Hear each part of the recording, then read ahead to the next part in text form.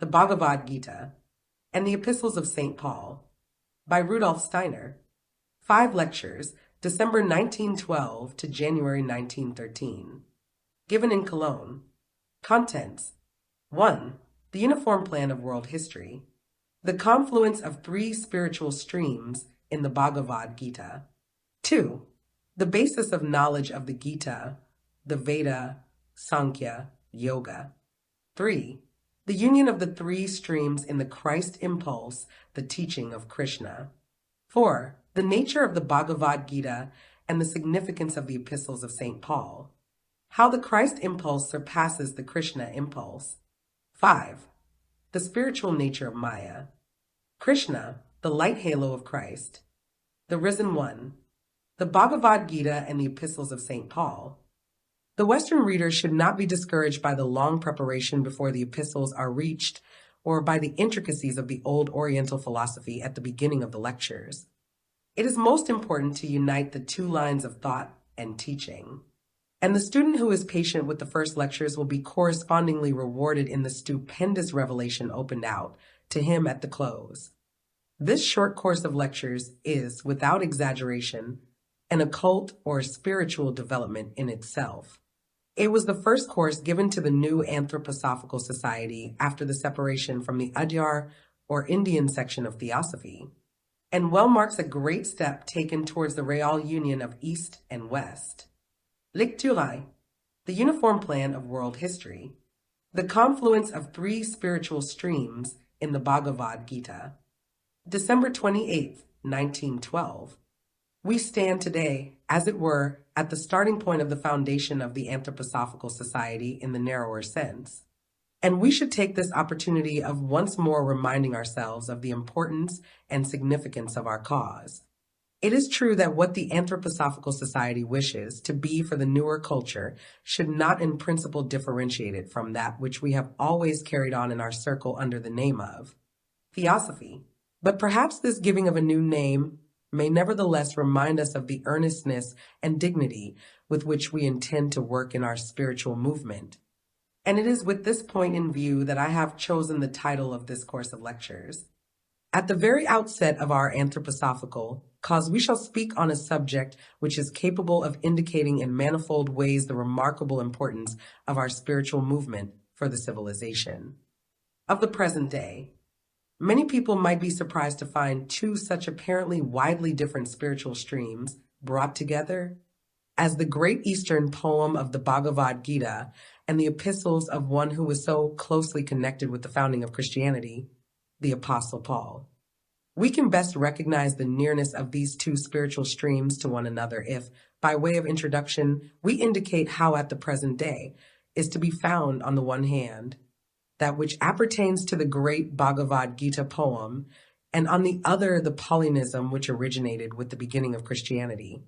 Certainly much in the spiritual life of our present time differs from what it was even a comparatively short time ago. But it is just that very difference that makes a spiritual movement such as anthroposophy so necessary.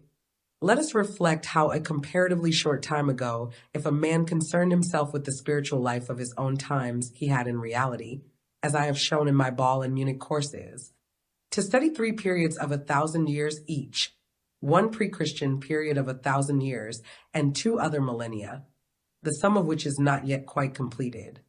2,000 years permeated and saturated with the spiritual stream of Christianity. What might such a man have said only a short time ago when contemplating the spiritual life of mankind, when, as we have said, there was no question of a theosophical or anthroposophical movement as we now understand it? He might have said, "At the present time something is making itself prominently felt which can only be sought for in the 1,000 years preceding the Christian era. For only during the last 1,000 years before the Christian era does one find individual men of personal importance in spiritual life. However great and powerful and mighty much in the spiritual streams of earlier times may appear to us, yet persons and individuals do not stand out from that which underlies those streams. Let us just glance back at what we reckon in not too restricted a sense as the last 1,000 years before the Christian era. Let us glance back at the old Egyptian or the Chaldean Babylonian spiritual stream, that we survey a continuity, so to speak, a connected spiritual life. Only in the Greek spiritual life do we find individuals as such standing out as entirely spiritual and living. Great, mighty teachings, a mighty outlook into the space of the cosmos. All this we find in the old Egyptian and Chaldean Babylonian times, but only in Greece do we begin to look to separate personalities, to a Socrates, or Pericles, a Phidias of Plato and Aristotle. Personality, as such, begins to be marked. That is the peculiarity of the spiritual life of the last 3,000 years. And I do not only mean the remarkable personalities themselves, but rather the impression made by the spiritual life upon each separate individuality, upon each personality. In these last 3,000 years, it has become a question of personality, if we may say so. And the fact that separate individuals now feel the need of taking part in the spiritual life, find inner comfort, hope, peace, inward bliss, and security in the various spiritual movements, gives these their significance. And since, until a comparatively short time ago, we were only interested in history inasmuch as it proceeded from one personality to another, we got no really clear understanding of what occurred before the last 3,000 years. The history, for which alone we had, till recently, any understanding, began with Greece, and during the transition from the first to the second 1,000 years, occurred what is connected with the great being, Christ Jesus. During the first 1,000 years, that which we owe to Greece is predominant, and those Grecian times tower forth in a particular way. At the beginning of them stand the mysteries. That which flowed forth from these, as we have often described, passed over into the Greek poets, philosophers, and artists in every domain. For if we wish rightly to understand Aeschylus, Sophocles, Euripides, we must seek the source for such understanding in that which flowed out of the mysteries. If we wish to understand Socrates, Plato, and Aristotle, we must seek the source of their philosophies in the mysteries, not to speak of such a towering figure as that of Heraclitus. You may read of him in my book, Christianity as Mystical Fact, how entirely he depended upon the mysteries. Then in the second 1,000 years, we see the Christian impulse pouring into spiritual development, gradually absorbing the Greek and uniting itself with it. The whole of the second 1,000 years passed in such a way that the powerful Christ impulse united itself with all that came over from Greece as living tradition and life. So we see Greek wisdom, Greek feeling, and Greek art slowly and gradually uniting organically with the Christ impulse. Thus the second 1,000 years ran its course. Then in the third 1,000 years begins the cultivation of the personality. We may say that we can see in the third 1,000 years how differently the Greek influence is felt. We see when we consider such artists as Raphael, Michelangelo, and Leonardo da Vinci. No longer does the Greek influence work on together with Christianity in the third 1,000 years, as it did in the culture of the second. Not as something historically great, not as something contemplated externally was Greek influence felt during the second 1,000 years. But in the third 1,000, we have to turn of set purpose to the Greek. We see how Leonardo da Vinci, Michelangelo, and Raphael allowed themselves to be influenced by the great works of art then being discovered. We see the Greek influence being more and more consciously absorbed. It was absorbed unconsciously during the second 1,000 years, but in the third millennium, it was taken up more and more consciously. An example of how consciously this Greek influence was being recognized in the eyes of the world is to be found in the figure of the philosopher Thomas Aquinas, and how he was compelled to unite what flowed out from Christian philosophy with the philosophy of Aristotle. Here the Greek influence was absorbed consciously and united with Christianity in a philosophic form, as in the case of Raphael, Michelangelo, and Leonardo da Vinci, in the form of art. This whole train of thought rises higher through spiritual life and even takes the form of a certain religious opposition in the cases of Giordano Bruno and Galileo. Notwithstanding all this, we find everywhere Greek ideas and conceptions, especially about nature, cropping up again.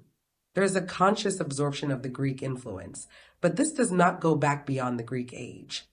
In every soul, not only in the more learned or more highly educated, but in every soul down to the simplest, A spiritual life is spread abroad and lives in them, in which the Greek and Christian influences are consciously united.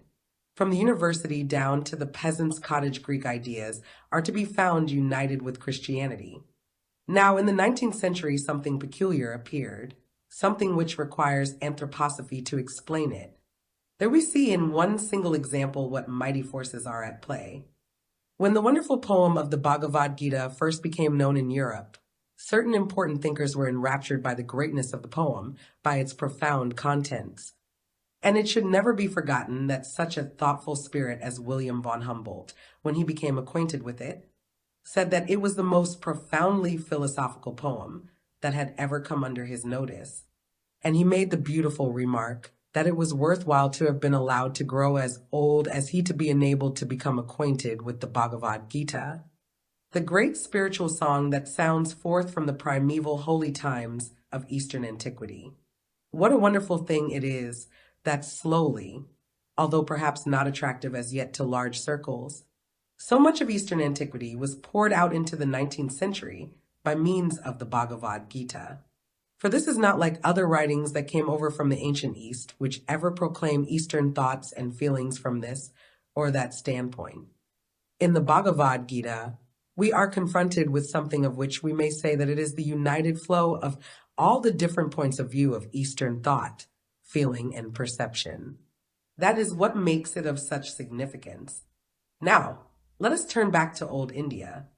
Apart from other less important things, we find there, in the first place, 3 shades, if we may so call them, of spiritual streams flowing forth from the old Indian prehistoric times. That spiritual stream which we meet with in the earliest Vedas, and which developed further in the later Vedantic poems, is one quite definite one. We will describe it presently. It is, if we may say so, a one-sided yet quite distinct spiritual stream. We then meet with a second spiritual stream in the Sankhya philosophy, which again goes in a definite spiritual direction. And lastly, we meet a third shade of the Eastern spiritual stream in yoga. Here we have the 3 most remarkable Oriental spiritual streams placed before our souls. The Vedas, Sankhya, and Yoga. The Sankhya system of Kapila, the yoga philosophy of Patanjali, and the Vedas are spiritual streams of definite coloring, which because of this definite coloring are to a certain extent one-sided, and which are great because of their one-sidedness. In the Bhagavad Gita, we have the harmonious interpenetration of all 3 spiritual streams. What the Veda philosophy has to give is to be found shining forth in the Bhagavad Gita. What the yoga of Patanjali has to give mankind we find again in the Bhagavad Gita. And what the Sankhya of Kapila has to give we find there too. Moreover, we do not find these as a conglomeration, but as 3 parts flowing harmoniously into one organism, as if they originally belonged together. The greatness of the Bhagavad Gita lies in the comprehensiveness of its description of how this Oriental spiritual life receives its tributaries from the Vedas on the one side, on another from the Sankhya philosophy of Kapila, and again on a third side from the yoga of Patanjali. We shall now briefly characterize what each of these spiritual streams has to give us. The Veda stream is most emphatically a philosophy of unity. It is the most spiritual monism that could be thought of. The Veda philosophy, which is consolidated in the Vedanta, is a spiritual monism. If we wish to understand the Veda philosophy, we must, in the first place, keep clearly before our souls the fact that this philosophy is based upon the thought that man can find something deeper within his own self, and that what he first realizes in ordinary life is a kind of expression or imprint of this self of his, that man can develop, and that his development will draw up the depths of the actual self more and more from the foundations of his soul. A higher self rests as though asleep in man, and this higher self is not that of which the present-day man is directly aware, but that which works within him and to which he must develop himself. When man some day attains to that which lives within him as self, he will then realize, according to the Veda philosophy, that this self is one with the all-embracing self of the world, that he does not only rest with his self within the all-embracing world self, but that he himself is one with it. So much is he one with this world self that he is in twofold manner related to it. In some way similar to our physical in-breathing and out-breathing, does the Vedantist picture the relationship of the human self to the world self, just as one draws in a breath and breathes it out.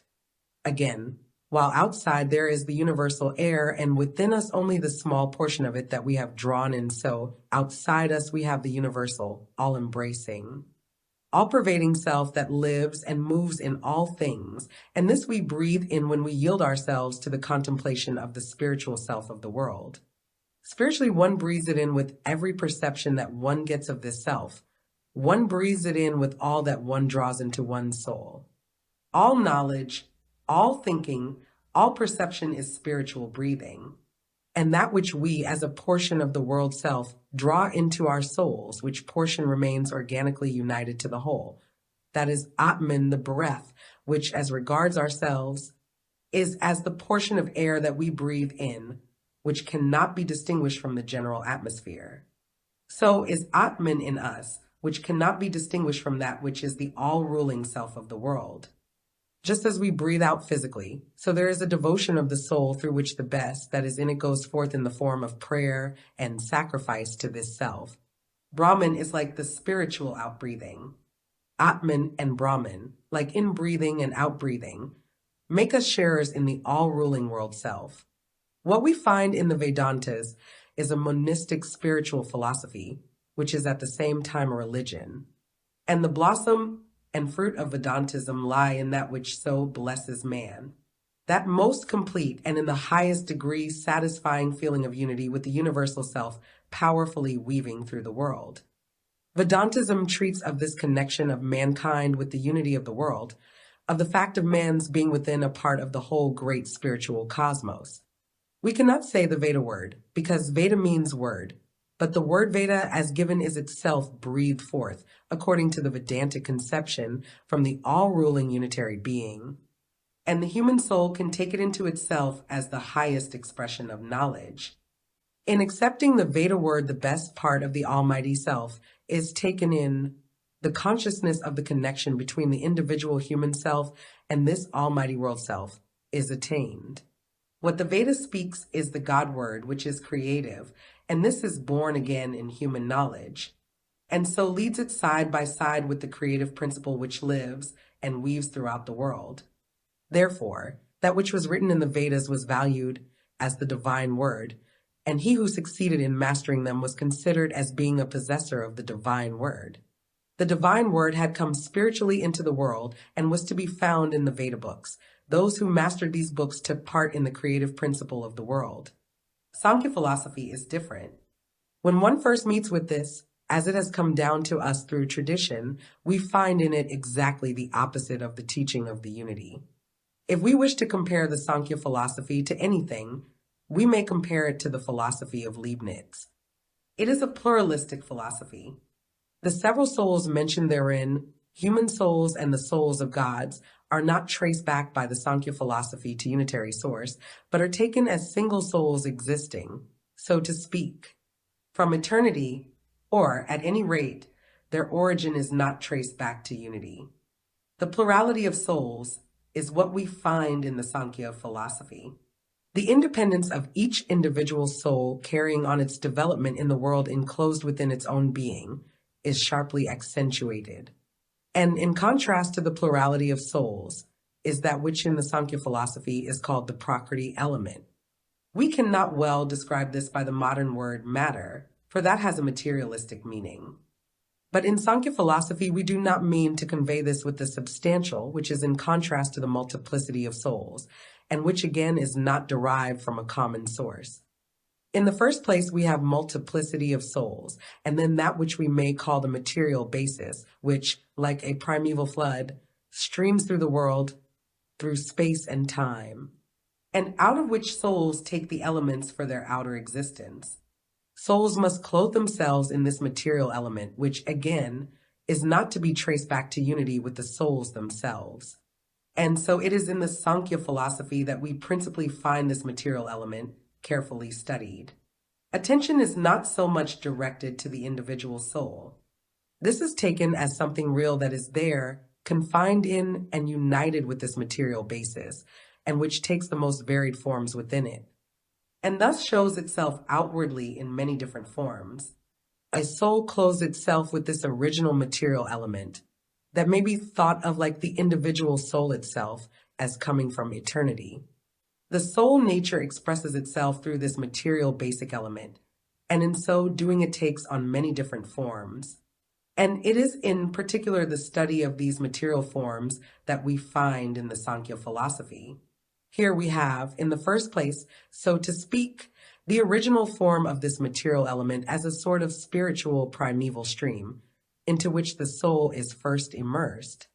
Thus, if we were to glance back at the first stages of evolution, we should find there the undifferentiated material elements and immersed therein, the plurality of the souls which are to evolve further.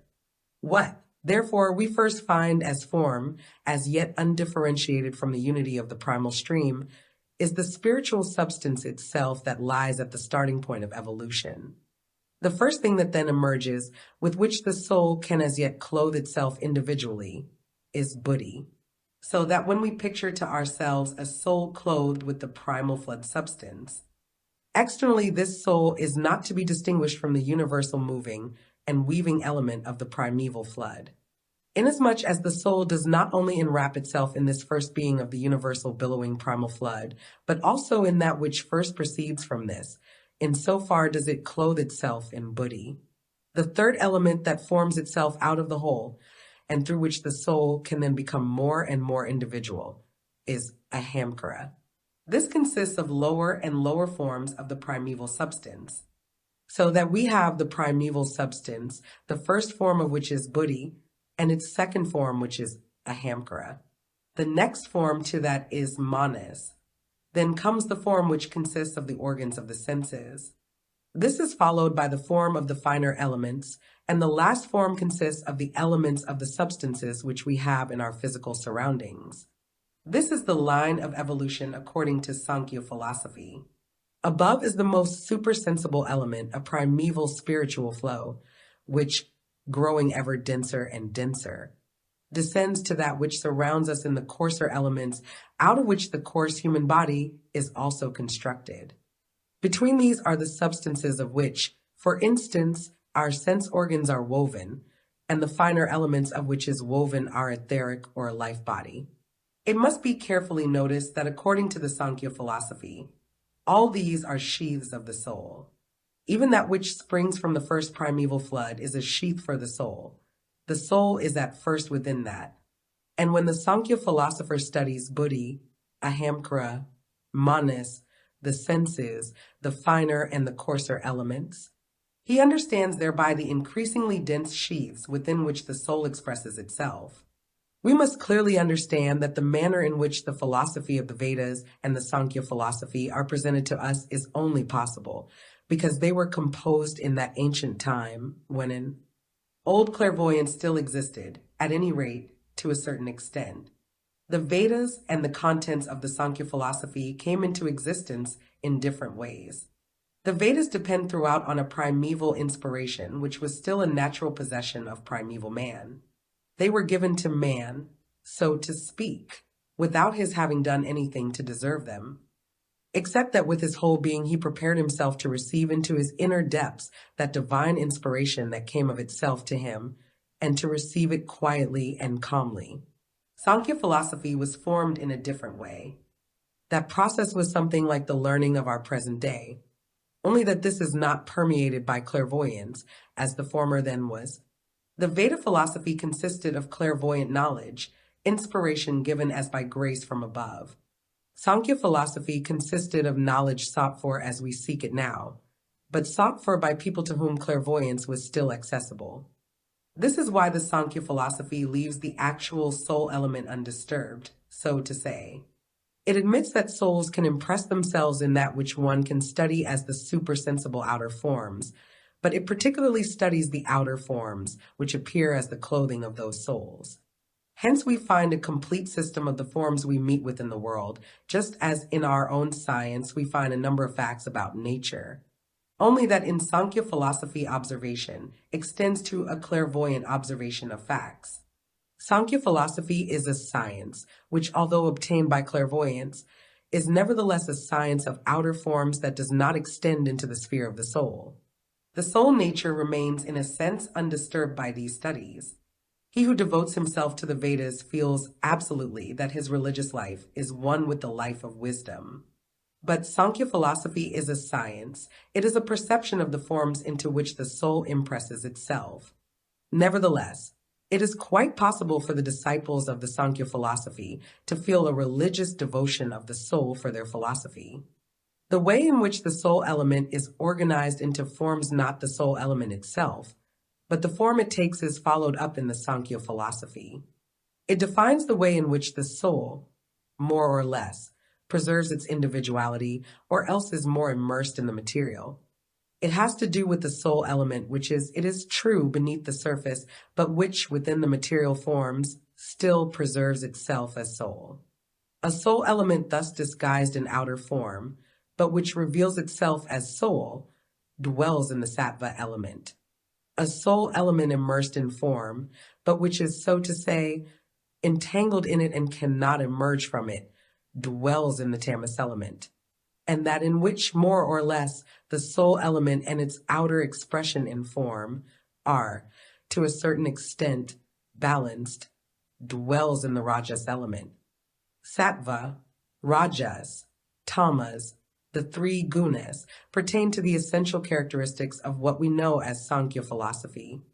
Quite different, again, is that spiritual stream which comes down to us as yoga.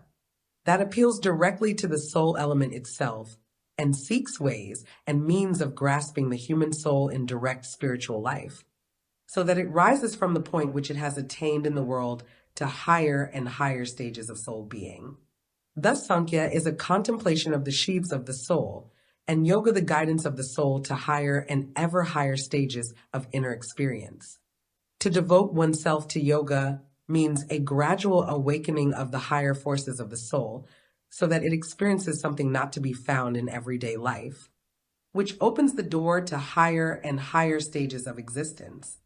Yoga is therefore the path to the spiritual worlds, the path to the liberation of the soul from outer forms, the path to an independent life of the soul within itself.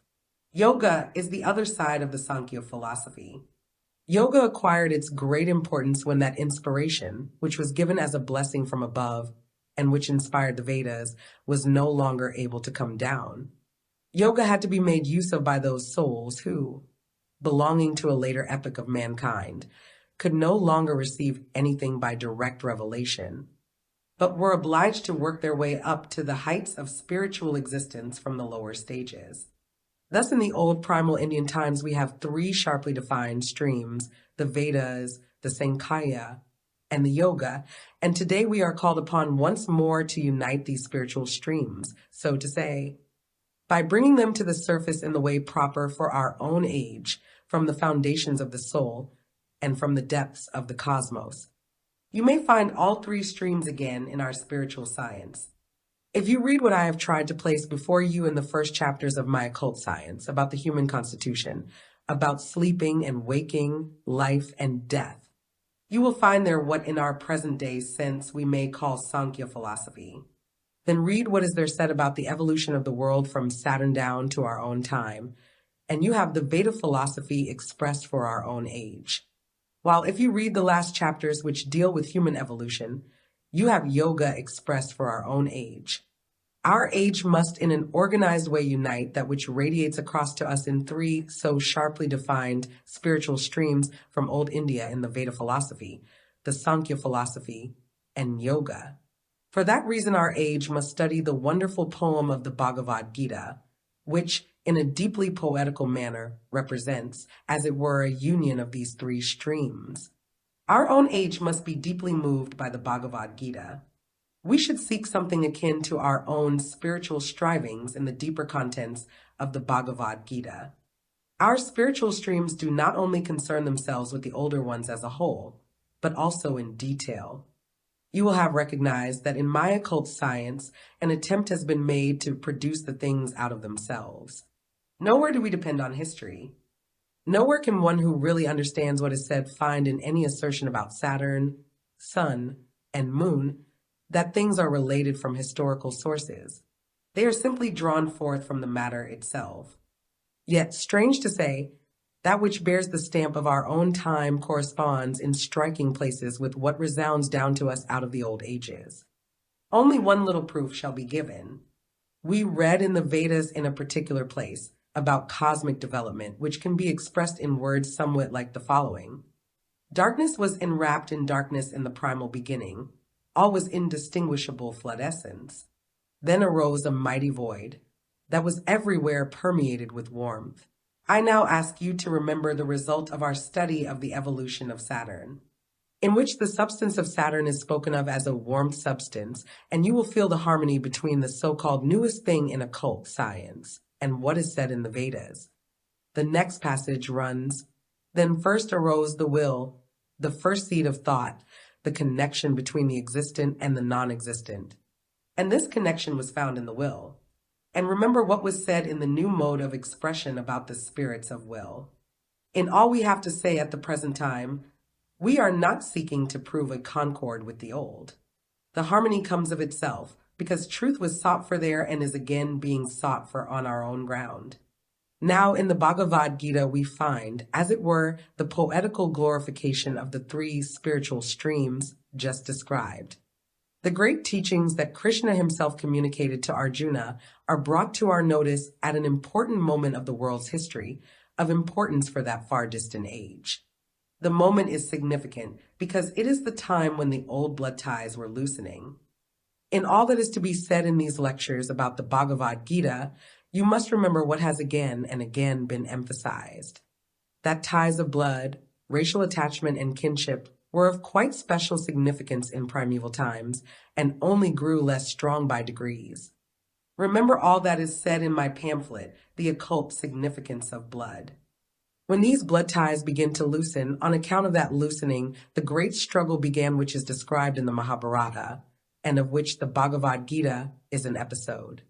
We see there how the descendants of two brothers, and hence blood relations, separate on account of their spiritual tendencies, how that which, through the blood, would formerly have given them the same points of view, now takes different paths.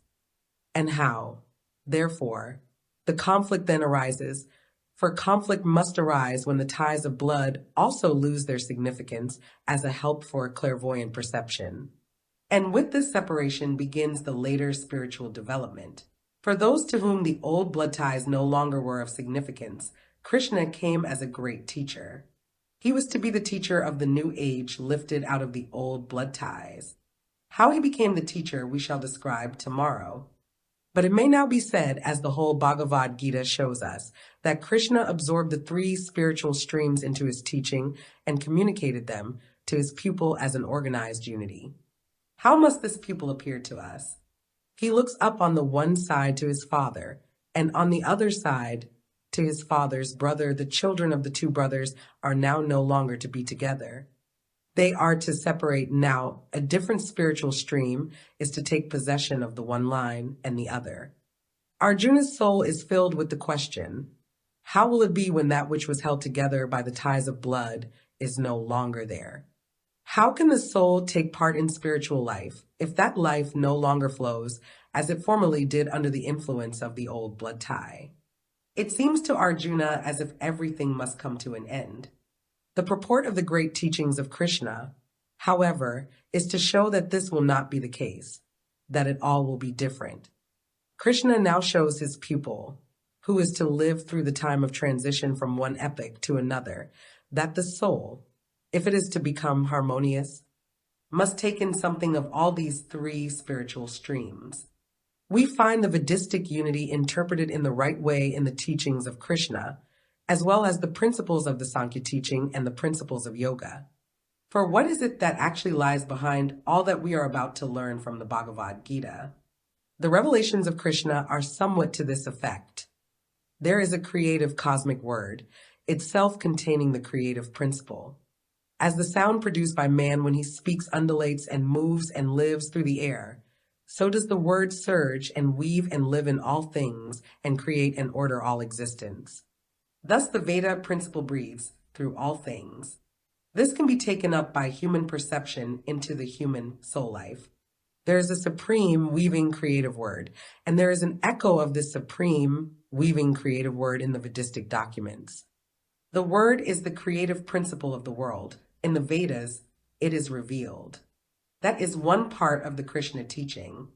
The human soul is capable of understanding how the word lives on in the different forms of existence. Human knowledge learns the laws of existence by grasping how the separate forms of being express with the regularity of a fixed law, that which is soul and spirit. The teachings about the forms in the world, of the laws which shape existence, of cosmic laws and their manner of working, is the Sankhya philosophy, the other side of the Krishna teaching. Just as Krishna made clear to his pupil that behind all existence is the creative cosmic word, so also he made clear to him that human knowledge can recognize the separate forms, and therefore can grasp the cosmic laws. The cosmic word, the cosmic laws as echoed in the Vedas and in Sankhya, were revealed by Krishna to his pupil. And he also spoke to him about the path that leads the individual pupil to the heights where he can once again share in the knowledge of the cosmic word. Thus Krishna also spoke of yoga. Threefold is the teaching of Krishna. It teaches of the word, of the law, and of reverent devotion to the spirit. The word, the law, and devotion are the three streams by means of which the soul can carry out its development. These three streams will forever work upon the human soul in some way or another. Have we not just seen that modern spiritual science must seek for new expression of these three streams? But the ages differ one from the other, and in many different ways will that which is the threefold comprehension of the world be brought to human souls. Krishna speaks of the cosmic word, of the creative word, of the fashioning of existence, of the devotional deepening of the soul, of yoga. The same Trinity meets us again in another form, only in a more concrete, more living way, in a being who is himself to be thought of as walking the earth, the incarnation of the divine creative word. The Vedas came to mankind in an abstract form. The divine Logos, of whom the Gospel of St. John speaks, is the living and creative word itself, that which we find in the Sankhya philosophy as the law to which the cosmic forms are subject, that historically transposed into the old Hebrew revelation, is what St. Paul calls the law. The third stream we find in St. Paul as faith in the risen Christ. That which was yoga in Krishna, in St. Paul was faith, only in a more concrete form, faith, that was to replace the law. So the Trinity, Veda, Sankhya, and Yoga were as the redness of the dawn of that which later rose as sun. Veda appears again in the actual being of Christ himself, now entering in a concrete, living way into historical evolution, not pouring himself out abstractly into space and the distances of time, but living as a single individual, as the living word. The law meets us in the Sankhya philosophy, in that which shows us how the material basis, prakriti, is developed even down to coarse substance. The law reveals how the world came into existence and how individual man develops within it. That is expressed in the old Hebrew revelation of the law, in the dispensation of Moses. Inasmuch as St. Paul, on the one hand, refers to this law of the old Hebrews, he is referring to the Sankhya philosophy. Inasmuch as he refers to faith in the risen one, he refers to the sun of which the rosy dawn appeared in yoga. Thus arises in a special way that of which we find the first elements in Veda, Sankhya, and Yoga.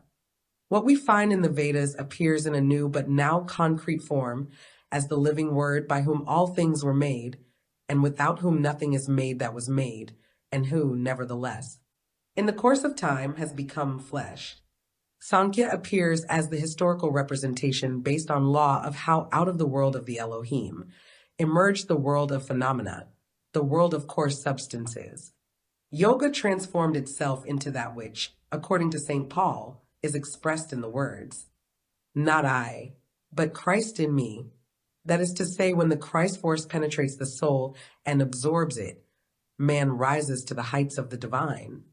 Thus we see how in a preparatory form, the coherent plan is present in world history, how the Eastern teaching was a preparation, how it gives in more abstract form, as it were, that which, in a concrete form, we find so marvelously contained in the Pauline Christianity. We shall see that precisely by grasping the connection between the great poem of the Bhagavad Gita and the Epistles of St. Paul. The very deepest mysteries will reveal themselves concerning what we may call the ruling of the spiritual in the collective education of the human race, as something so new must also be felt in the new age. This newer age must extend beyond the time of Greece and must develop understanding for that which lies behind the 1,000 years immediately before Christ, for that which we find in the Vedas, Sankhya, and Yoga. Just as Raphael in his art and Thomas Aquinas in his philosophy had to turn back to Greece, so shall we see how in our time a conscious balance must be established between that which the present time is trying to acquire and that which lies further back than the Greek age, and stretches back to the depths of Oriental antiquity.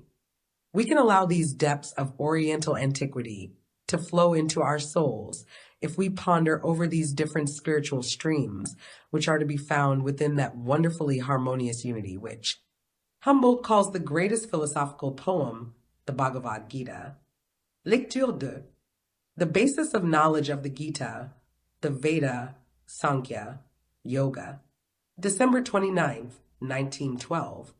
The Bhagavad Gita, the sublime song of the Indians, is, as I mentioned yesterday, said by qualified persons to be the most important philosophic poem of humanity.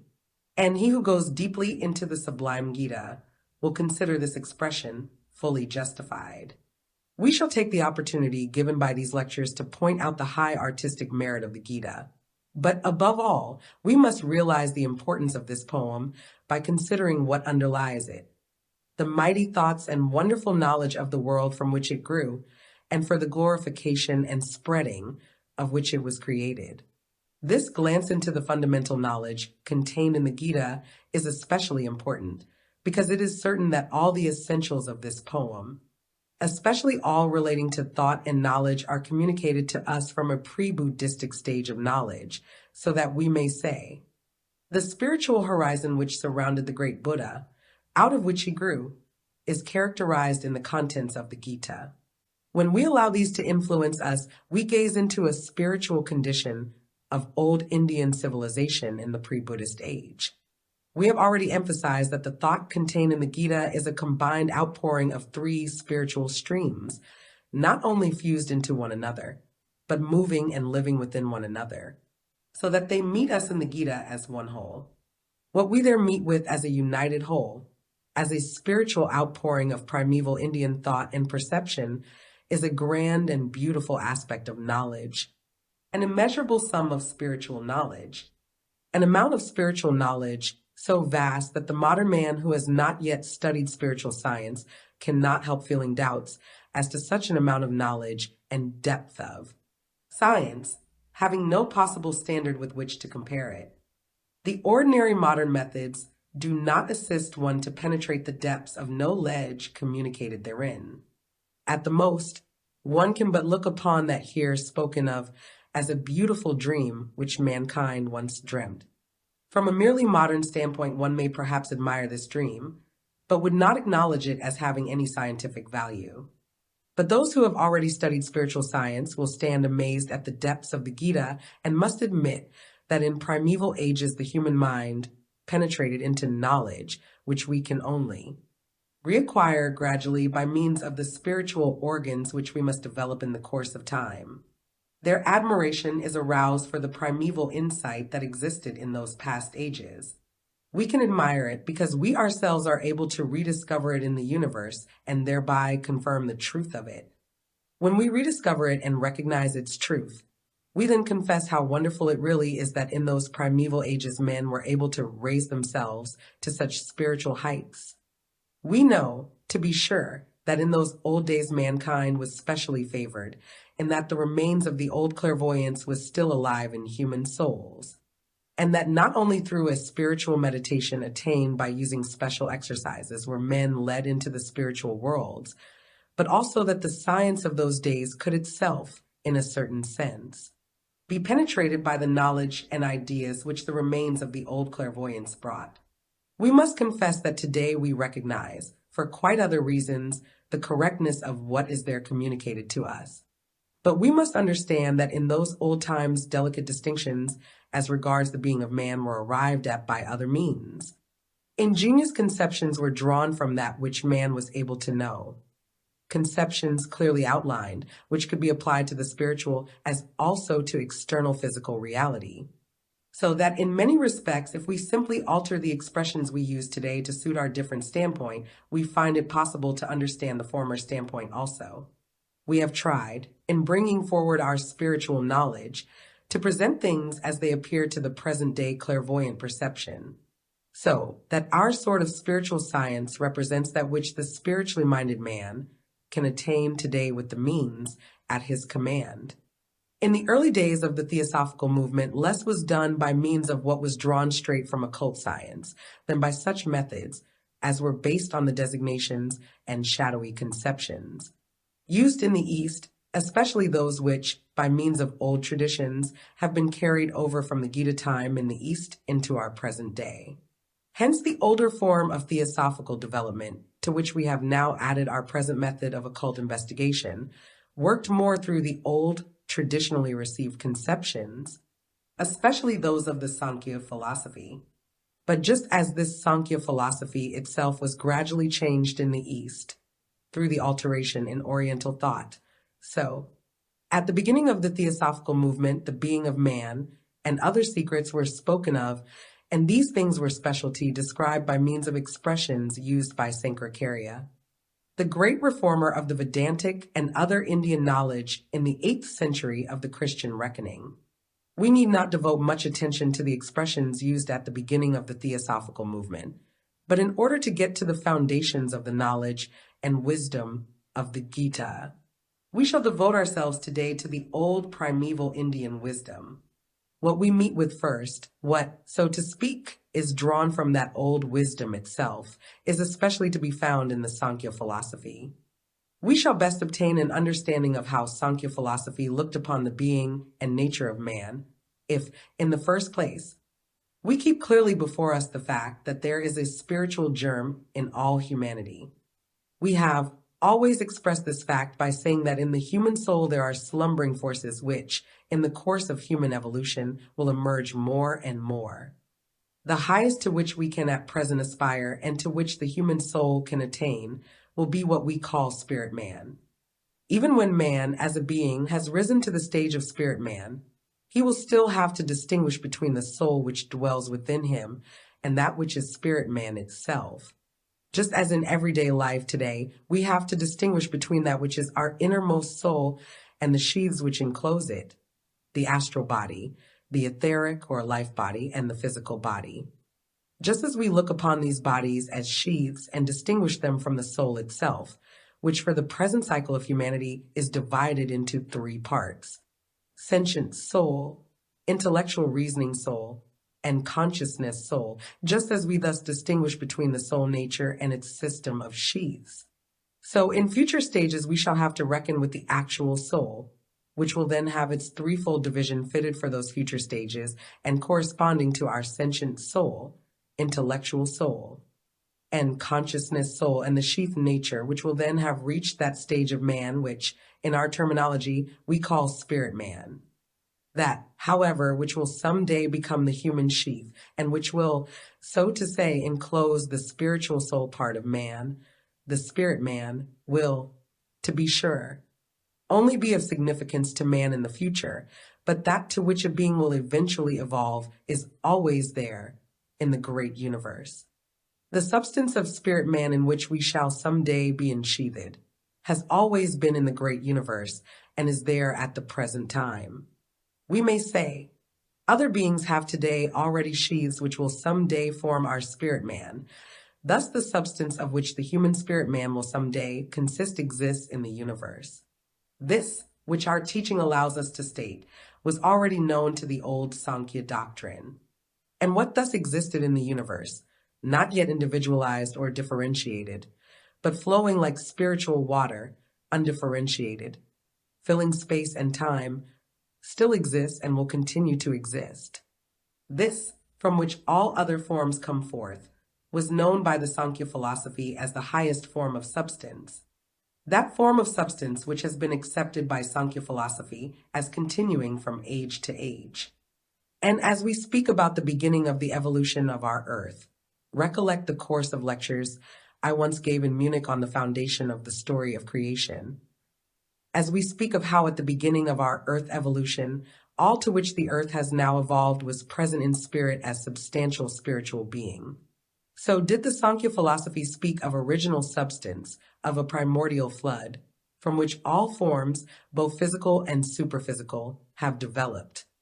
To the man of today, this highest form has not come into consideration, but the day will come, as we have shown, when it will have to be considered. In the next form, which will evolve out of this primeval flowing substance, we have to recognize that which, counting from above, we know as the second principle of man, which we call life spirit. Or, if we like to use an Eastern expression, we may call Buddhi. Our teaching also tells us that man will only develop Buddhi in normal life at a future stage. But as a superhuman spiritual form principle, it has always existed among other entities. And inasmuch as it always existed, it was the first form differentiated from the primeval flowing substance. According to the Sankhya philosophy, the superpsychic existence of Buddhi arose from the first form of substantial existence. Now, if we consider the further evolution of the substantial principle, we meet as a third form that which the Sankhya philosophy calls ahamkara, whereas Buddhi stands, so to speak, on the borders of the principle of differentiation and merely hints at a certain individualization.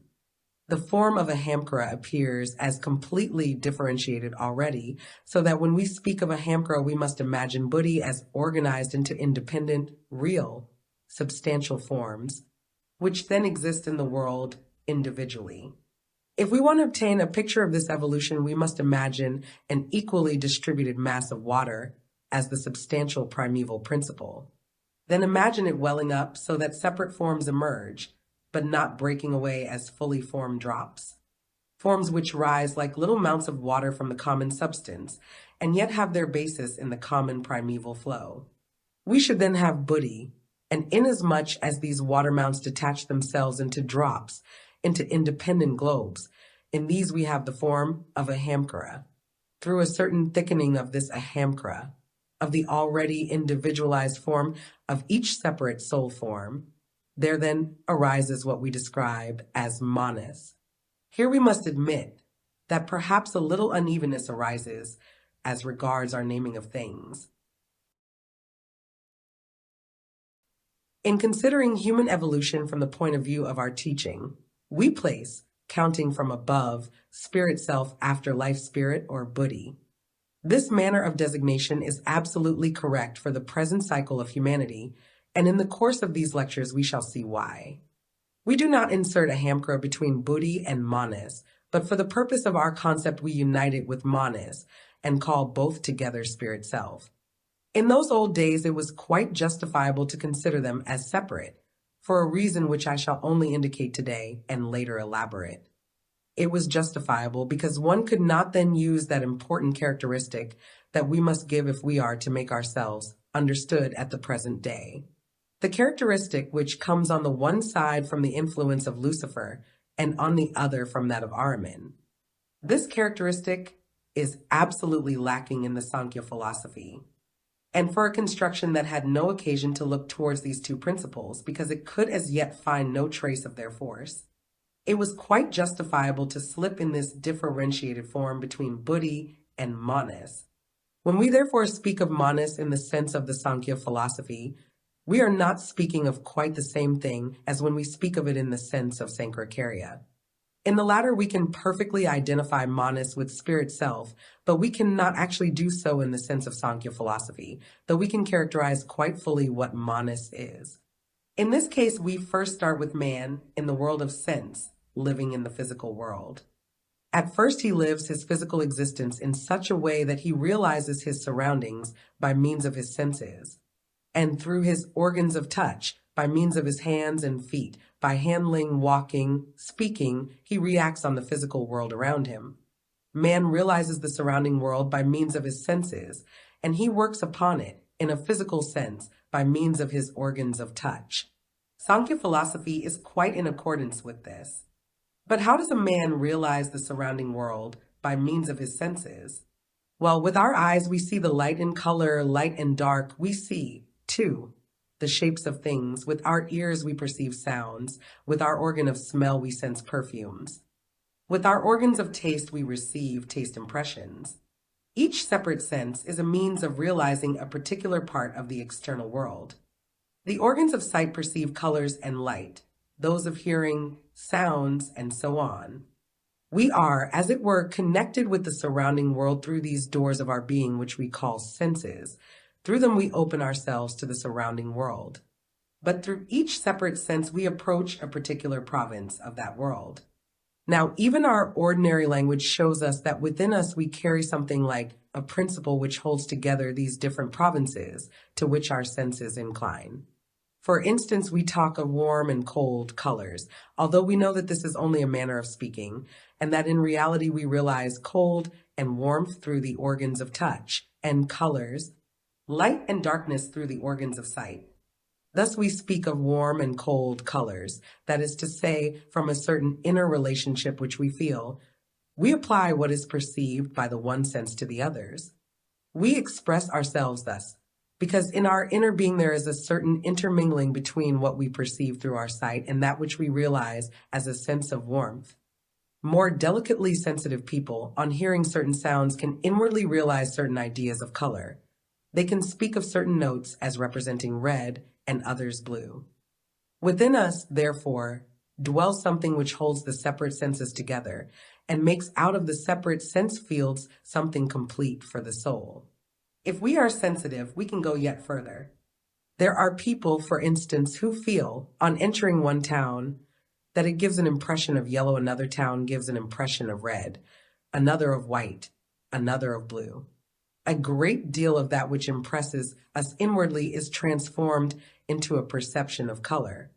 We unite the separate sense impressions inwardly into one collective sense, which does not belong to the department of any one sense alone, but lives in our inner being and fills us with a sense of undividedness whenever we make use of any one sense impression.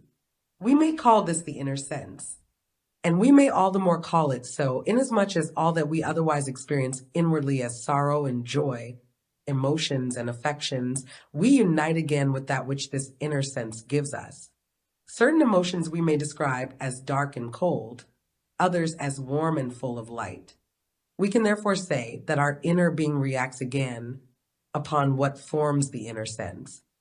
Therefore, as opposed to the several senses which we direct to the different provinces of the external world, we can speak of one which fills the soul. One of which we know that it is not connected with any single sense organ, but takes our whole being as its instrument. To describe this inner sense as manas would be quite in harmony with Sankhya philosophy.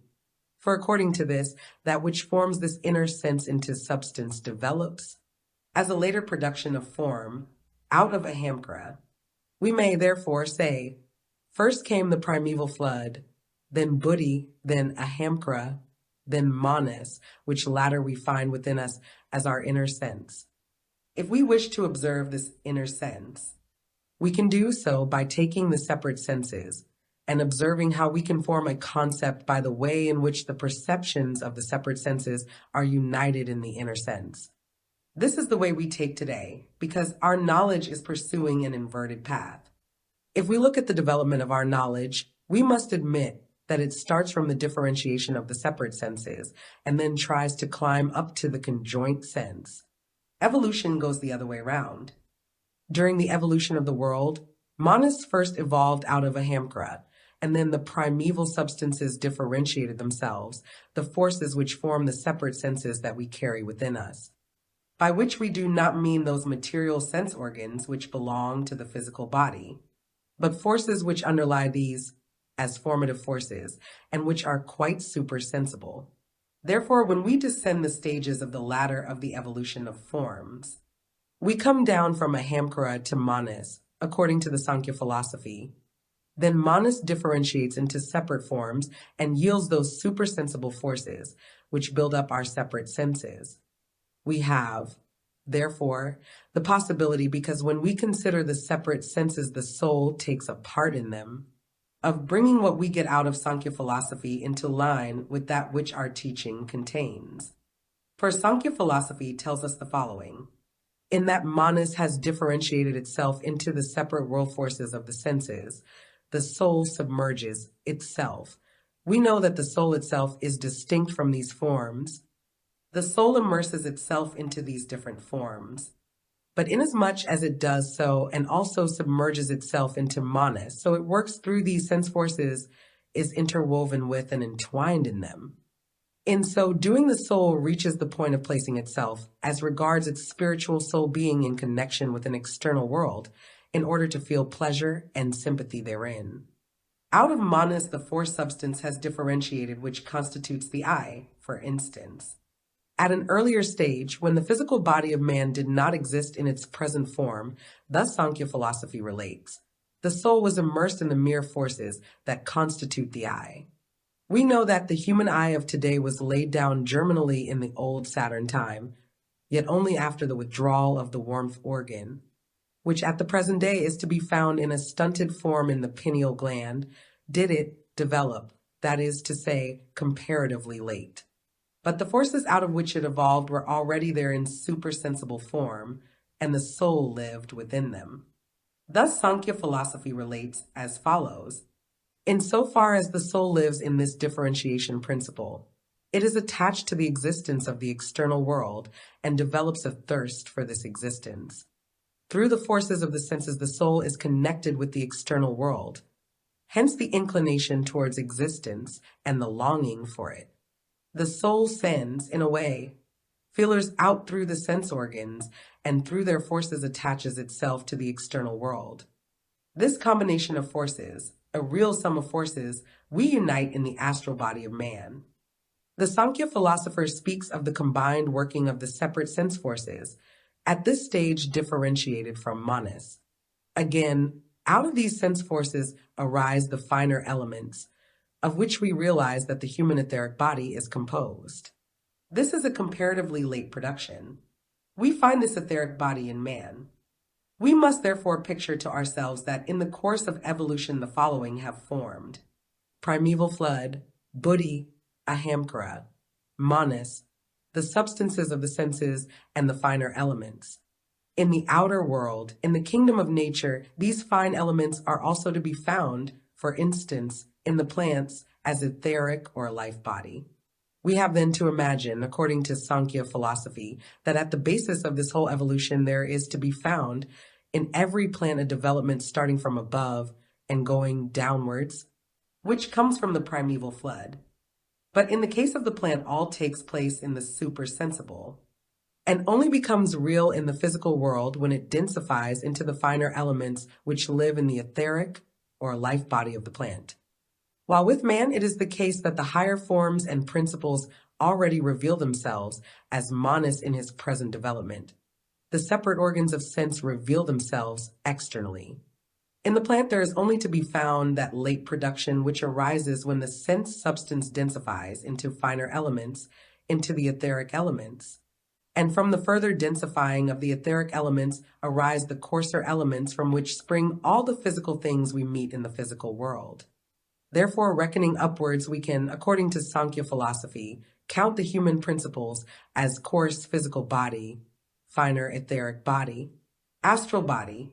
This expression is not used in Sankhya philosophy.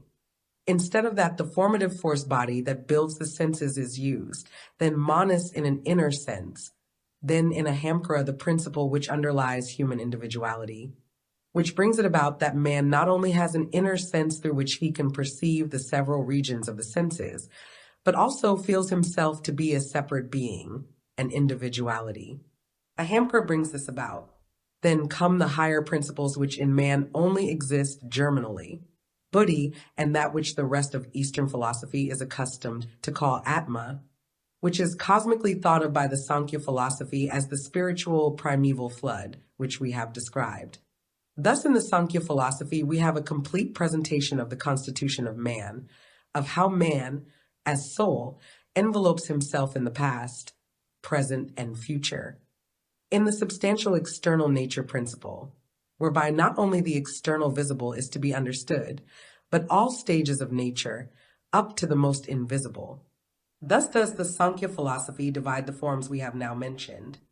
In the forms, or in Prakriti, which includes all forms from the coarse physical body up to the primeval flood, dwells Purusha, the spirit soul, which in single souls is represented as monadic. So the separate soul monad should, so to say, be thought of as without beginning and without end, just as this material principle of Prakriti, which is not material in our materialistic sense, is also represented as being without beginning and without end.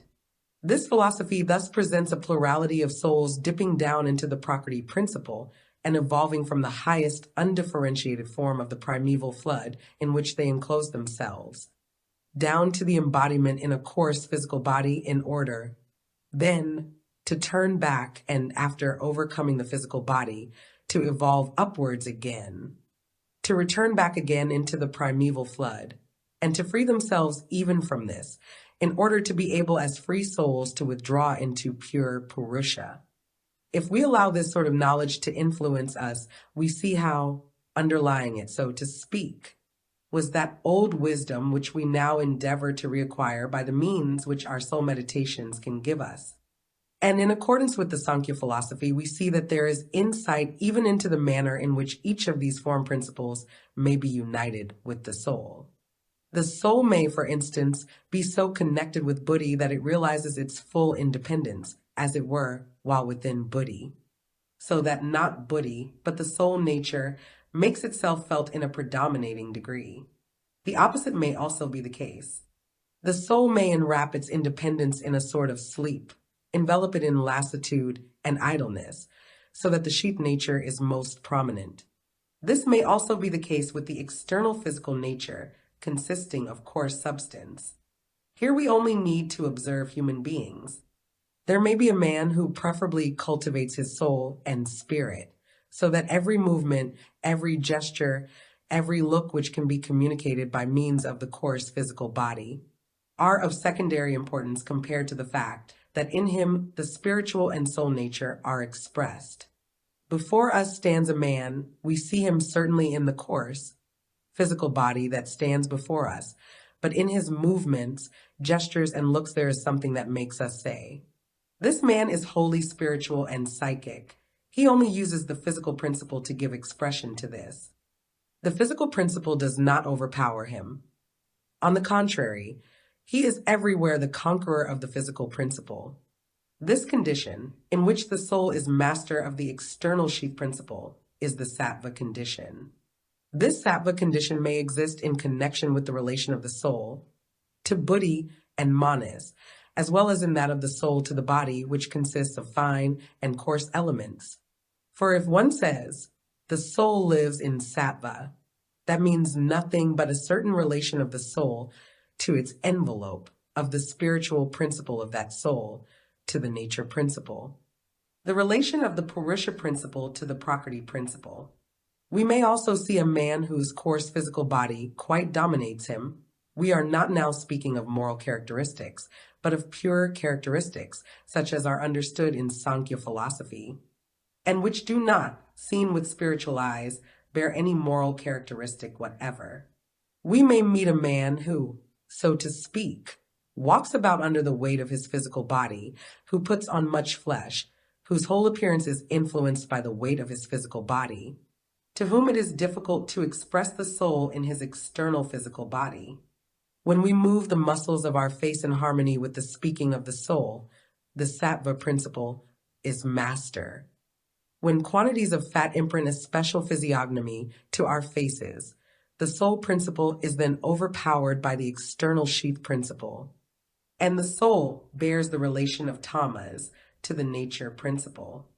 When there is a balance between these two states, when neither the soul has the mastery as in the sattva state, nor the external sheath nature as in the tamas condition, when both are equally balanced, that may be called the rajas condition.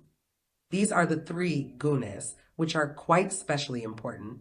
We must, therefore, distinguish the characteristic of the separate forms of Prakriti. From the highest principle of the undifferentiated primeval substance down to the coarse physical body is the one characteristic, the characteristic of the mere sheath principle. From this we must distinguish what belongs to the Sankhya philosophy in order to characterize the relation of the soul nature to the sheaths, regardless of what the form of the sheath may be. This characteristic is given through the three states sattva, rajas, tamas. We will now bring before our minds the penetrating depths of such a knowledge and realize how deep an insight into the secrets of existence as science must have had, which was able to give such a comprehensive description of all living beings. Then that admiration fills our souls of which we spoke before, and we tell ourselves that it is one of the most wonderful things in the history of the development of man, that which appears again today in spiritual science out of dark spiritual depths should have already existed in those ancient times, when it was obtained by different methods. All this knowledge once existed, my dear friends. We perceive it when we direct the spiritual gaze to certain primeval times. Then let us look at the succeeding ages. We gaze upon what is generally brought to our notice in the spiritual life of the different periods in the old Greek age, in the age following that, the Roman age, and in the Christian Middle Ages. We turn our gaze from what the older cultures give down to modern times till we come to the age when spiritual science once again brings us something which grew in the primeval knowledge of mankind. When we survey all this, we may say, in our time we often lack even the smallest glimmering of that primeval knowledge. Ever more and more a mere knowledge of external material existence is taking the place of the knowledge of that grand sphere of existence and of the supersensible, all-embracing old perception. It was indeed the purpose of evolution for 3,000 years that in the place of the old primeval perception, the external knowledge of the material physical plane should arise. It is interesting to see how upon the material plane alone, I do not want to withhold this remark from you, there still remains, left behind, as it were, in the age of Greek philosophy, something like an echo of the old Sankhya knowledge. We can still find in Aristotle some echoes of real soul nature, but these in all their perfect clarity can no longer be properly connected with the old Sankhya knowledge. We even find in Aristotle the distribution of the human being within the coarse physical body. He does not exactly mention this, but shapes a distribution in which he believes he gives the soul part, whereas the Sankhya philosophy knows that this is only the sheaths. We find there the vegetative soul, which, in the sense of the Sankhya philosophy, would be attributed to the finer elemental body. Aristotle believes himself to be describing something pertaining to the soul, but he only describes connections between the soul and the body, the gunas, and in what he describes he gives but the form of the sheaths. Then Aristotle ascribes to that which reaches out into the sphere of the senses, and which we call the astral body, something which he distinguishes as being a soul principle. Thus he no longer clearly distinguishes the soul part from the bodily, because to him the former has already been swamped by the bodily shape. He distinguishes the aestheticon, and in the soul he further distinguishes the erecticon, kineticon, and the dianeticon. These, according to Aristotle, are grades of the soul, but we no longer find in him a clear discrimination between the soul principle and its sheaths. He believes he is giving a classification of the soul, whereas the Sankhya philosophy grasps the soul in its own being as a monad, and all the differentiations of the soul are, as it were, at once placed in the sheath principle, in the prakriti principle. Therefore, even Aristotle himself, in speaking of the soul part, no longer speaks of that primeval knowledge, which we discover in the Sankhya philosophy. But in one domain, the domain of the material, Aristotle still has something to relate, which is like a surviving echo of the principle of the three conditions. That is, when he speaks of light and darkness in colors. He says, there are some colors which have more darkness in them, and others which have more light, and there are colors between these. According to Aristotle, in the colors ranging between blue and violet, the darkness predominates over light. Thus, the color is blue or violet because darkness predominates over light, and it is green or greenish yellow when light and darkness counterbalance each other. While a color is reddish or orange when the light principle overrules the dark. In Sankhya philosophy, we have this principle of the three conditions for the whole compass of the world phenomena. There we have sattva when the spiritual predominates over the natural. Aristotle still has the same characteristic in speaking of colors. He does not use these words, but one may say, red and reddish yellow represent the sattva condition of light. This manner of expression is no longer to be found in Aristotle, but the principle of the old Sankhya philosophy is still to be found in him. Green represents the Rajas condition as regards light and darkness, and blue and violet, in which darkness predominates, represent the tamas condition of light and darkness. Even though Aristotle does not make use of these expressions, the train of thought can still be traced which arises from that spiritual grasp of the world conditions which we meet with in the Sankhya philosophy. In the color teaching of Aristotle, we have therefore an echo of the old Sankhya philosophy.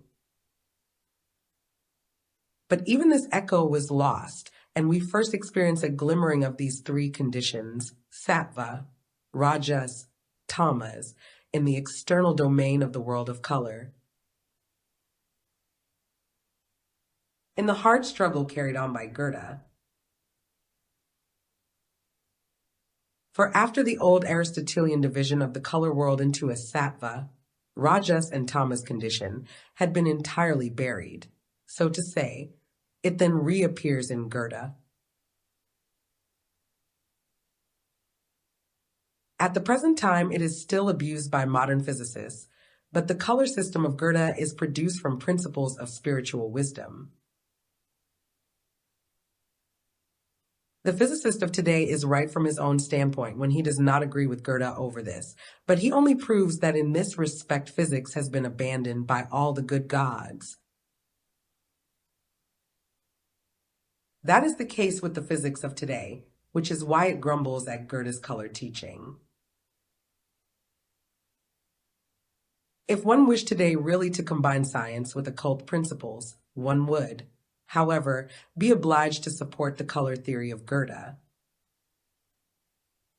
For in that we find again, in the very center of our scientific culture, the principle which once upon a time reigned as the spiritual principle of the Sankhya philosophy.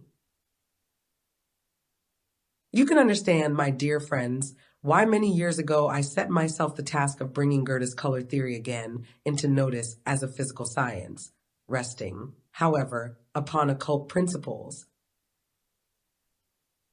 For one may quite relevantly say that Goethe so divides the color phenomena that he represents them according to the three states of sattva, rajas, tamas.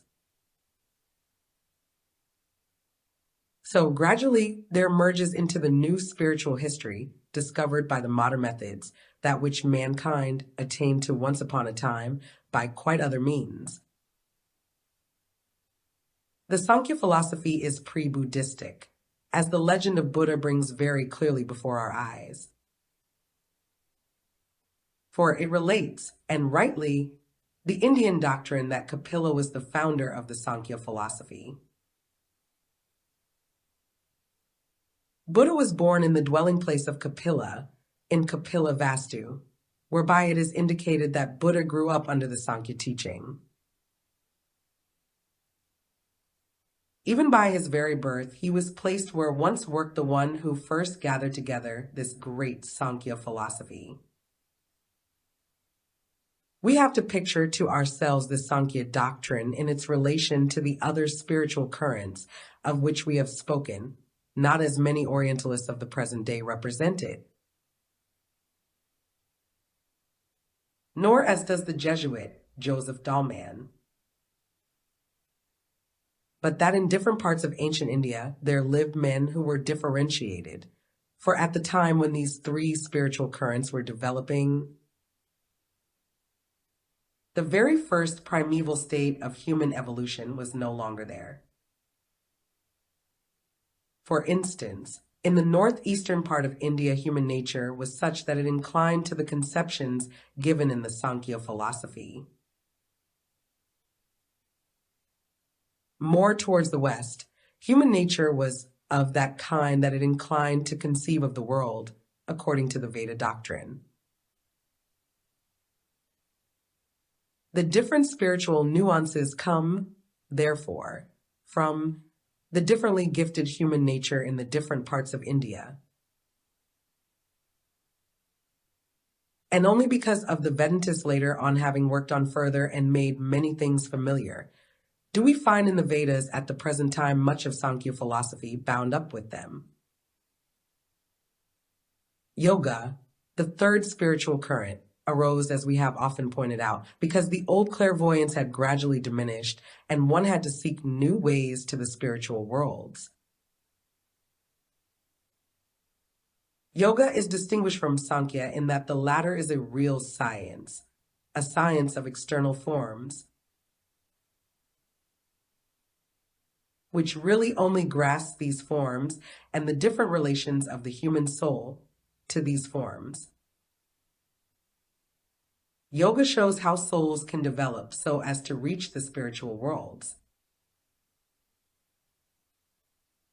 And if we ask ourselves what an Indian soul was to do, who at a comparatively later time wanted to develop, though not in a one-sided way, who did not wish to advance by the mere consideration of external form, but wanted to uplift the soul nature itself, so as to evolve again that which was originally given as by a gracious illumination in the Vedas. To this we find the answer in what Krishna gave to his pupil Arjuna in the sublime Gita.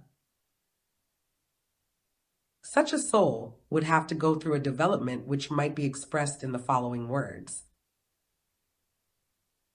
Yes, it is true thou sayest the world in its external forms, and if thou art permeated with the knowledge of Sankhya, thou wilt see how these forms have developed out of the primeval flow. But thou canst also see how one form changes into another. Thy vision can follow the arising and the disappearing of forms. Thine eyes see their birth and their death. But if thou considerest thoroughly how one form replaces another, how form after form arises and vanishes, thou art led to consider what is expressed in all these forms. A thorough inquiry will lead thee to the spiritual principle which expresses itself in all these forms. Sometimes more according to the sattva condition, at other times more after the forms of the other gunas, but which again liberates itself from these forms. A thorough consideration such as this will direct thee to something permanent, which, as compared to form, is everlasting. The material principle is indeed also permanent, it remains, but the forms which thou sayest arise and fade away again, pass through birth and death. But the element of the soul and spirit nature remains. Direct thy glance to that. But in order that thou shouldst thyself experience the psychic spiritual element within thee and around thee and feel it one with thyself, thou must develop the slumbering forces in thy soul. Thou must yield thyself to yoga, which begins with devotional looking upwards to the psychic spiritual element of being, and which, by the use of certain exercises, leads to the development of these slumbering forces, so that the pupil rises from one stage to another by means of yoga. Devotional reverence for the psychic spiritual is the other way which leads the soul itself forwards. It leads to that which lives as unity in the spiritual element behind the changing forms, which the Veda once upon a time announced through grace and illumination, and which the soul will again find through yoga as that which is to be looked for behind all the changing forms. Therefore go thou, thus might a great teacher have said to his pupil, go thou through the knowledge of the Sankhya philosophy, of forms, of the gunas, through the study of the sattva, rajas and tamas, through the forms from the highest down to the coarsest substance. Go through these, making use of thy reason, and admit that there must be something permanent, something that is uniting, and then wilt thou penetrate to the eternal. Thou canst also start in thy soul through devotion. Then thou wilt push on through yoga from stage to stage, and wilt reach the spiritual, which is at the base of all forms. Thou canst approach the spiritual from two different sides, by a thoughtful contemplation of the world, or by yoga. Both will lead thee to that which the great teacher of the Vedas describes as the unitary Atma Brahma, that lives as well in the outer world as in the inmost part of the soul. That which as unity is the basis of the world. Thou wilt attain to that on the one hand by dwelling on the Sankhya philosophy, and on the other by going through yoga in a devotional frame of mind. Thus we look back upon those old times, in which, so to speak, clairvoyant force was still united with human nature through the blood, as I have shown in my book, The Occult Significance of Blood. But mankind gradually advanced in its evolution, from that principle which was bound up in the blood to that which consisted of the psychic spiritual. In order that the connection with the psychic spiritual should not be lost, which was so easily attained in the old times of the blood relationship of family stock and peoples. New methods had to be found, new ways of teaching, during the period of transition from blood relationship to that period in which it no longer held sway. The sublime song of the Bhagavad Gita leads us to this time of transition. It relates how the descendants of the royal brothers of the lines of Kuru and Pandu fought together. On the one side, we look up to a time which was already past when the story of the Gita begins. A time in which the old Indian perception still existed and men still went on living in accordance with that. We can perceive, so to say, the one line which arose out of the old times being carried over into the new, in the blind king Dhritarashtra of the house of Kuru. And we see him in conversation with his chariot driver. He stands by the fighters of one side. On the other side are those who are related to him by blood, but who are fighting because they are in a state of transition from the old times to the new.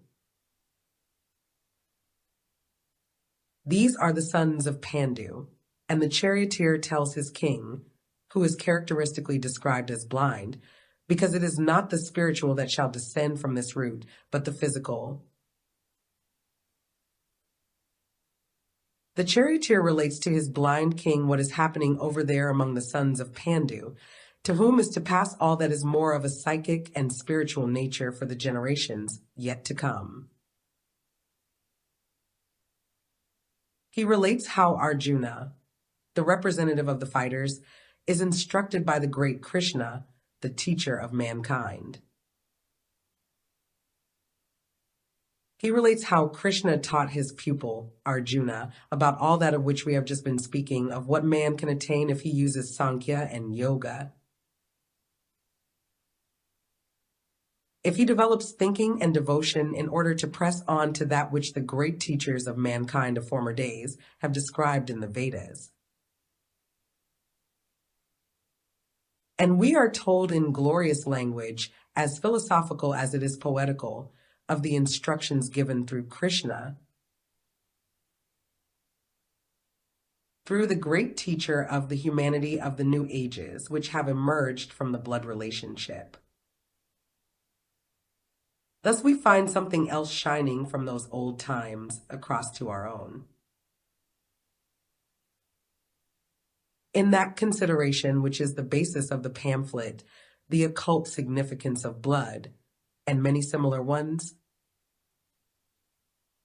I have indicated how the evolution of mankind after the time of blood relationship took on other differentiations, and how the striving of the soul has thus become different too. In the sublime song of the Bhagavad Gita, we are led directly to this transition. We are so led that we see by the instructions given to Arjuna by Krishna how man, to whom no longer belongs the old clairvoyance dependent upon the blood relationship, must press on to what is eternal. In this teaching, we encounter that which we have often spoken of as an important transition in the evolution of mankind. And the sublime song becomes to us an illustration of that which we arrived at by a separate study of the subject.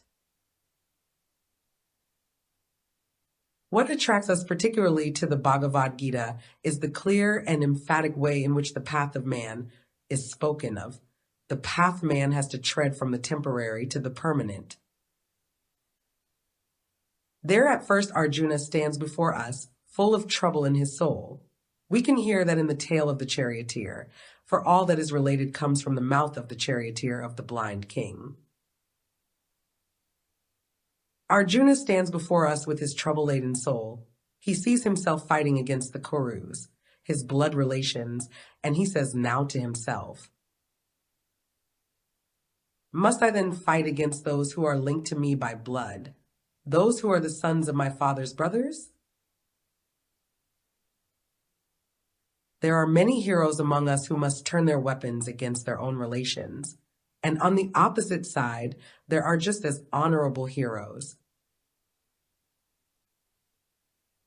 who must direct their weapons against us. He was sore troubled in his soul. Can I win this battle? Ought I to win? Ought one brother to raise his sword against another? Then Krishna comes to him, the great teacher Krishna, and says, "First of all, give thoughtful consideration to human life, and consider the case in which thou thyself now art. In the bodies of those against whom thou art to fight, and who belong to the Kuru line, that is to say, in temporal forms, there live soul beings who are eternal.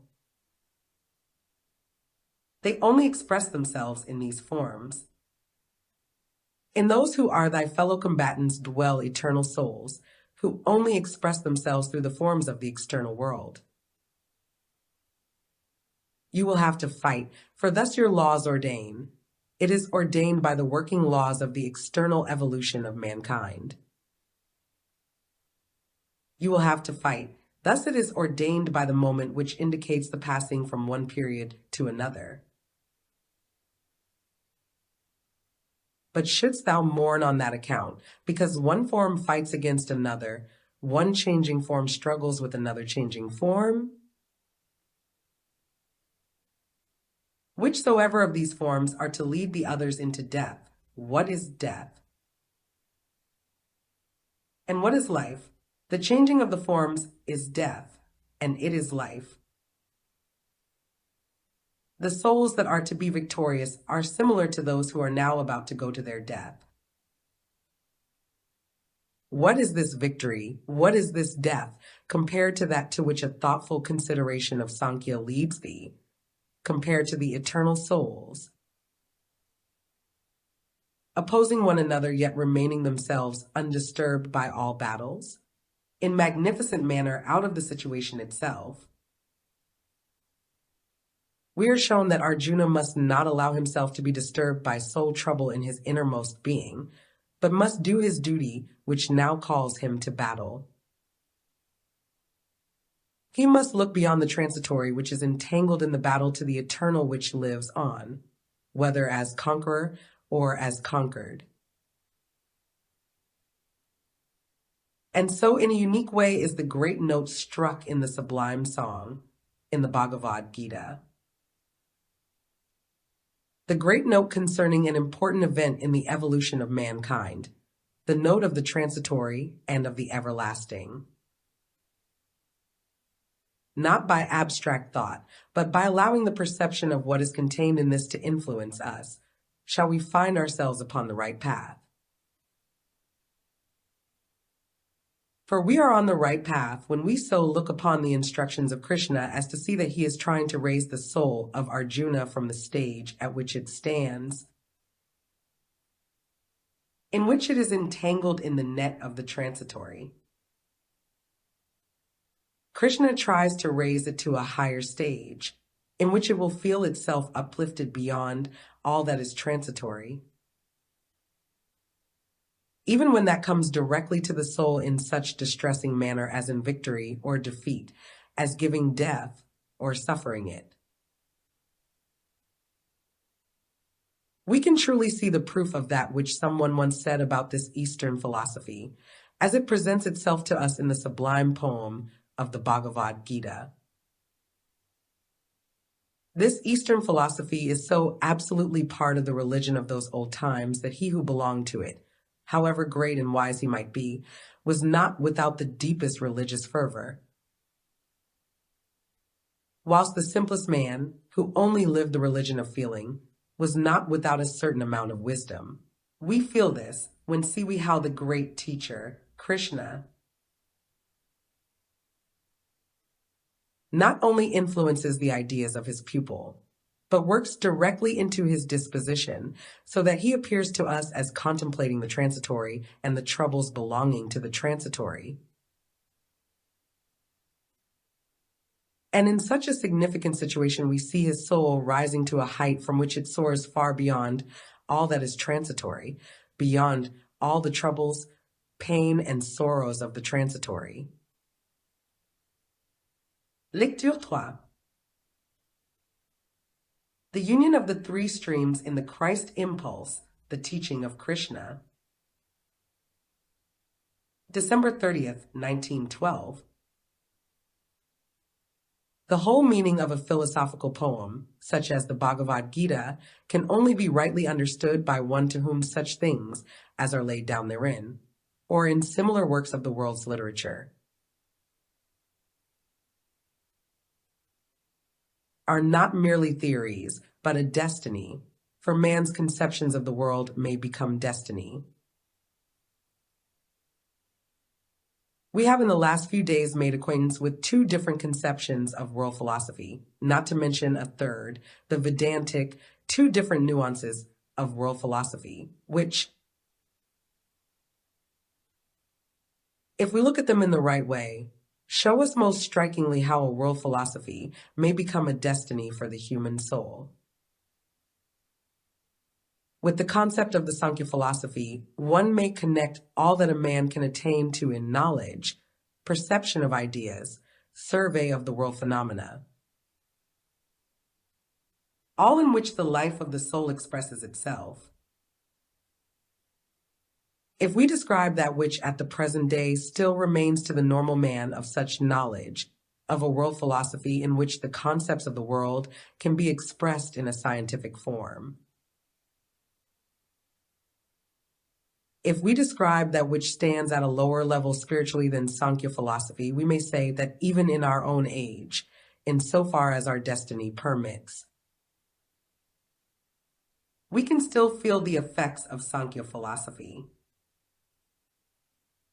This will, however, only be felt by one who, as far as his destiny allows him, gives himself up to a one-sided study of such a branch of world philosophy. A man of whom it might in a certain respect be said, he is a one-sided scientist or a Sankhya philosopher. How does such a man stand as regards the world? What does he feel in his soul?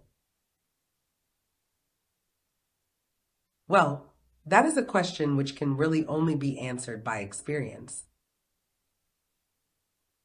One must know what takes place in a soul that thus devotes itself one-sidedly to a branch of world philosophy, using all its forces to acquire a conception of the world in the sense just characterized.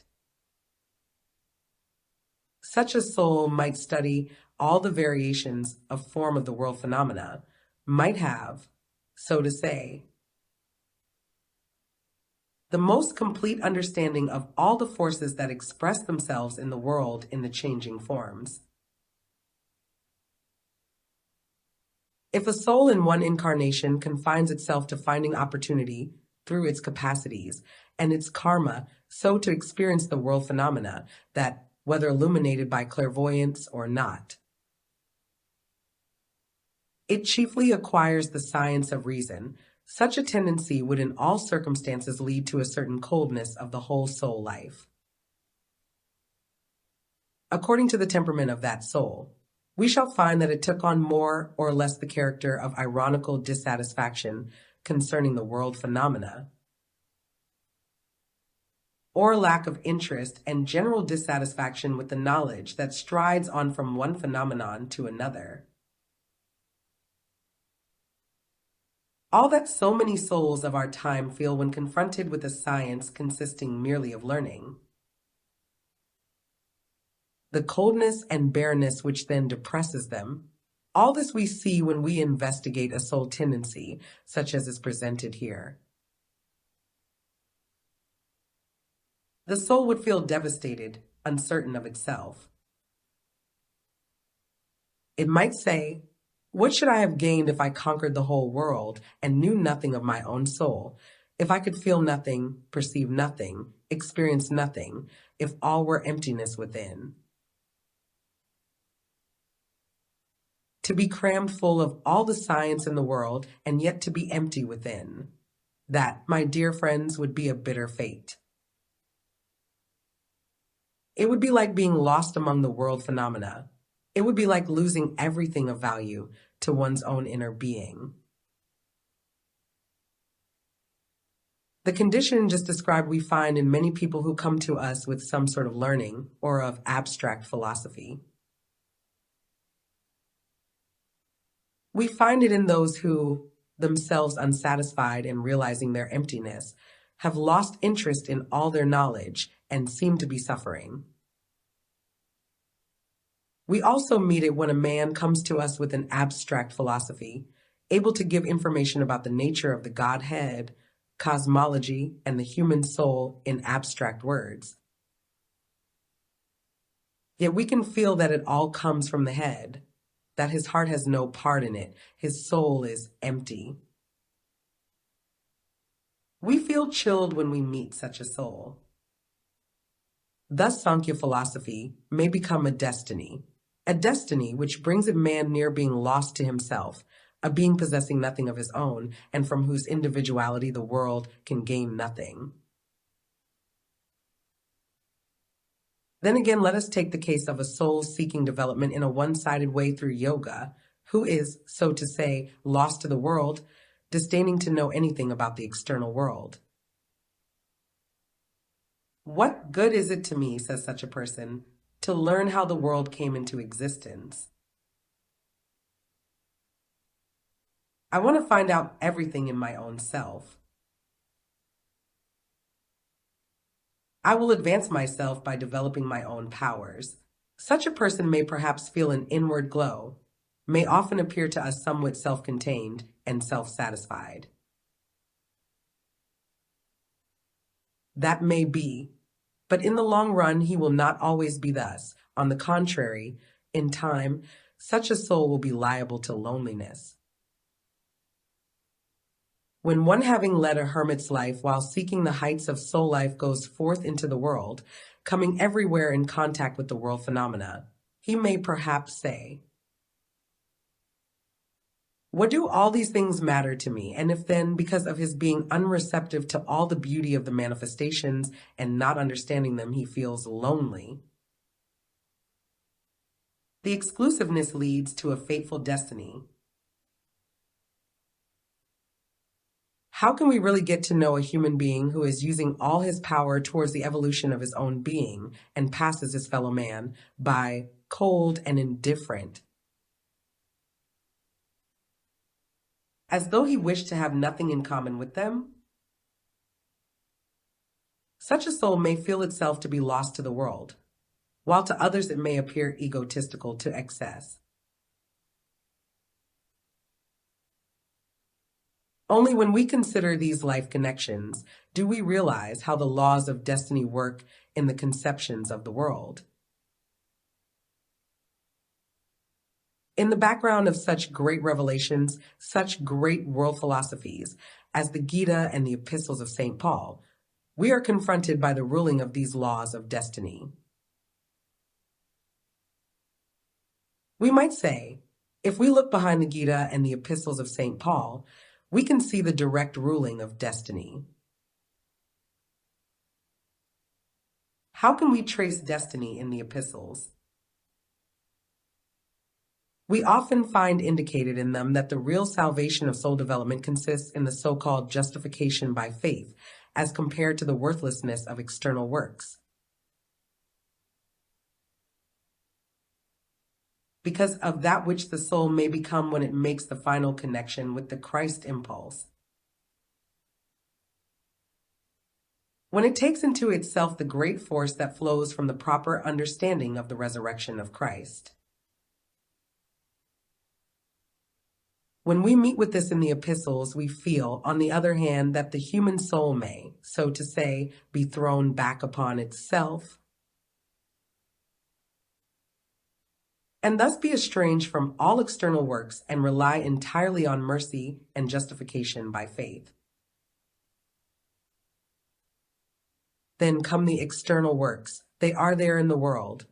We do not do away with them because we turn from them. We join forces with them in the world. Again, destiny rings out to us in all its gigantic greatness. Only when we look at things in this way do we see the might of such revelations to mankind.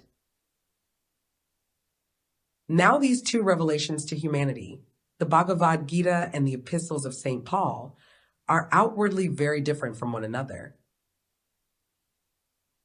And this external difference acts upon the soul in every part of these works. We not only admire the Bhagavad Gita for the reasons we have briefly given, but because it strikes us as something so poetically great and powerful. Because from every verse it radiates forth to us the great nobility of the human soul.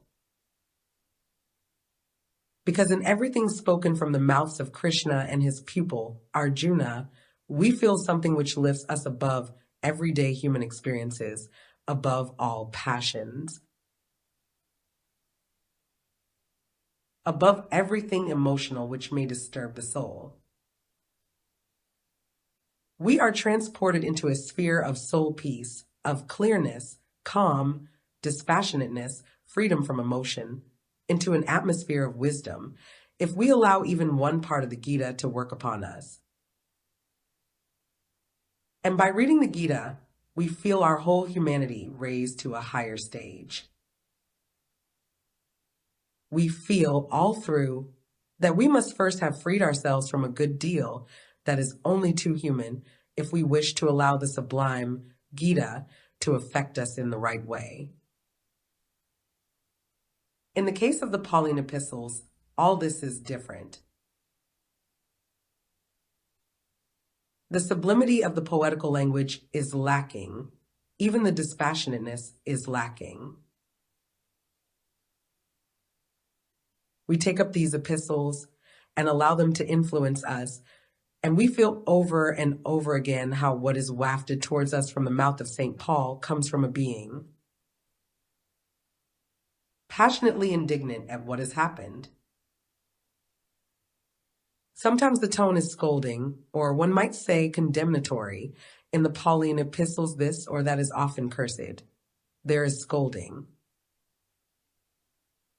The things that are stated as to the great concepts of Christianity, as to grace, the law, the difference between the law of Moses and Christianity, the resurrection. All this is stated in a tone that is supposed to be philosophical, that is meant to be a philosophical definition, but is not, because in every sentence one hears a Pauline note. We cannot in any single sentence forget that it is spoken by a man who is either excited or expressing righteous indignation against others who have done this or that. Or whoso speaks about the highest concepts of Christianity that we feel he is personally interested. He gives the impression that he is the propagandist of these ideas. Where could we find in the Gita sentiments of a personal kind, such as we find in the epistles in which St. Paul writes to this or that community? How have we ourselves fought for Christ Jesus? Remember that we have not become a burden to any, now that we labored night and day that we might not be a burden to any. How personal all this is.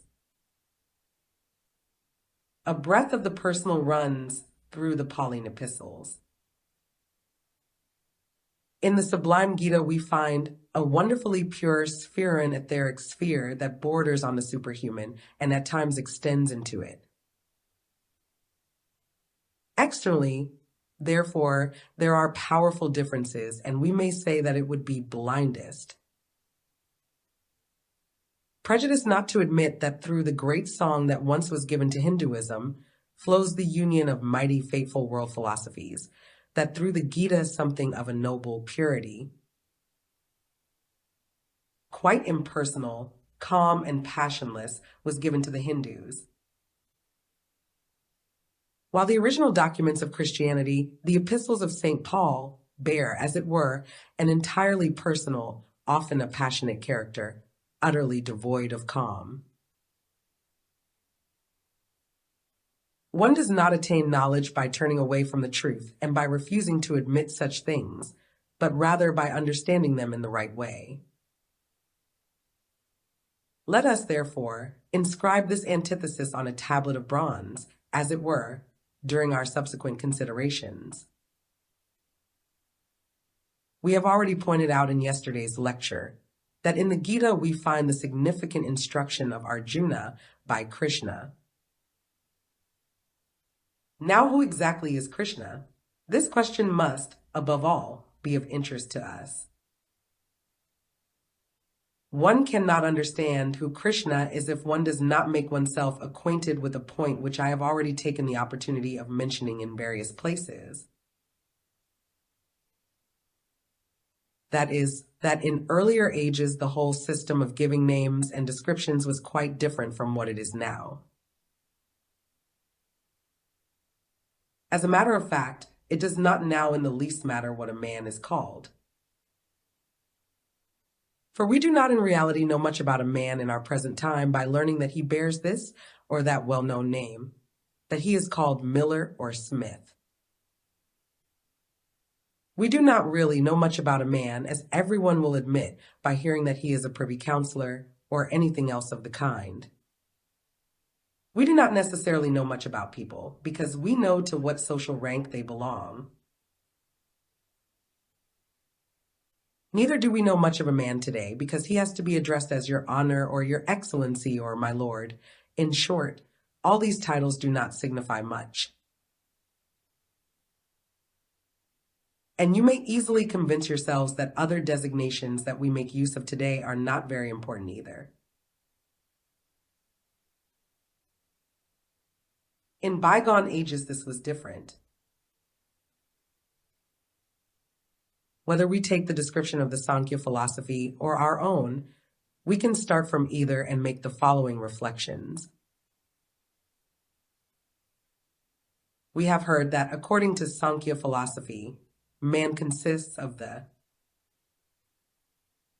physical body, the finer elemental or etheric body, the body that contains the regular forces of the senses, the body which is called manas, ahamkara, and so on.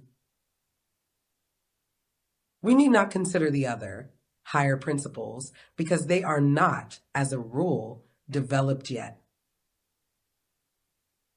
But if we now consider human beings such as we see them in this or that incarnation, we may say, men differ from each other, so that in one that which is expressed through the etheric body is strongly predominant, and in another that which is connected with the laws regulating the senses. In a third that which pertains to the inner senses, in a fourth a hamkara. Or, in our own language, we may say that we find people in whom the forces of the sentient soul are particularly prominent. Others in whom the forces of the intellectual or mind soul are more particularly active. Others in whom the forces of the consciousness soul predominate, and others again in whom something inspired by manas plays a part, and so on. These differences are to be seen in the whole manner of life which a man leads.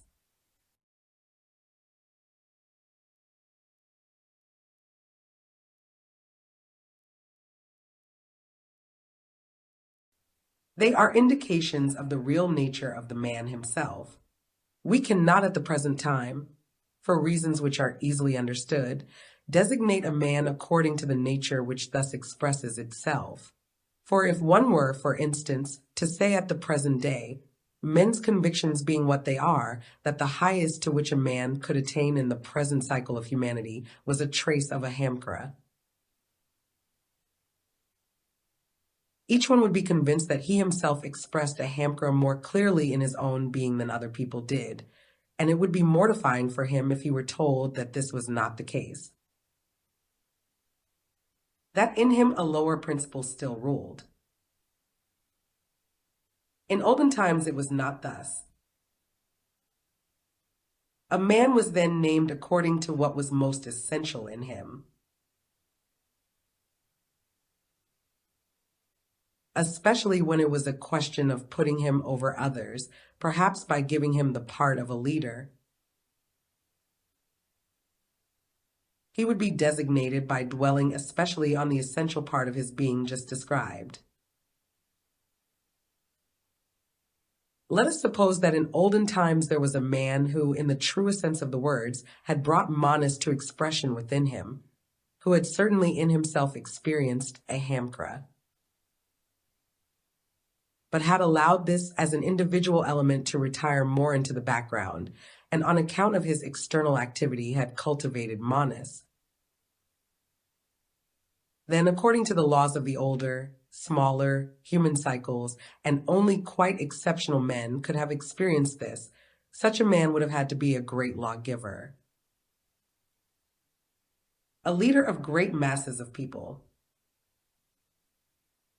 And one would not have been satisfied to designate him in the same way as other men, but would have called him after his prominent characteristic, a manas bearer, whereas another might only be called a senses bearer. One would have said, that is a manas bearer, he is a manu. When we come across designations pertaining to those olden times, we must take them as descriptive of the most prominent principle of a man's human organization, that which most strongly expressed itself in him in that particular incarnation. Suppose that in a particular man what was most specially expressed was that he felt divine inspiration within him, that he had put aside all question of ruling his actions and studies by what the external world teaches through the senses, and by what reason teaches through the brain, but listened instead in all things to the divine word which spoke to him, and made himself a messenger for the divine substance that spoke out of him. Such a man would have been called a son of God. In the Gospel of St. John, such men were still called sons of God, even at the very beginning of the first chapter. The essential thing was that everything else was left out of consideration when this significant part was expressed. Everything else was unimportant. Suppose we were to meet two men, one of whom had been just an ordinary man, who allowed the world to act upon him through his senses and reflected upon it afterwards with the intellect attached to his brain.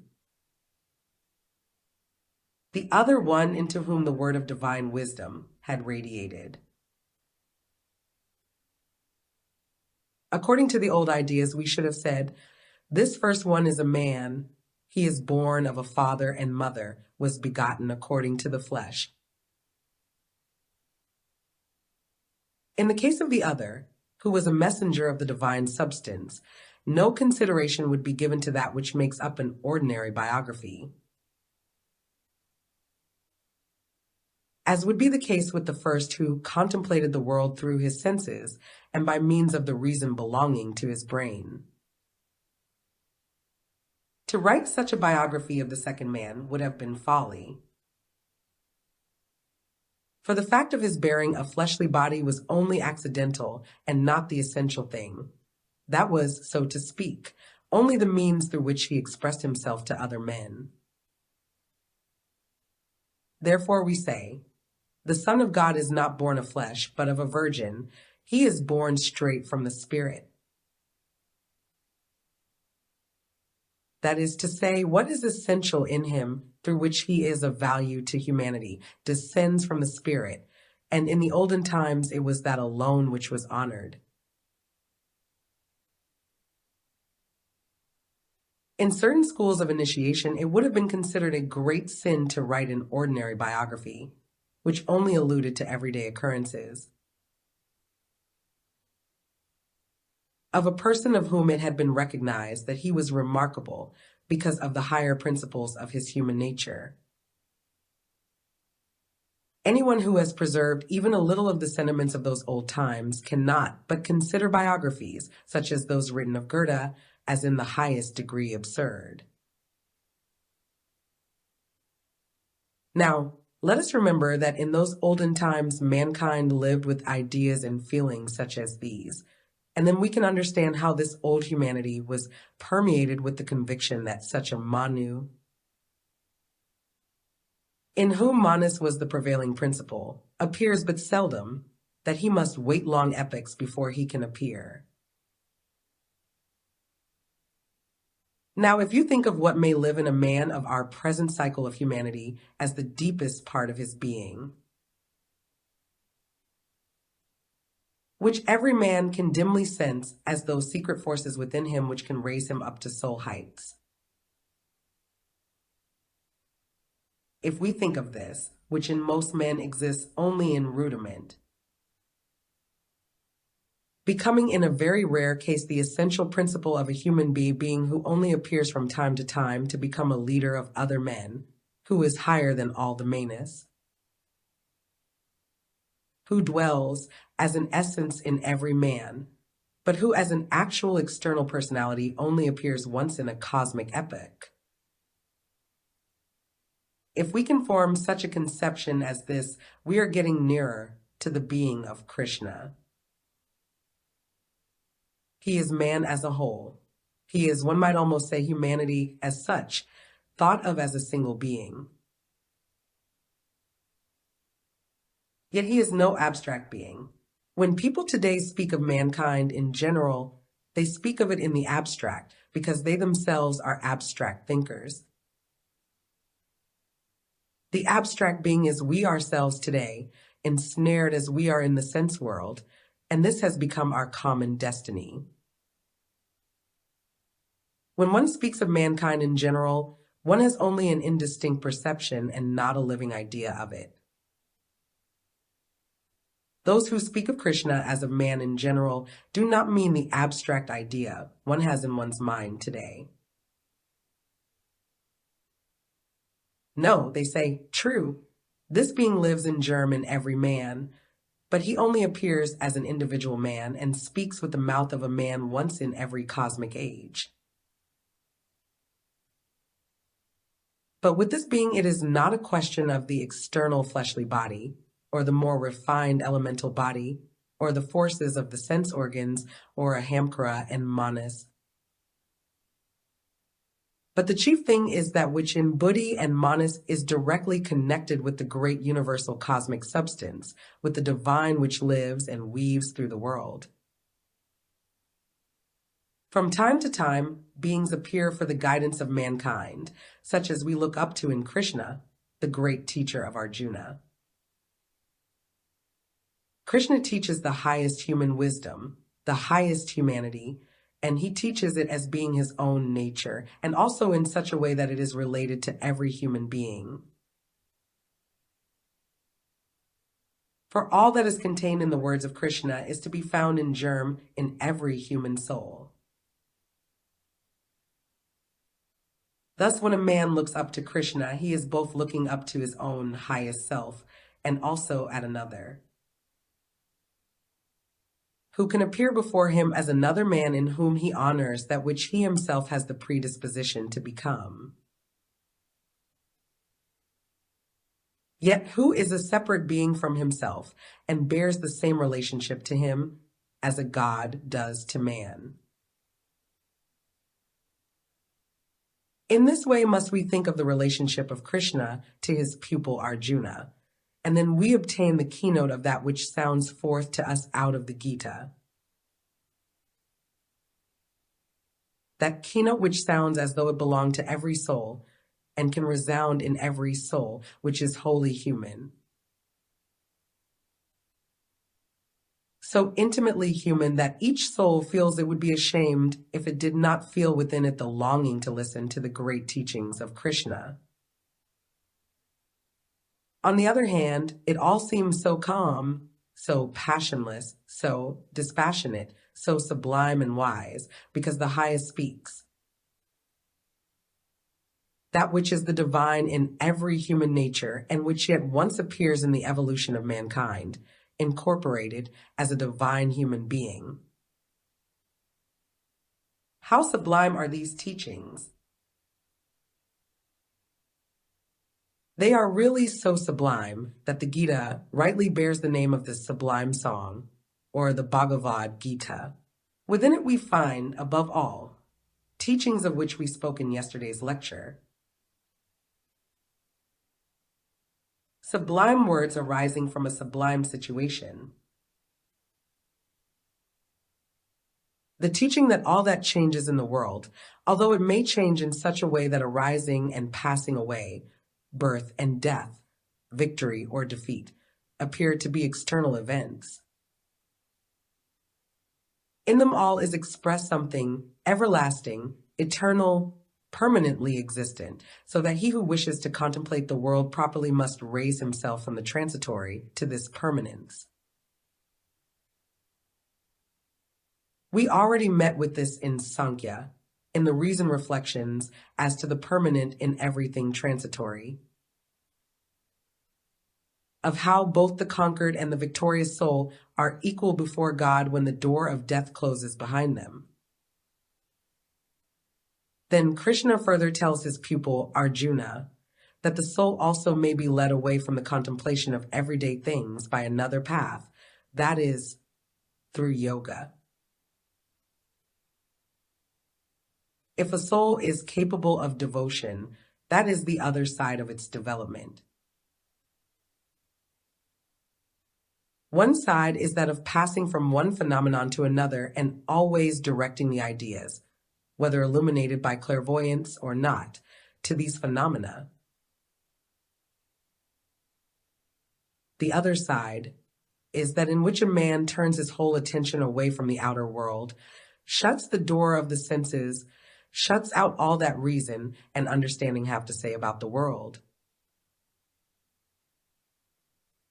closes all the doors to what he can remember having experienced in his ordinary life, and enters into his innermost being. By means of suitable exercises, he then draws up that which dwells in his own soul. He directs the soul to that which he can dimly sense as the highest, and by the strength of devotion tries to raise himself.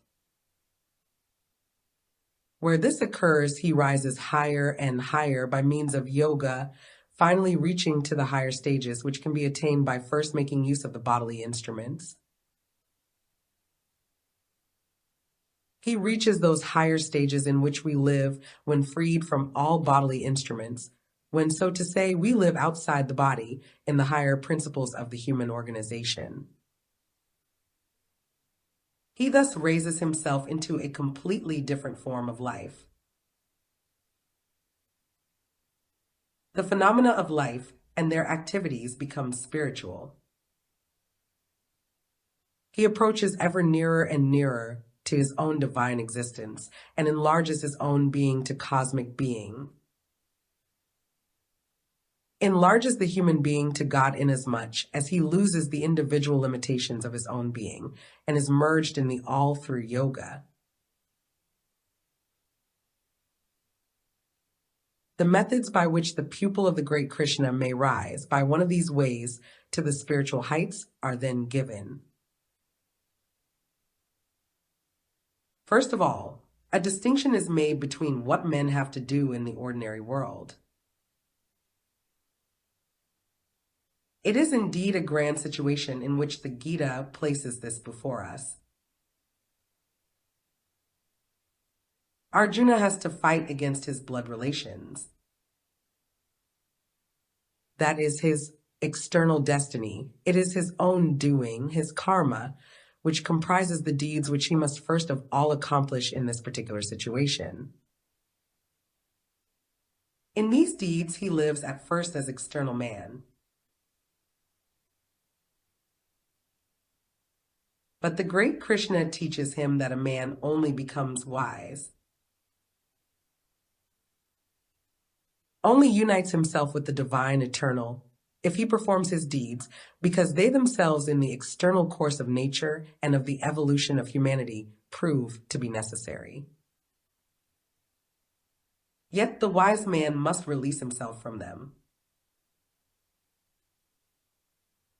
He performs the deeds, but in him there is some tiling which at the same time is a looker-on at these deeds, which has no part in them, which says, I do this work, but I might just as well say, I let it happen. One becomes wise by looking on at what one does as though it were being done by another, and by not allowing oneself to be disturbed by the desire which causes the deed, or by the sorrow it may produce. It is all one, says the great Krishna to his pupil Arjuna, whether thou art in the ranks of the sons of Pandu, or over there among the sons of Kuru. Whatever thou doest, thou must as a wise man make thyself free from Panduism and Kuruism. If it does not affect thee whether thou art to act with the Pandus as though one of them, or to act with the Kurus, as though thou were thyself a son of Kuru. If thou canst rise above all this and not be affected by thine own deeds, like a flame which burns quietly in a place protected from the wind, undisturbed by anything external. If thy soul, as little disturbed by its own deeds, lives quietly beside them, then does it become wise. Then does it free itself from its deeds, and does not inquire what success attends them. For the result of our deeds only concerns the narrow limitations of our soul. But if we perform them because humanity or the course of the world require them from us, then we perform these deeds regardless as to whether they lead to dreadful or to glorious results for ourselves. This lifting oneself above one's deeds, this standing upright no matter what our hands may carry out, even speaking of the Gita situation, what our swords may carry out or what we may speak with our mouth. This standing upright of our inner self regardless of all that we speak with our mouth and do with our hands, this it is to which the great Krishna leads his pupil Arjuna. Thus the great Krishna directs his pupil Arjuna to a human ideal, which is so presented that a man says, I perform my deeds, but it matters not whether they are performed by me or by another. I look on at them. That which happens by my hand or is spoken by my mouth, I can look on at as objectively as though I saw a rock being loosened and rolling down the mountain into the depths. Thus do I stand as regards my deeds. And although I may be in a position to know this or that, to form concepts of the world, I myself am quite distinct from these concepts, and I may say, in me there dwells something which is, it is true, united to me and which perceives, but I look on at what another is perceiving. Thus I myself am liberated from my perceptions. I can become free from my deeds, free from my knowledge, and free from my perceptions. A high idea of human wisdom is thus placed before us. And finally, when it rises into the spiritual, whether I encounter demons or holy spirits, I can look on at them externally. I myself stand there, free from everything that is going on even in the spiritual worlds around me. I look on and go my own way and take no part in that in which I take part, because I have become a looker-on. That is the teaching of Krishna. Now, having heard that the Krishna teaching is based upon the Sankhya philosophy, it will be quite clear to us that it must be so. In many places, one can see it shining through the teaching of Krishna, as when the great Krishna says to his pupil, "The soul that lives in thee is connected in several different ways." It is connected with the coarse physical body. It is connected with the senses, with manas, ahamkara, buddhi, but thou art distinct from them all. If thou regardest all these as external, as sheaths surrounding thee, if thou art conscious that as a soul being thou art independent of them all, then hast thou understood something of what Krishna wishes to teach thee. If thou art aware that thy connections with the outer world, with the world in general, were given thee through the gunas, through tamas, rajas, and sattva, then learn that in ordinary life man is connected with wisdom and virtue through sattva, with the passions and affections, with the thirst for existence through rajas.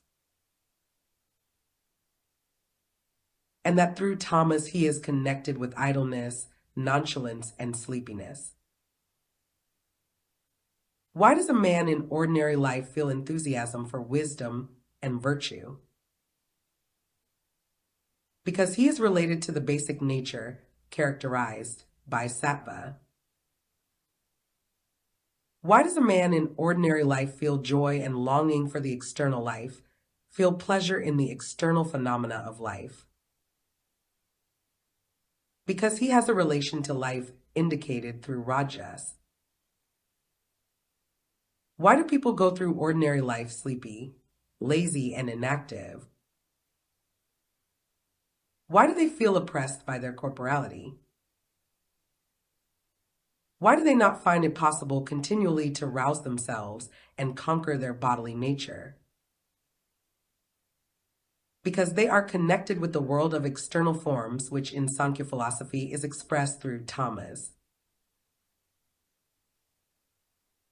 But the soul of the wise man must become free from tamas, must sever its connection with the external world expressed by sleepiness, laziness, and inactivity. When these are expunged from the soul, then it is only connected with the external world through rajas and sattva. When a man has extinguished his passions and affections and the thirst for existence, retaining the enthusiasm for virtue, compassion, and knowledge, his connection with the external world henceforth is what Sankhya philosophy calls sattva.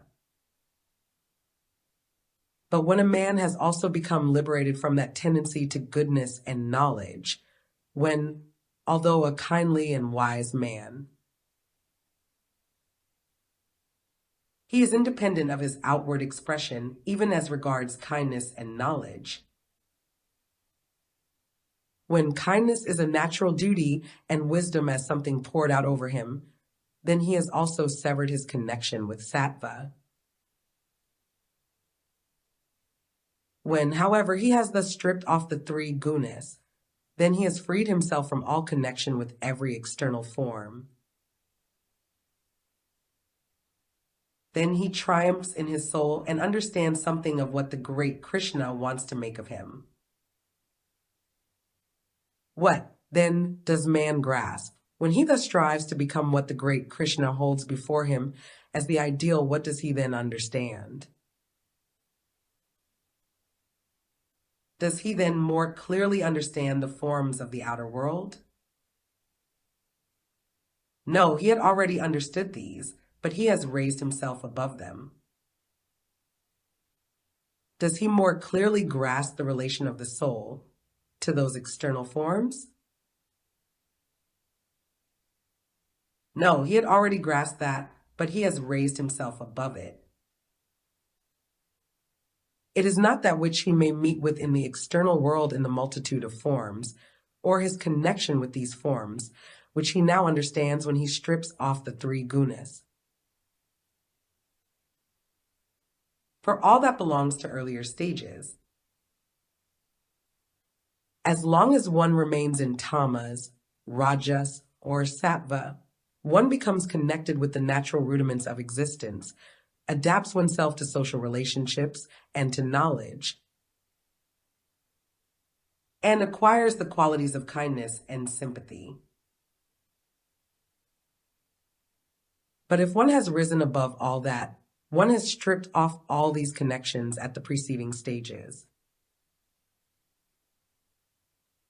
What does one then perceive? What springs up before one's eyes?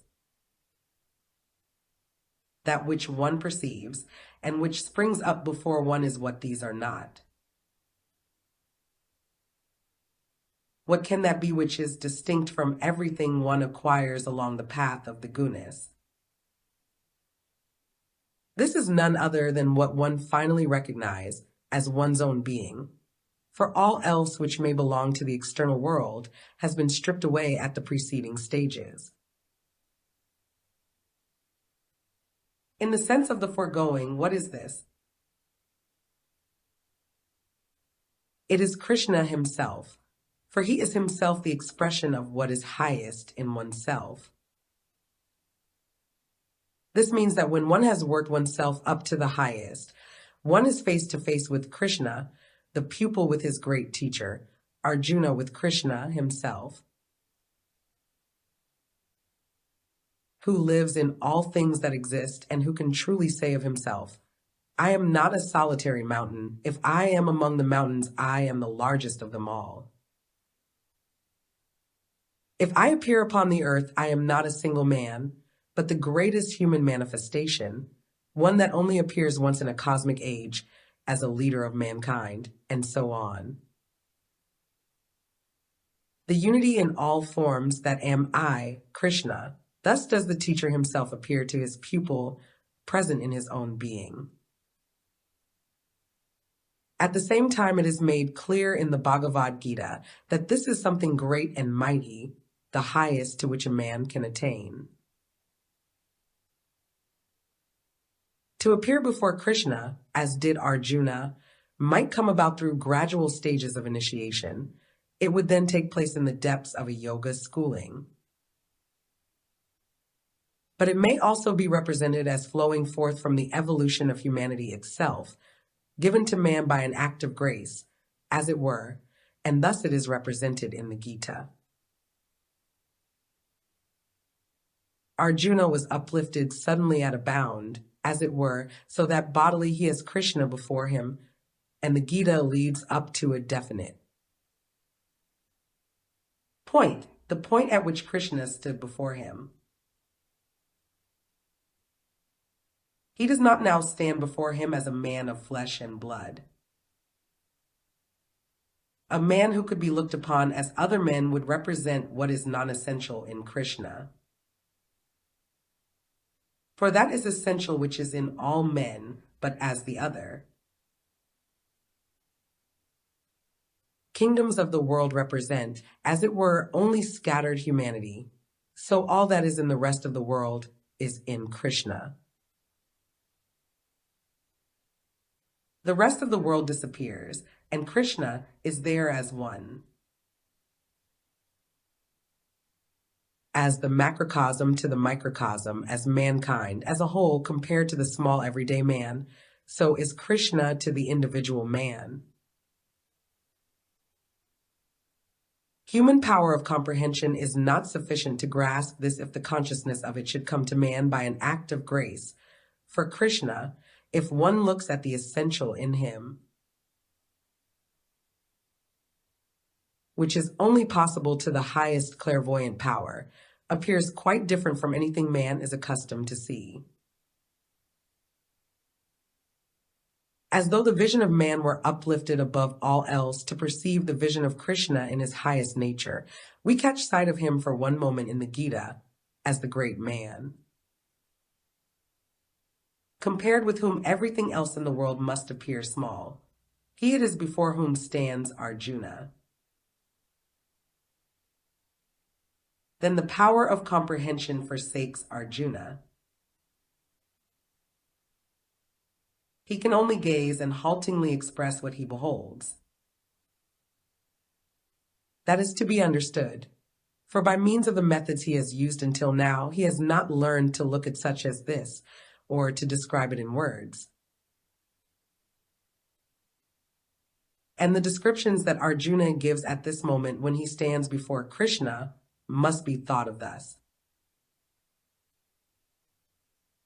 For one of the greatest artistic and philosophical presentations ever given to humanity is the description of how Arjuna, with words which he speaks for the first time, which he is unaccustomed to speak, which he has never spoken before, because he has never come within reach of them, expresses in words drawn from the deepest parts of his being what he feels on seeing the great Krishna. All the gods do I perceive in thy body, O God, so also the multitude of all beings. Brahma the Lord on his lotus seat, all the rishis, and the heavenly serpent. With many arms, bodies, mouths, and eyes, do I see thee everywhere in countless forms, neither end, middle nor beginning do I see in thee, O Lord of everything. Thou appearest to me in all forms, thou appearest to me with a diadem, a club, a sword, as a flaming mountain radiating out on all sides. Thus do I see thee. My vision is dazzled, as radiant fire by the brilliance of the sun, and immeasurably great. The everlasting, the highest that can be known, the greatest good. Thus dost thou appear to me in the wide universe. The eternal guardian of the eternal right art thou. Thou standest before my soul as the eternal primeval spirit. Thou showest me no beginning, no middle, and no end.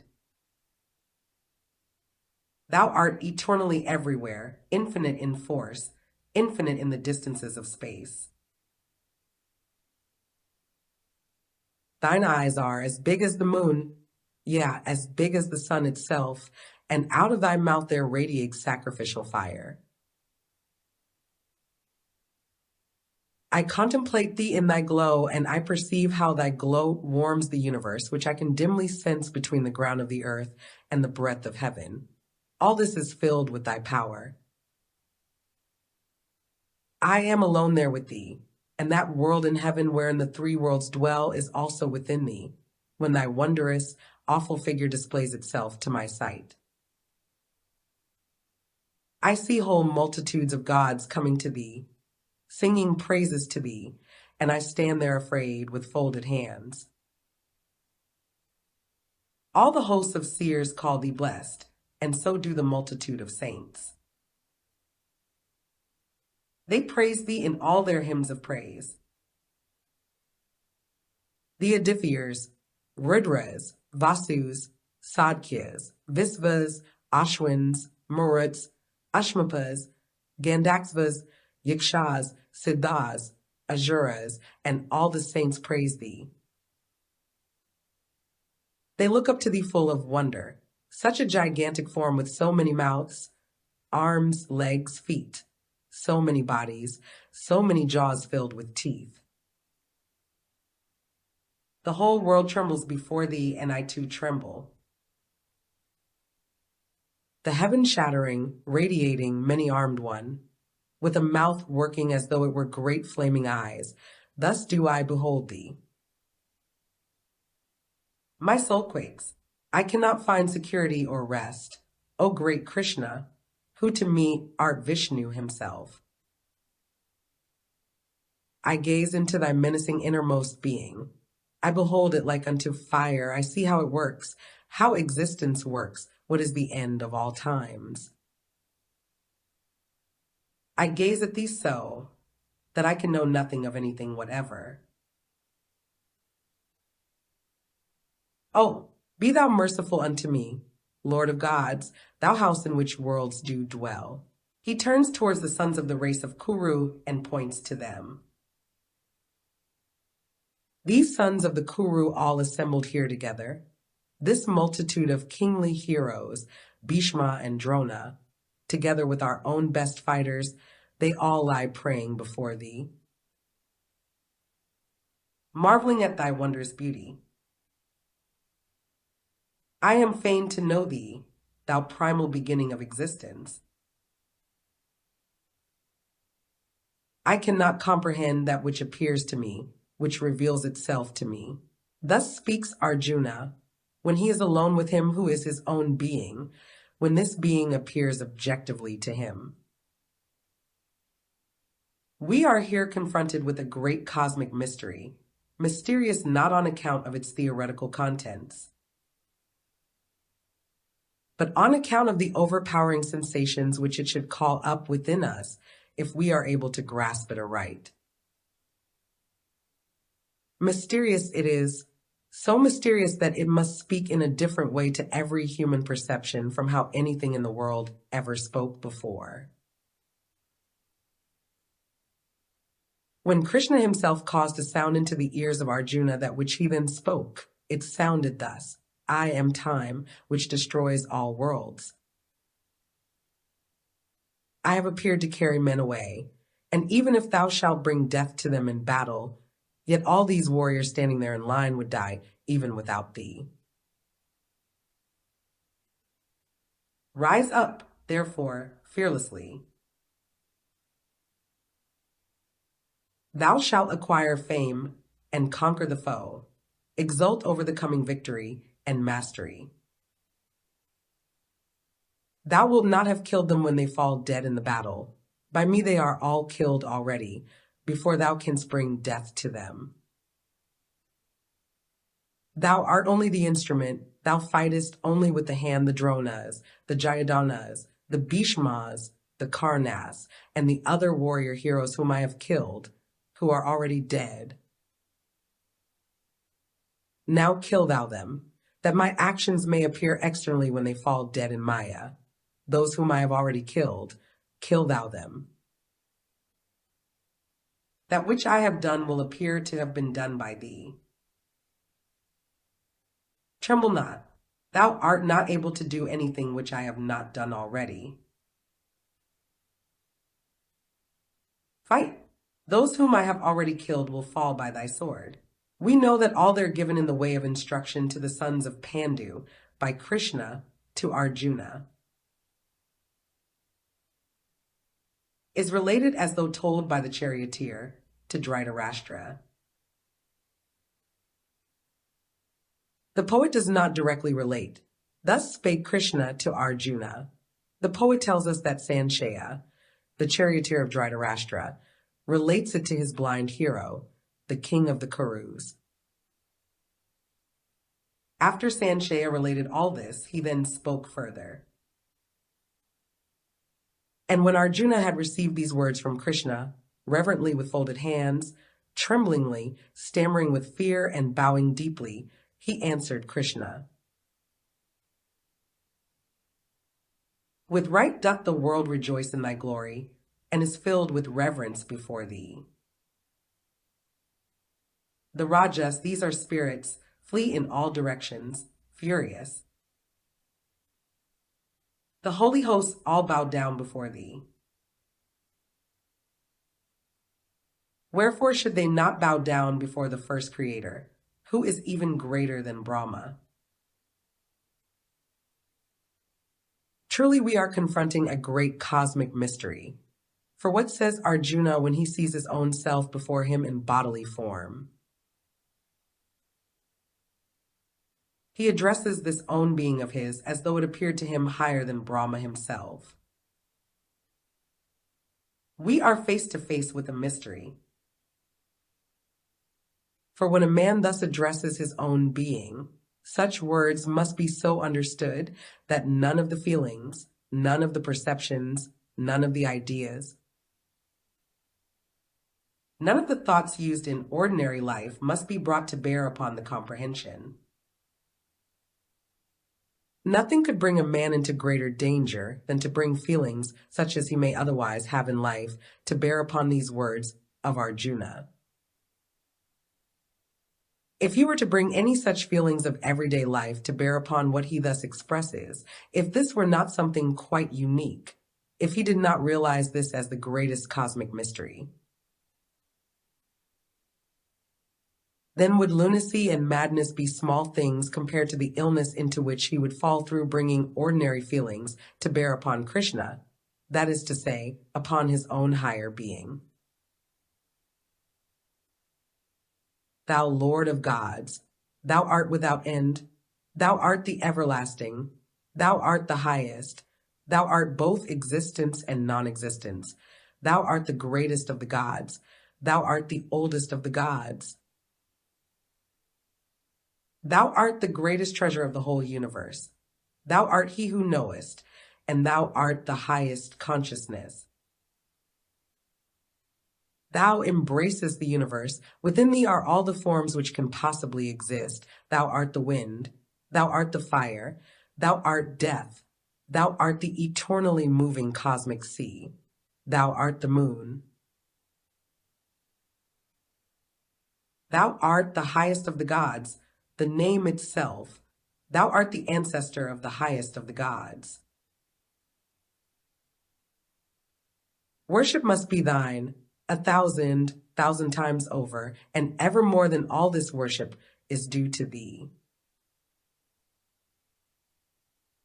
Worship must come to thee from all thy sides. Thou art everything that a man can ever become.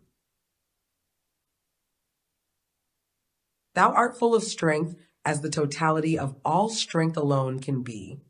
Thou perfectest all things, and thou art at the same time thyself everything. When I am impatient, and taking thee to be my friend, I call thee Krishna. Call thee Yiva, friend. Ignorant of thy wonderful greatness, unthinking and confiding I so call thee, and if in my weakness I do not reverence thee aright. If I do not rightly reverence thee in thy wanderings, or in thy stillness, in the highest divine, or in everyday life, whether thou art alone or united with other beings. If in all this I do not reverence thee aright, then do I implore pardon of thy immeasurableness. Thou Father of the world, thou who movest the world in which thou movest, thou who art more than all the other teachers, to whom none resembles, who art above all, to whom nothing in the three worlds can be compared, prostrating myself before thee I seek thy mercy, thou Lord, who revealest thyself in all worlds. In thee I gaze at that which never has been seen. I tremble before thee in reverence. Show thyself to me as thou art, O God. Be merciful, thou Lord of gods, thou primal source of all worlds. Truly we are confronted with a mystery when human being speaks thus to human being. And Krishna again speaks to his pupil. I have revealed myself to thee in mercy. My highest being stands before thee. Through my almighty power, and as though by enchantment it is before thee, illuminating, immeasurable. Without beginning, as thou now beholdest me, no other man has ever beheld me. As thou beholdest me now, through the forces which by my grace have been given to thee, have I never been revealed, even through what is written in the Vedas. Thus have I never been reached by means of the sacrifices. No libation to the gods, no study, no ceremonial whatsoever has ever attained unto me. No terrible expiation can lead to beholding me in my form as I now am, as thou now beholdest me in human form. Thou great hero, but fear must not come to thee, or confusion at the sight of my dreadful form. Free from fear, full of high thoughts, thou shalt again behold me, even as I am now known unto thee in my present shape. Then Sankhya further relates to the blind Dhritarashtra. When Krishna had thus spoken to Arjuna, the immeasurable one, without beginning and without end, sublime beyond all strength, vanished. And Krishna showed himself again in his human form, as though he wished by his friendly form to reassure him who had been so terrified. And Arjuna said, Now I see thee once more before me in thy human shape. Now knowledge and consciousness return to me, and I am again myself, such as I was. And Krishna spoke. The shape which was so difficult for thee to behold, in which thou hast just seen me, that is the form for the sight of which even gods have endlessly longed. The Vedas do not indicate my shape. It will neither be attained by repentance, nor by charity, neither by sacrifice, nor by any ritual whatsoever. By none of these can I be seen in the form in which thou hast just seen me. Only one who knows how to go along the way in freedom, free from all the Vedas, free from all repentances, free from all charities and sacrifices, free from all ceremonials. Keeping his eyes reverently fixed upon me alone, only such an one can perceive me in such a shape. He alone can recognize me thus, and can also become entirely one with me. Whosoever behaveth thus, as I put it into his mind to behave, whosoever loveth and honoreth me, whosoever doth not care for the world, and to whom all beings are worthy of love, he comes to me. O thou, my son of the race of Pandu. We are confronted with a cosmic mystery, of which the Gita tells us that it was given to mankind at a most significant cosmic hour. That significant cosmic hour when the old clairvoyance, which is connected with the blood, ceases, and human souls must seek new paths to the everlasting, to the intransitory. Thus this mystery is brought to our notice, so that we may at the same time realize by means of its presentation all that can become dangerous to man when he is able to see his own being brought to. Birth out of himself. If we grasp this deepest of human and cosmic mysteries, which tells of our own being through true self-knowledge, then we have before us the greatest cosmic mystery in the world. But we may only put it before us if we are able to reverence it in all humility. No powers of comprehension will suffice. None will enable us to approach this cosmic mystery, for that the correct sentiment is necessary. No one should approach the cosmic mystery that speaks from out the Gita who cannot approach it reverentially. Only when we can feel thus about it do we completely grasp it. How? Starting from this point of view, one is able in the Gita to look at a certain stage of human evolution, and how, just by means of what is shown to us in the Gita, light can also be thrown upon what we meet with in a different way in the Epistles of St. Paul, that it is which is to occupy us in the course of these lectures. Lecture 4. The nature of the Bhagavad Gita and the significance of the Epistles of St. Paul. How the Christ Impulse surpasses the Krishna Impulse. December 31st, 1912.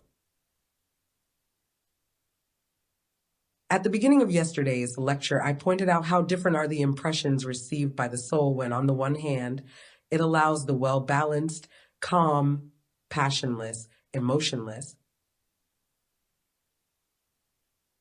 truly wise nature of the Bhagavad Gita to work upon it, and on the other hand, that which holds sway in the Epistles of St. Paul. In many respects, these give the impression of being permeated by personal emotions, personal views, and points of view, by a certain for the whole collective evolution of man on earth. Agitating sense of propagandism. They are even choleric, sometimes stormy. If we allow the manner in which the spiritual content of both is expressed to work upon us, we have in the Gita something so perfect, expressed in such a wonderful, artistically rounded way, that one could not well imagine a greater perfection of expression, revealed poetically and yet so philosophically. In the Epistles of St. Paul, on the other hand, we often find what one might call an awkwardness of expression, so that on account of this, which sometimes approaches clumsiness, it is extremely difficult to extract their deep meaning. Yet it is nevertheless true that that which relates to Christianity in the Epistles of St. Paul is the keynote for its development. Just as the union of the world conceptions of the East is the keynote of the Gita. In the Epistles of St. Paul, we find the significant basic truths of Christianity as to the resurrection, the significance of what is called faith as compared with the law of the influence of grace, of the life of Christ in the soul or in the human consciousness, and many other things. We find all these presented in such a way that any presentation of Christianity must always be based on these Pauline epistles. Everything in them refers to Christianity, as everything in the Gita refers to the great truths, as to liberating oneself from works, to the freeing of oneself from the immediate life of action. In order to devote oneself to contemplation, to the meditation of the soul, to the upward penetration of the soul into spiritual heights, to the purification of the soul. In short, according to the meaning of the Gita, to the union with Krishna. All that has just been described makes a comparison of these two spiritual revelations extremely difficult. And anyone who merely makes an external comparison will doubtless be compelled to place the Bhagavad Gita, in its purity, calm, and wisdom, higher than the Epistles of St. Paul. But what is a person who makes such an outward comparison actually doing? He is like a man who, having before him a fully grown plant with a beautiful blossom, and beside it the seed of a plant, were to say, when I look at the plant with its beautiful, fully developed blossom, I see that it is much more beautiful than the insignificant. Invisible seed. Yet it might be that out of that seed, lying beside the plant with the beautiful blossom, a still more beautiful plant with a still more beautiful blossom, might someday spring forth. It is really no proper comparison to compare two things to be found side by side, such as a fully developed plant and a quite undeveloped seed. And thus it is if one compares the Bhagavad Gita with the Epistles of St. Paul. In the Bhagavad Gita, we have before us something like the ripest fruit, the most wonderful and beautiful representation of a long human evolution, which had grown up during thousands of years, and in the Epistles of St. Paul we have before us the germ of something completely new, which must grow greater and greater,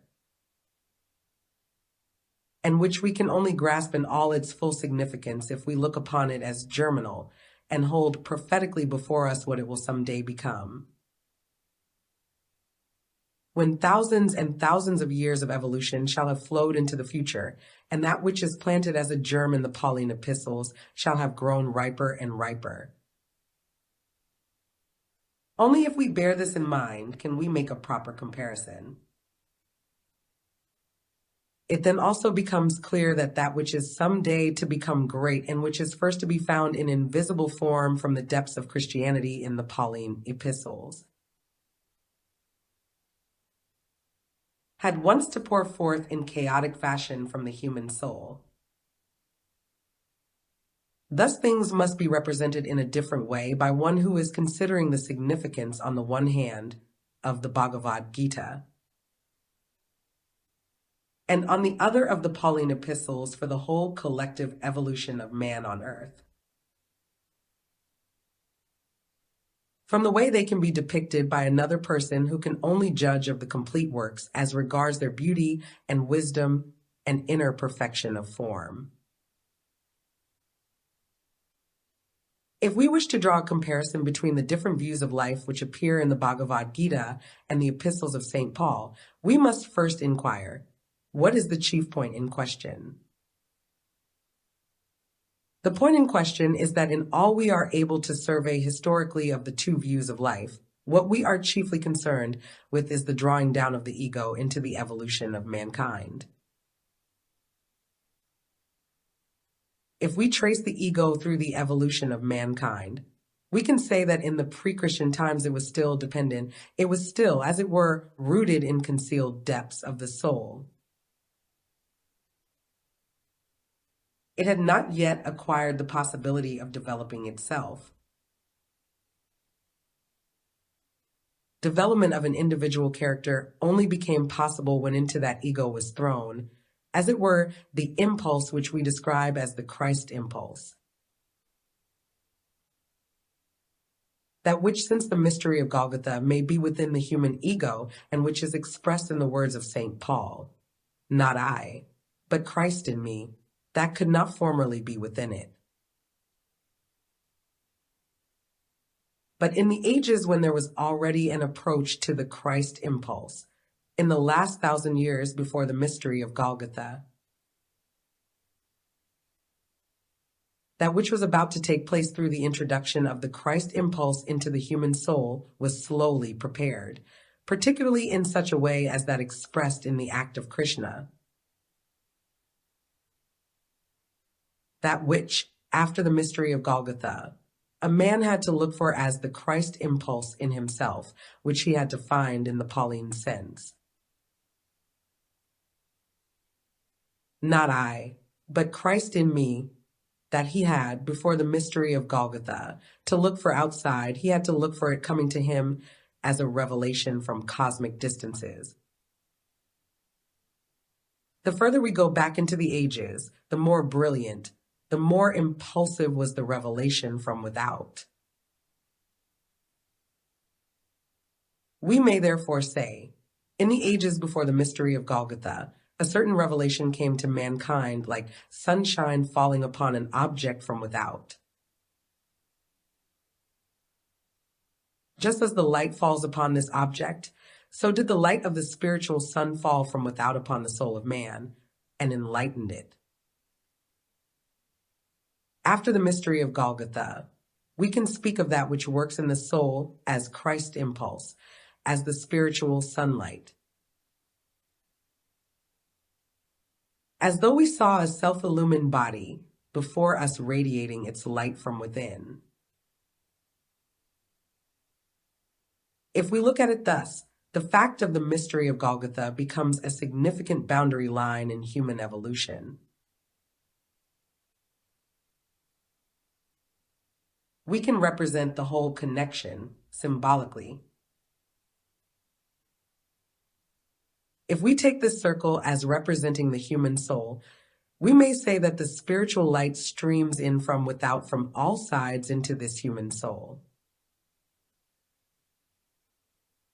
Then comes the mystery of Golgotha, after which the soul possesses the Christ impulse in itself and radiates forth that which is contained in the Christ impulse.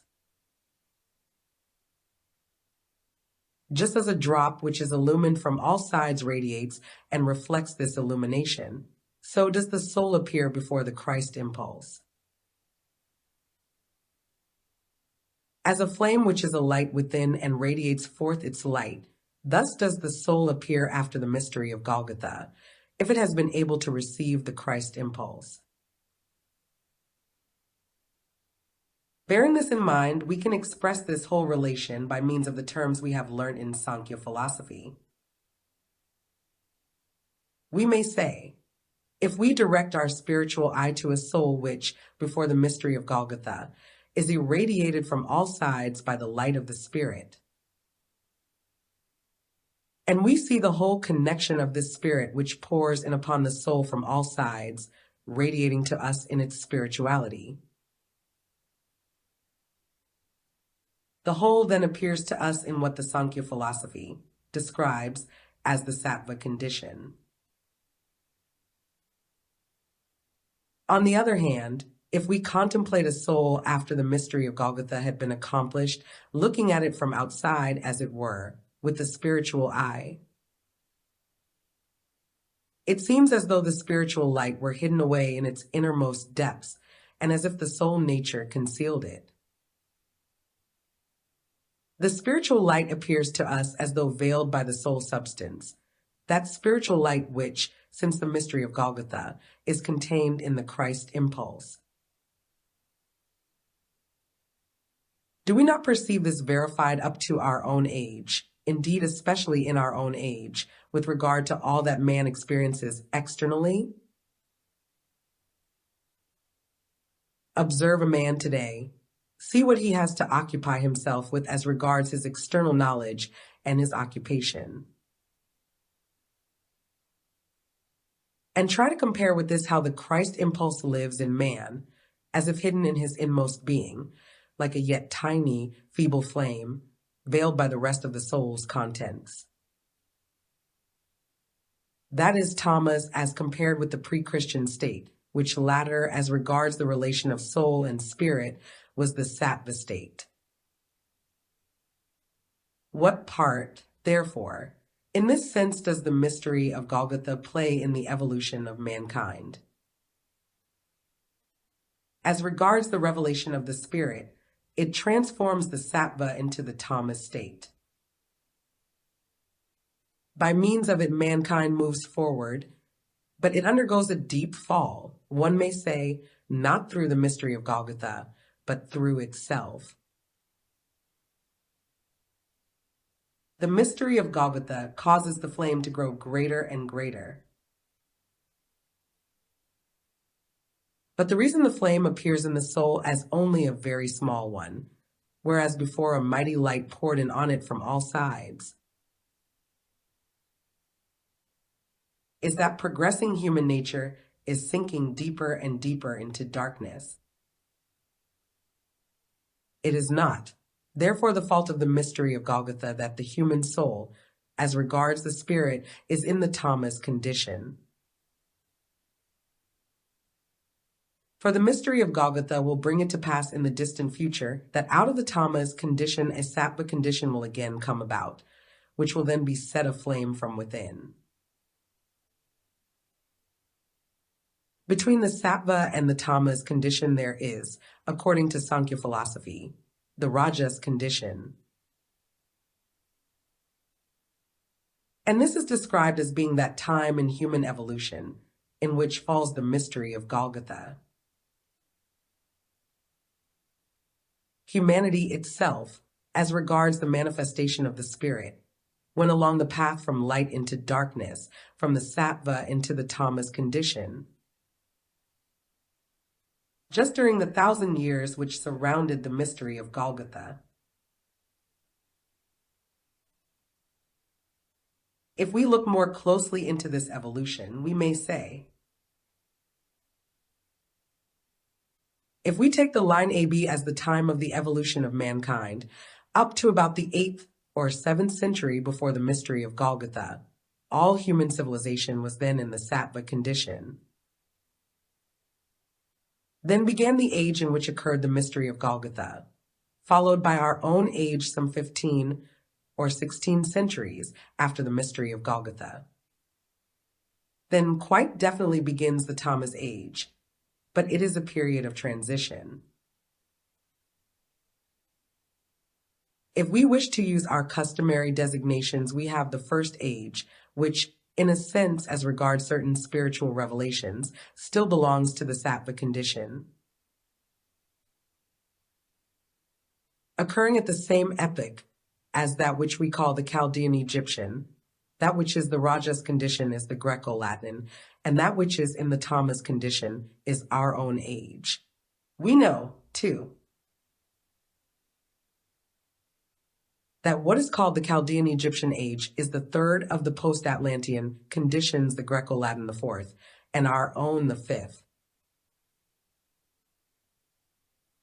It was therefore necessary, one might say, in accordance with the plan of the evolution of mankind, that between the third and fourth post-Atlantean epochs there should occur a deadening, as it were, of external revelation.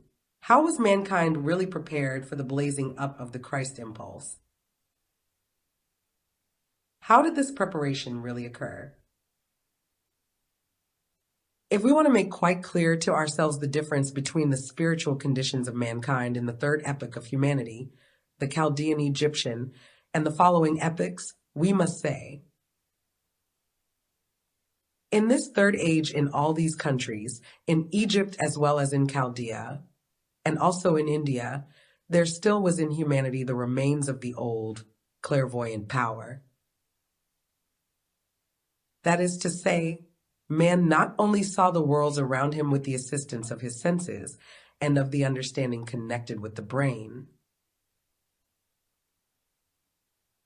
but he could also still see the surrounding world with the organs of his etheric body, at any rate, under certain conditions between sleeping and waking. If we wish to picture to ourselves a man of that epoch, we can only do so by saying, to those men, a perception of nature and of the world such as we have through our senses, and the understanding bound up with the brain was only one of the conditions which they experienced.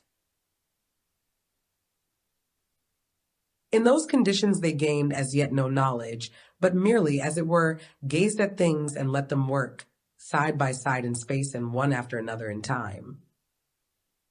If these men wanted to acquire knowledge, they had to enter a condition, not artificially produced as in our time, but occurring naturally as if of itself, in which their deeper lying forces, the forces of their etheric bodies, operated for producing knowledge.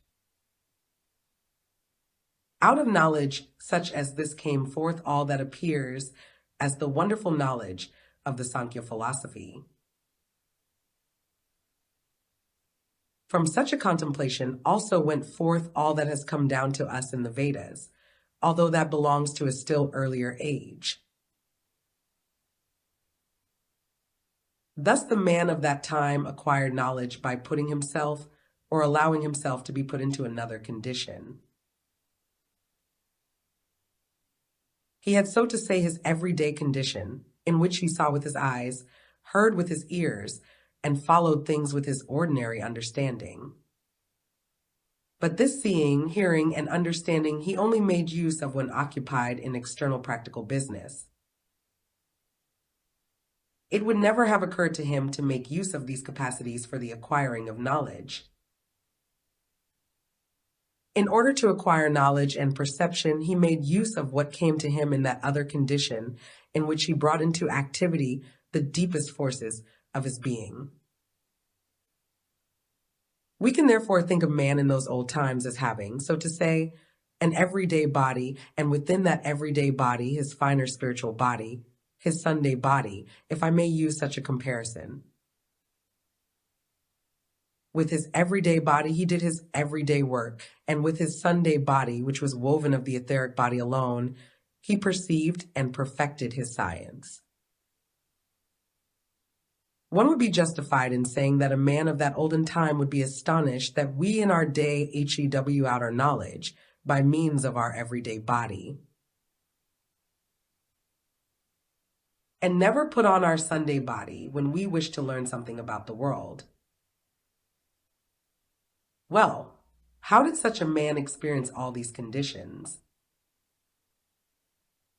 The experiencing of these was such that when a man perceived by means of his deeper forces, when he was in that state of perception in which, for instance, he studied Sankhya, philosophy, he did not then feel as does the man of today, who, when he wishes to acquire knowledge, must exert his reason and think with his head. He, when he acquired knowledge, felt himself to be in his etheric body, which was certainly least developed in what today is the physical head, but was more pronounced in the other parts. Man thought much more by means of the other parts of his etheric body. The etheric body of the head is the least perfect part of it. A man felt, so to say, that he thought with his etheric body. He felt himself, when thinking, lifted out of his physical body. But at such moments of learning, of creative knowledge, he felt something more besides. He felt that he was in reality one with the earth.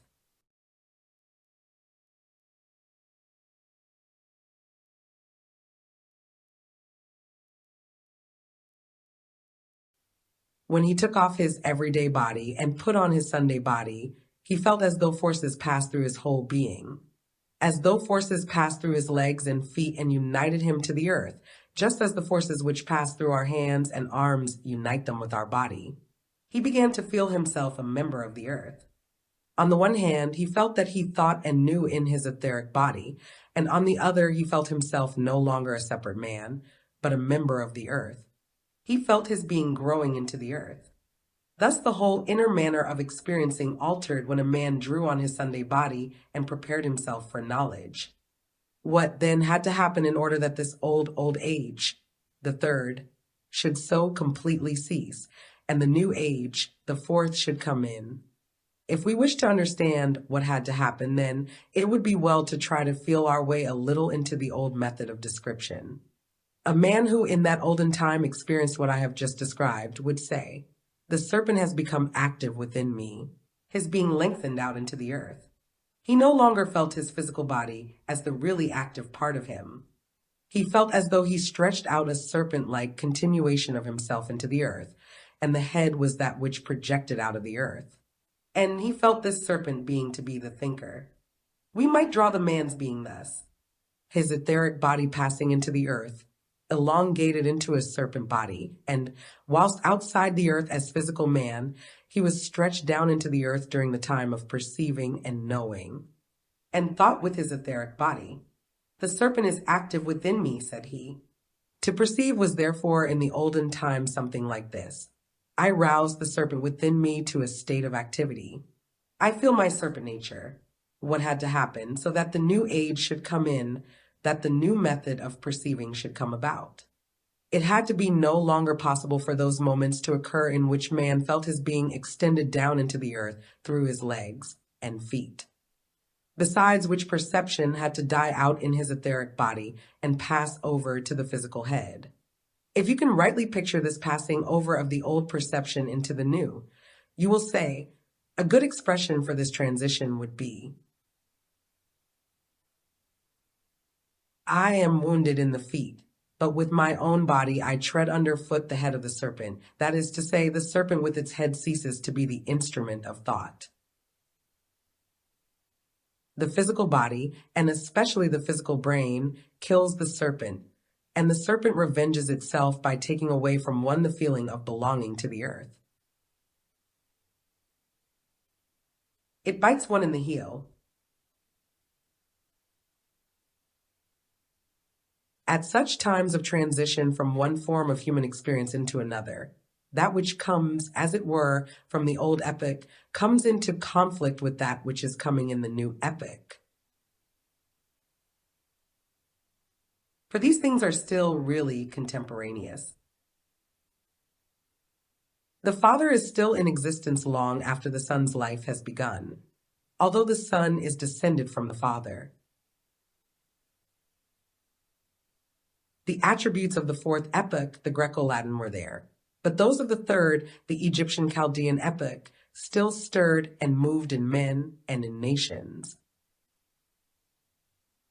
These attributes naturally became intermingled in the course of evolution, but that which thus appears as the newly arisen, and that which comes, as it were, out of the olden times, continue to live contemporaneously, but can no longer understand each other properly. The old does not understand the new. The new must protect itself against the old, must defend its life against it. That is to say, the new is there, but the ancestors with their attributes belonging to the old epoch still work in their descendants, the ancestors who have taken no part in the new. Thus we may describe the transition from the third epoch of humanity to the fourth. There had therefore to be a hero, as we might say, a leader of humanity who, in a significant manner, first represents this process of the killing of the serpent, of being wounded by it, while he had at the same time to struggle against that which was certainly related to him, but which with its attributes still shone into the new age from the old. In the advance of mankind, one person must first experience the whole greatness of that which later all generations experience. Who was the hero who crushed the head of the serpent? Who struggled against that which was important in the third epoch? Who was he who guided mankind out of the old Sattva time into the new Tamas time? That was Krishna, and how could this be more clearly shown than by the Eastern legend in which Krishna is represented as being a son of the gods, a son of Mahadeva and Devki, who entered the world surrounded by miracles, that betokens that he brings in something new, and who, if I may carry my example further, leads men to look for wisdom in their everyday body, and who crushes their Sunday body, the serpent, who has to defend himself against that which projects into the new age from his kindred. Such a one is something new, something miraculous. Hence the legend relates how the child Krishna, even at his birth, was surrounded by miracles, and that Kansa, the brother of his mother, wished to take the life of the child. In the uncle of the child Krishna, we see the continuance of the old, and Krishna has to defend himself against him. For Krishna had to bring in the new, that which kills the third epoch and does away with the old conditions for the external evolution of mankind. He had to defend himself against Kansa, the inhabitant of the old Sattva age. And amongst the most remarkable of the miracles with which Krishna is surrounded, the legend relates that the mighty serpent Kali twined round him, but that he was able to tread the head of the serpent underfoot, though it wounded his heel. Here we have something of which we may say the legend directly reproduces an occult fact. That is what legends do. Only we ought not to seek an external explanation, but should grasp the legend aright, in the true light of knowledge, in order to understand it. Krishna is the hero of the setting third post-Atlantean epoch of humanity. The legend relates further that Krishna appeared at the end of the third cosmic epoch. It all corresponds when rightly understood. Krishna is therefore he who kills out the old perception, who drives it into the darkness. This he does in his external phenomena. He reduces to a state of darkness that which as sattva knowledge was formerly possessed by mankind. Now, how is he represented in the Bhagavad Gita? He is there represented as giving to a single individual, as if in compensation for what he has taken away from him. Guidance as to how through yoga he can rise to that which was then lost to normal mankind. Thus to the world Krishna appears as the killer of the old sattva knowledge, while at the same time we see him at the end of the Gita as the Lord of Yoga, who is again to lead us up to the knowledge which had been abandoned. The knowledge belonging to the old ages, which we can only attain when we have overcome and conquered that which we now put on externally as an everyday dress. When we return once more to the old spiritual condition, that was the twofold deed of Krishna. He acted as a world historical hero, in that he crushed the head of the serpent of the old knowledge and compelled man to re-enter the physical body, in which alone the ego could be one as free and independent ego, whereas formerly all that made man an ego streamed in from outside. Thus he was a worldwide historical hero. Then to the individual, he was the one who for the times of devotion, of meditation, of inner finding, gave back that which had at one time been lost. That it is which we meet with in such a grand form in the Gita, which at the end of our last lecture we allowed to work upon our souls, and which Arjuna meets as his own being seen externally, seen without beginning and without end, outspread over all space. If we observe this condition more clearly, we come to a place in the Gita, which, if we have already been amazed at the great and mighty contents of the Gita, must infinitely extend our admiration. We come to a passage which, to the man of the present day, must certainly appear incomprehensible, wherein Krishna reveals to Arjuna the nature of the Avayada tree, of the fig tree, by telling him that in this tree the roots grow upwards and the branches downwards, where Krishna further says that the single leaves of this tree are the leaves of the Veda book, which, put together, yield the Veda knowledge. That is a singular passage in the Gita. What does it signify, this pointing to the great tree of life, whose roots have an upward direction, and the branches a downward direction, and whose leaves give the contents of the Veda?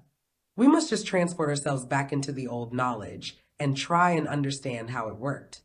The man of today only has, so to say, his present knowledge communicated to him through his physical organs. The old knowledge was acquired, as we have just described, in the body which was still etheric, not that the whole man was etheric. But knowledge was acquired through the part of the etheric body, which was within the physical body. Through this organism, through the organization of the etheric body, the old knowledge was acquired. Just imagine vividly that you, when in the etheric body, could perceive by means of the serpent.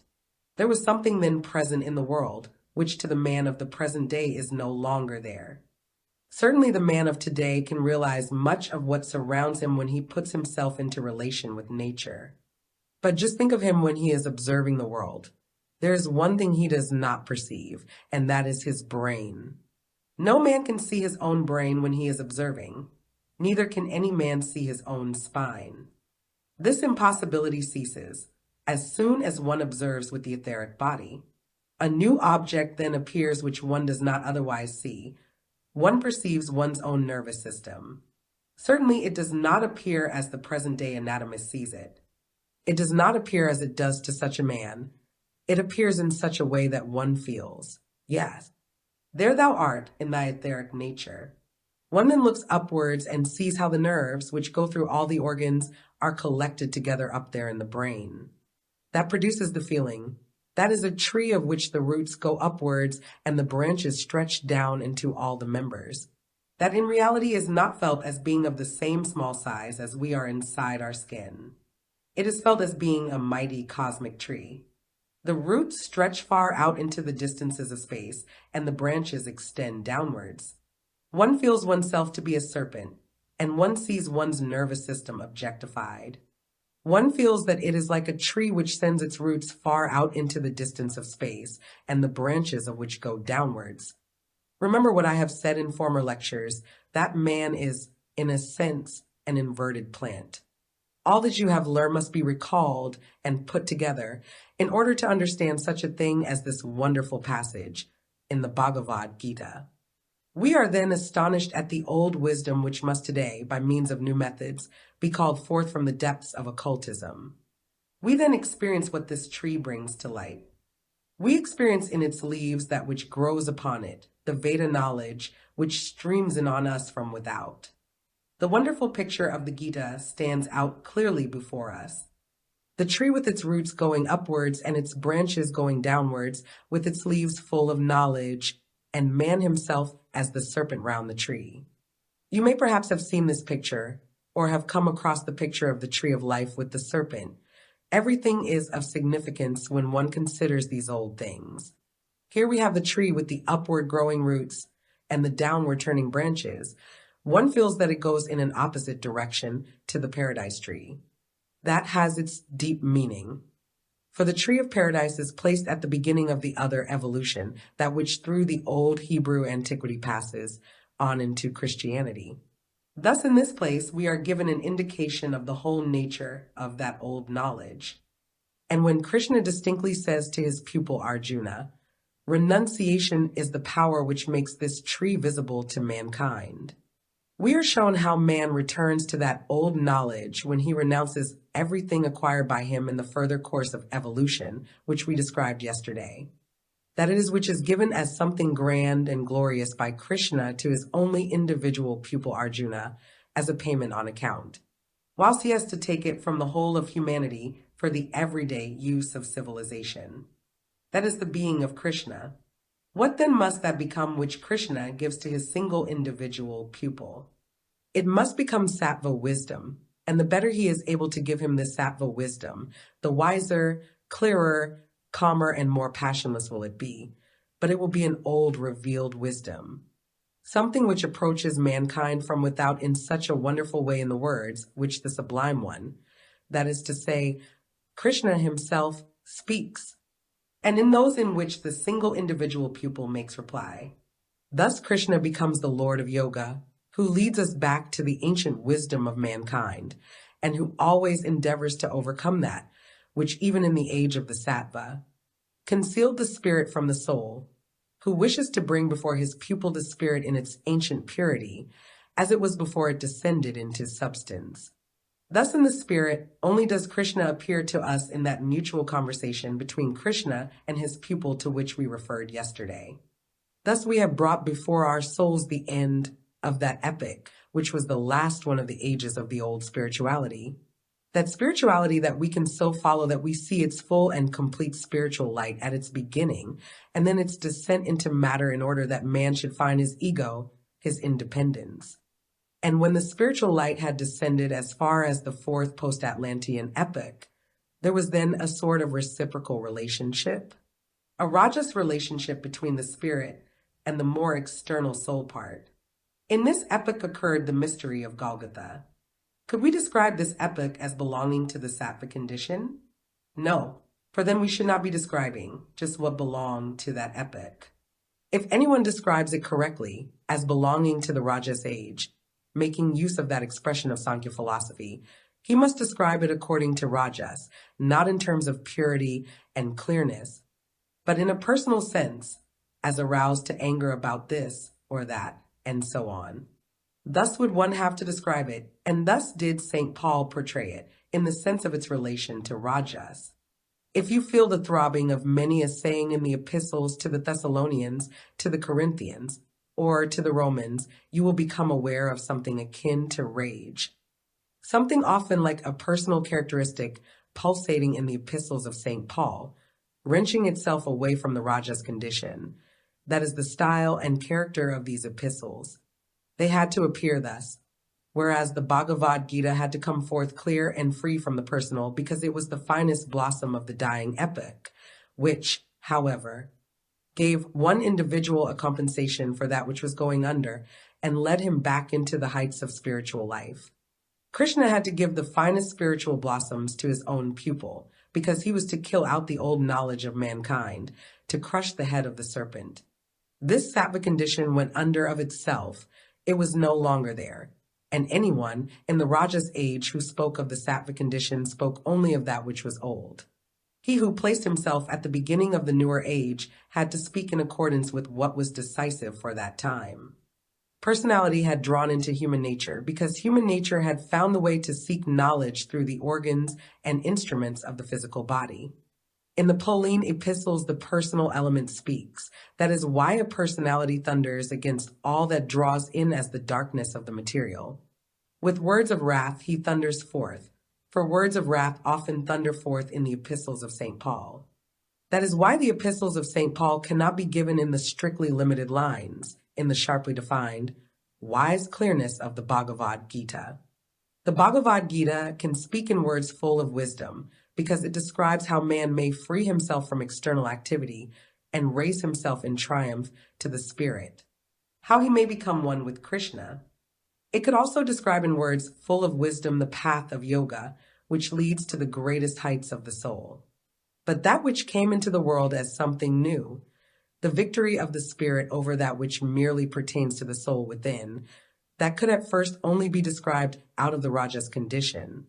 And he who first described it in a manner significant for the history of mankind, does so full of enthusiasm, in such a way that one knows he took part in it himself, that he himself trembled before the revelation of the Christ impulse. The personal had then come to him. He was confronted for the first time with that which was to work on for thousands of years into the future. It came to him in such a way that all the forces of his soul had to take a personal part in it. Therefore, he does not describe in philosophic concepts, full of wisdom, such as occur in the Bhagavad Gita, but describes what he has to describe as the resurrection of Christ as something in which man is directly and personally concerned. Was it not to become personal experience? Was not Christianity to draw into what is most intimately personal, warm it through, and fill it with life? Truly, he who described the Christ event for the first time could only do so as a personal experience. We can see how in the Gita the chief emphasis is laid upon the ascent through yoga into spiritual heights. The rest is only touched upon in passing. Why is this? Because Krishna only gives his instructions to one particular pupil and does not concern himself with what other people outside in the world feel as to their connection with the spiritual. Therefore, Krishna describes what his pupil must become, that he must grow higher and become more and more spiritual. That description leads to riper and riper conditions of the soul, and hence to more and more impressive pictures of beauty. Hence also, it is the case that only at the end do we meet with the antagonism between the demoniacal and the spiritual, and it confirms the beauty of the ascent into the soul life. Only at the conclusion do we see the contrast between those who are demoniacal and those who are spiritual. All those people out of whom only the material speaks, who live in the material, who believe that all comes to an end with death, are demoniacal. But that is only mentioned by way of enlightenment. It is nothing with which the great teacher is really concerned. He is before all concerned with the spiritualizing of the human soul. Yoga may only speak of that which is opposed to yoga as a side issue. St. Paul is, above all, concerned with the whole of humanity, that humanity which is in fact in the oncoming age of darkness. He has to turn his attention to all that this age of darkness brings about in human life. He must contrast the dark life, common to all, with that which is the Christ impulse, and which is first to spring up as a tiny plant in the human soul. We can see it appearing in St. Paul as he points over and over again to all sorts of vice, all sorts of materialism, which must be combated through what he has to give. What he is able to give is at first a mere flickering in the human soul, which can only acquire power through the enthusiasm which lies behind his words, and which appears in triumphant words as the manifestation of feeling through personality. Thus the presentations of the Gita and of the Pauline epistles are far removed from each other. In the clearness of the Gita, the descriptions are impersonal, while St. Paul had to work the personal into his words. It is that which on the one hand gives the style and tone to the Gita, and on the other to the Pauline epistles. We meet it in both works, almost, one might say, in every line. Something can only attain artistic perfection when it has acquired the necessary ripeness. At the beginning of its development, it always appears as more or less chaotic. Why is all this so? This question is answered if we turn to the wonderful beginning of the Gita. We have already described it. We have seen the hosts of the kindred facing each other in battle, one warrior facing another. Yet both conqueror and conquered are related to one another by blood. The time we are considering is that of the transition from the old blood relationship, to which belongs the power of clairvoyance, to that of the differentiation and mingling of blood, which is the characteristic of our modern times. We are confronted with a transformation of the outer bodily nature of man and of the perception which necessarily accompanies this. Another kind of mingling of blood, a new significance of blood now enters into the evolution of mankind. If we wish to study the transition from that old epic to new, I would remind you of my little pamphlet, The Occult Significance of Blood. We must say that the clairvoyance of olden times depended upon the fact that the blood was, so to say, kept in the tribe, whereas the new age proceeded from the mixing of blood by which clairvoyance was killed, and the new perception arose which is connected with the physical body. The beginning of the Gita points to something external, to something connected with man's bodily form. It is with these external changes of form that Sankhya philosophy is mostly concerned. In a sense, it leaves in the background that which belongs to the soul, as we have pointed out. The souls in their multiplicity are simply behind the forms. In Sankhya philosophy, we have found a kind of plurality. We have compared it with the Leibniz philosophy of more modern times. If we can think ourselves into the soul of a Sankhya philosopher, we can imagine his saying, "My soul expresses itself in the sattva, or in the rajas, or in the tamas condition with respect to the forms of the external body." But this philosopher studies the forms. These forms alter, and one of the most remarkable changes is that which expresses itself in the different use made of the etheric body, or through the transition as regards blood relationship we have just described. We have then an external change of form. The soul itself is not in the least affected by that with which Sankhya philosophy concerns itself. The external changes of form are quite sufficient to enable us to consider what takes place in the transition from the old Sattva age to that of the new Rajas, on the borders of which stands Krishna. It is the external changes of form which come into consideration there. Outer changes of form always come into consideration at the time of the change of the ages.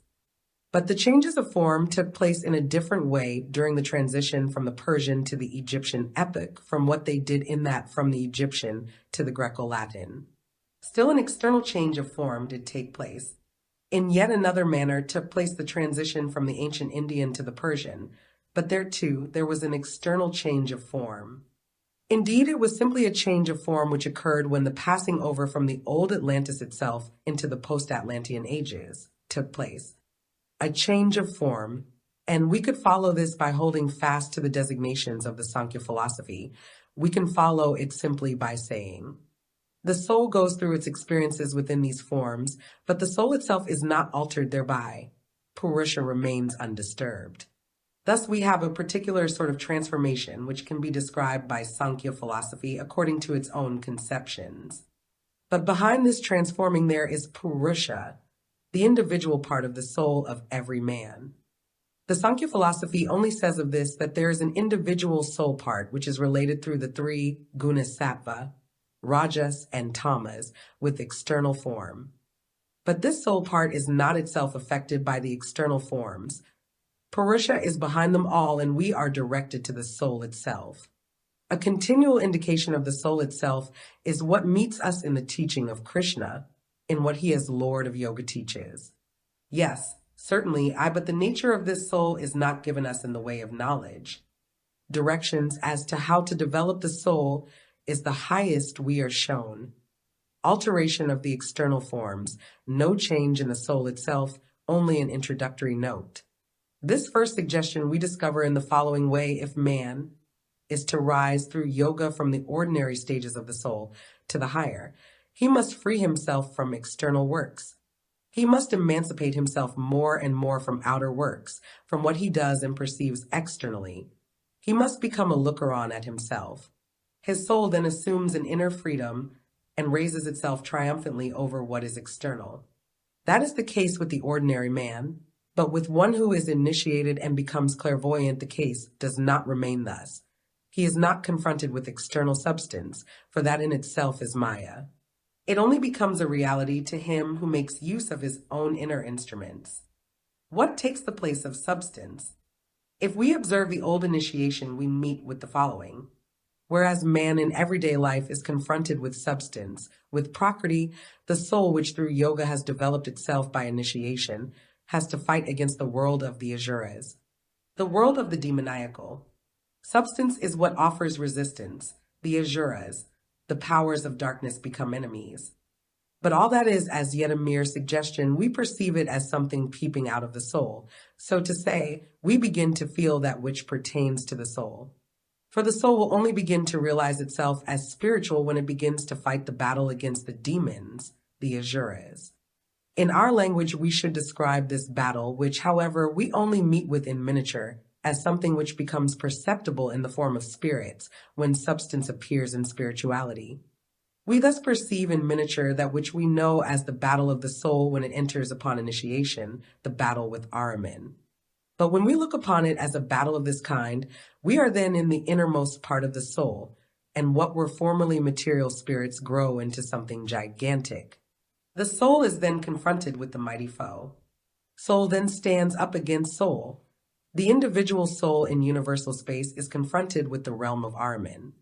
It is the lowest stage of Ahriman's kingdom with which one fights in yoga. But now when we look at this as the battle of the soul with the powers of Ahriman, with Ahriman's kingdom, he himself stands before us. Sankhya philosophy recognizes this relationship of the soul to external substance, in which the latter has the upper hand, as the condition of tamas. The initiate who has entered initiation by means of yoga is not only in this tama state, but also in battle with certain demoniacal powers, into which substance transforms itself before his sight. In this same sense, the soul, when it is in the condition not only of being confronted with the spiritual in substance, but with the purely spiritual, is face to face with Ahriman. According to Sankhya philosophy, spirit and matter are in balance in the Rajas condition. They sway to and fro. First matter is above, then spirit.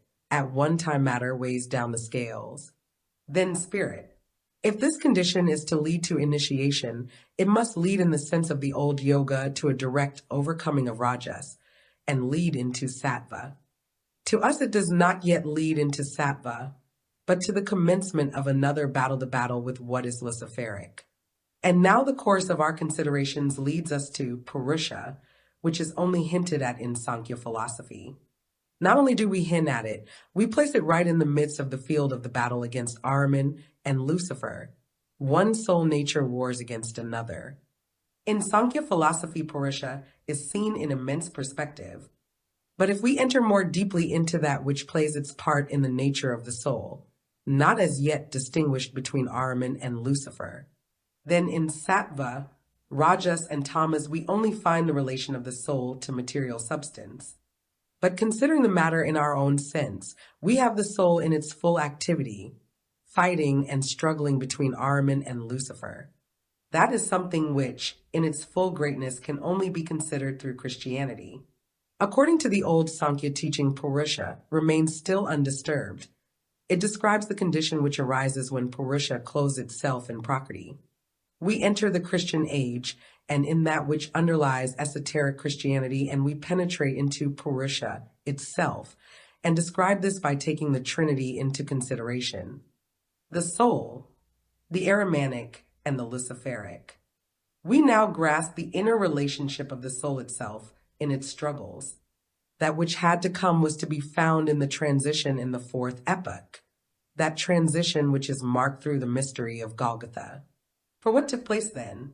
That which occurred in the transition from the third to the fourth epoch was something which can be described as a mere change of form. But now it is something which can only be described by the transition from Prakriti into Purusha itself, which must be so characterized that we say, we feel how completely Purusha has emancipated itself from Prakriti. We feel that in our innermost being. Man is not only torn away from the ties of blood, but also from Prakriti, from everything external, and must inwardly have done with it. Then comes the Christ impulse. That is, however, the greatest transition which could take place in the whole evolution of the earth. It is then no longer merely a question of what might be the conditions of the soul in relation to matter in sattva, rajas, and tamas. For the soul no longer has merely to overcome tamas and rajas to raise itself above them in yoga, but has to fight against Ahriman and Lucifer, for it is now left to itself. Hence the necessity to confront that which is presented to us in that mighty poem, the Bhagavad Gita, that which was necessary for the old times with that which is necessary for the new. That sublime song, the Bhagavad Gita, shows us this conflict. There we are shown the human soul. It dwells in its bodily part, in its sheaths. These sheaths can be described. They are that which is in a constant state of changing form. The soul in its ordinary life lives in a state of entanglement in Prakriti. In yoga, it frees itself from that which envelopes it. It overcomes that in which it is enwrapped, and enters the spiritual sphere, when it is quite free from its coverings. Let us compare with this that which Christianity, the mystery of Golgotha, first brought. It is not here sufficient that the soul should merely make itself free. For if the soul should free itself through yoga, it would attain to the vision of Krishna. He would appear in all his might before it, but as he was before Ahriman and Lucifer obtained their full power. Therefore, a kind divinity still conceals the fact that beside Krishna, who then becomes visible in the sublime way described in our last lecture, on his left and on his right there stand Ahriman and Lucifer.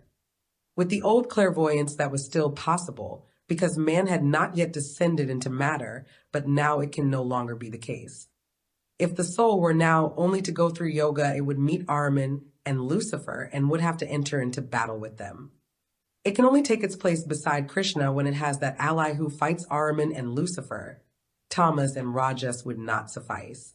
That ally, however, is Christ. Thus we see how that which is of a bodily nature freed itself from the body, or one might also say, that which is bodily darkened itself within the body at the time when Krishna, the hero, appeared. But on the other hand, we see that which is still more stupendous. The soul abandoned to itself and face to face with something which is only visible in its own domain in the age in which the mystery of Golgotha occurred. I can well imagine, my dear friend, someone saying, well, what could be more wonderful than when the highest ideal of man, the perfection of mankind, is placed before our eyes in the form of Krishna? There can be something higher, and that it is which must stand by our side and permeate us when we have to gain this humanity, not merely against Tamas and Rajas, but against the powers of the Spirit. That is the Christ. So it is the want of capacity to see something greater still, if one is determined to see in Krishna the highest of all. The preponderating force of the Christ impulse, as compared with the Krishna impulse, is expressed in the fact that in the latter we have incarnated in the whole human nature of Krishna, the being which was incarnated in him. Krishna was born and grew up as the son of Vasudeva, but in his whole manhood was incarnated that highest human impulse which we recognize as Krishna, that other impulse which must stand by our side when we have to confront Lucifer and Ahriman, which confrontation is only now beginning. For all such things, for instance, as are represented in our mystery dramas, will be understood psychically by future generations. That other impulse must be one for which mankind, as such, is at first too small. An impulse which cannot immediately dwell even in a body, such as one which Zarathustra can inhabit, but can only dwell in it when that body itself has attained the height of its development, when it has reached its 30th year. Thus the Christ impulse does not fill a whole life, but only the ripest period of a human life. That is why the Christ impulse lived only for 3 years in the body of Jesus. The more exalted height of the Christ impulse is expressed in the fact that it could not live immediately in a human body, as did Krishna from his birth up. We shall have to speak further of the overwhelming greatness of the Christ impulse as compared with the Krishna impulse and how this is to be seen. But from what has already been characterized, you can both see and feel that, as a matter of fact, the relation between the great Gita and the Epistles of St. Paul could be none other. That the whole presentation of the Gita being the ripe fruit of much, much earlier times, may therefore be complete in itself, while the Epistles of St. Paul, being the first seeds of a future certainly more perfect, more all-embracing world epic, must necessarily be far more incomplete. Thus one who represents how the world runs its course must recognize, it is true, the great imperfections of the Pauline epistles as compared with the Gita, the very, very significant imperfections. They must not be disguised, but he must also understand the reason those imperfections have to be there. Lecture 5. The spiritual nature of Maya. Krishna, the light halo of Christ. The Risen One. January 1st, 1913. During this course of lectures, we have brought before our souls two remarkable documents of humanity, although necessarily described very briefly on account of the limited number of lectures. And we have seen what impulses had to flow into the evolution of mankind in order that these two significant documents, the sublime Gita and the Epistles of St. Paul, might come into existence. What it is important for us to grasp is the essential difference between the whole spirit of the Gita and that of the Epistles of St. Paul. As we have already said, in the Gita we have the teachings that Krishna was able to give to his pupil Arjuna. Such teachings can only be given, and should only be given to one person individually, for they are in reality exactly what they appear in the Gita, teachings of an intimate nature. On the other hand, it may be said that they are now within the reach of anyone, because they appear in the Gita. This naturally was not the case at the time the Gita was composed. They did not then reach all ears. They were then only communicated by word of mouth. In those old days, teachers were careful to ascertain the maturity of the pupil to whom they were about to communicate such teachings. They always made sure of his being ready for them. In our time, this is no longer possible as regards all the teachings and instructions which have in some way come openly to light. We are living in an age in which the spiritual life is in a certain sense public. Not that there is no longer any occult science in our day, but it cannot be considered occult simply because it is not printed or spread abroad. There is plenty of occult science, even in our day. The scientific teaching of Fichte, for instance, although everyone can procure it in printed form, is really a secret teaching. And finally, Hegel's philosophy is also a secret doctrine, for it is very little known and has indeed many reasons in it for remaining a secret teaching. And this is the case with many things in our day. The scientific teaching of Fichte and the philosophy of Hegel have a very simple method of remaining secret doctrine, in that they are written in such a way that most people do not understand them, and fall asleep if they read the first pages. In that way, the subject itself remains a secret doctrine, and this is the case in our own age with a great deal which many people think they know. They do not know it. Thus these things remain secret doctrine. And in reality, such things as are to be found in the Gita also remain secret doctrine, although they may be made known in the widest circles by means of printing. For while one person who takes up the Gita today sees in it great and mighty revelations about the evolution of man's own inner being, another will only see in it an interesting poem. To him, all the perceptions and feelings expressed in the Gita are mere trivialities. For let no one think that he has really made what is in the Gita his own, although he may be able to express in the words of the Gita itself what is contained in it, but which may itself be far removed from his comprehension. Thus the greatness of the subject itself is in many respects a protection against its becoming common. What is certain is that the teachings which are poetically worked out in the Gita are such that each one must follow, must experience them for himself, if, through them, he wishes to rise in his soul. And finally, to experience the meeting with the Lord of Yoga, with Krishna. It is therefore an individual matter, something which the great teacher addresses to one individual alone. It is a different thing when we consider the contents of the Epistles of St. Paul from this point of view. There we see that all is for the community, all is matter appealing to the many. For if we fix our attention upon the innermost core of the essence of the Krishna teaching, we must say, what one experiences through this teaching, one experiences for oneself alone, in the strictest seclusion of one's own soul, and one can only have the meeting with Krishna as a lonely soul wanderer. After one has found the way back to the original revelations and experiences of mankind, that which Krishna can give must be given to each individual. This is not the ease with the revelation given to the world through the Christ Impulse. From the beginning, the Christ Impulse was intended for all humanity, and the mystery of Golgotha was not consummated as an act for the individual soul alone. But we must think of the whole of mankind from the very beginning to the very end of the earth's evolution, and realize that what happened at Golgotha was for all men. It is to the greatest possible extent a matter for the community in general. Therefore, the style of the Epistles of St. Paul, apart from all that has already been characterized, must be quite different from the style of the sublime Gita. Let us once more picture clearly the relationship between Krishna and Arjuna. He gives his pupil unequivocal directions as Lord of Yoga as to how he can rise in his soul in order to attain the vision of Krishna.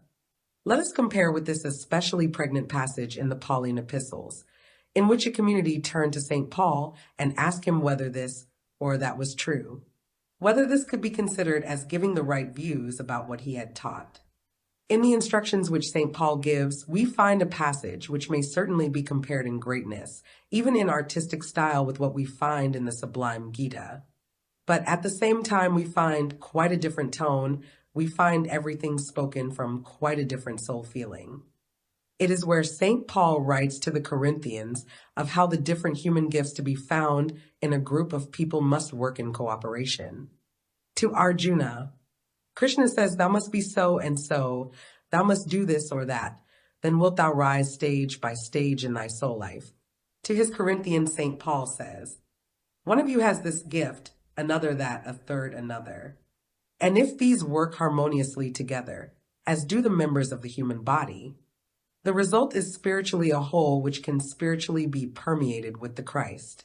Thus, through the subject itself, St. Paul addresses himself to men who work together, that is to say, to a multitude. And he uses an important opportunity to do this, namely, when the gift of the so-called speaking with tongues comes under consideration. What is this speaking with tongues that we find spoken of in St. Paul's epistles? It is neither more nor less than a survival of old spiritual gifts which, in a renewed way, but with full human consciousness, confront us again at the present time. For when among our initiation methods we speak of inspiration, it is understood that a man who attains to inspiration in our age does so with a clear consciousness, just as he brings a clear consciousness to bear upon his powers of understanding and his sense realizations. But in olden times this was different. Then such a man spoke as an instrument of high spiritual beings who made use of his organs to express higher things through his speech. He might sometimes say things which he himself could not understand at all. Thus revelations from the spiritual worlds were given, which were not necessarily understood by him who was used as an instrument, and just that was the case in Corinth. The situation had there arisen of a number of persons having this gift of tongues. They were then able to make this or that prediction from the spiritual worlds. Now, when a man possesses such gifts, everything he is able to reveal by their means is under all circumstances a revelation from the spiritual world. Yet it may, nevertheless, be the case that one man may say this and another that, for spiritual sources are manifold. One may be inspired from one source and another from another. And thus it may happen that the revelations do not correspond. Complete harmony can only be found when these worlds are entered in full consciousness. Therefore, St. Paul gives the following admonition. Some there are who can speak with tongues, others who can interpret the words spoken.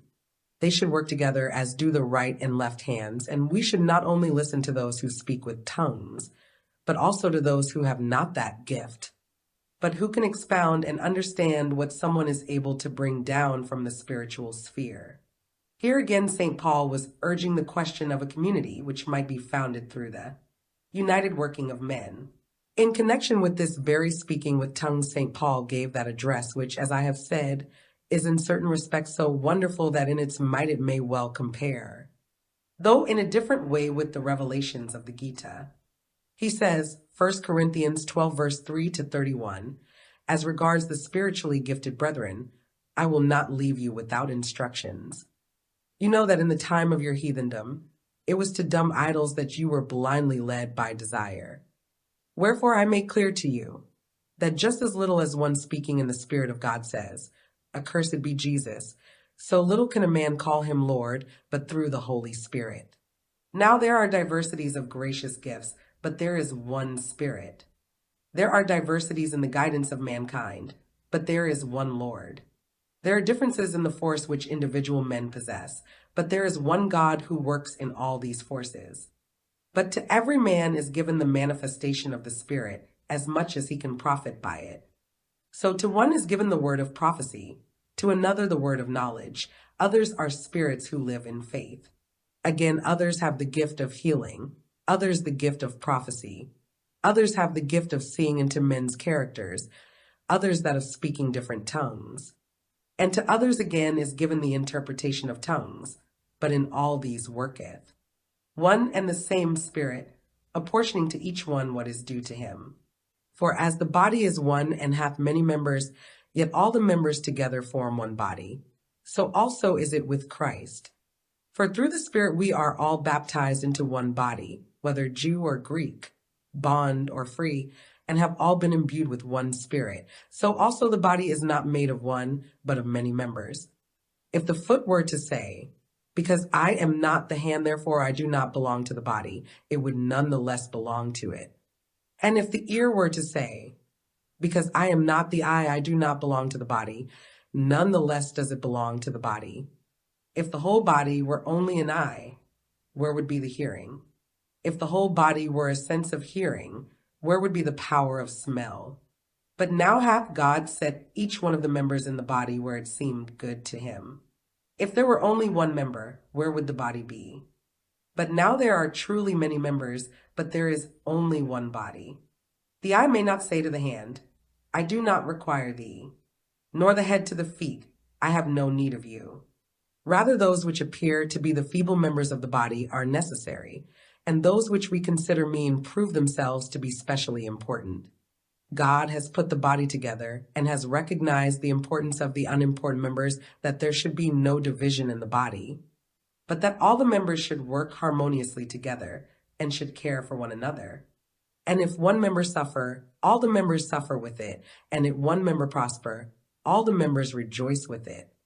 But ye, said St. Paul to his Corinthians, are the body of Christ, and are severally the members thereof.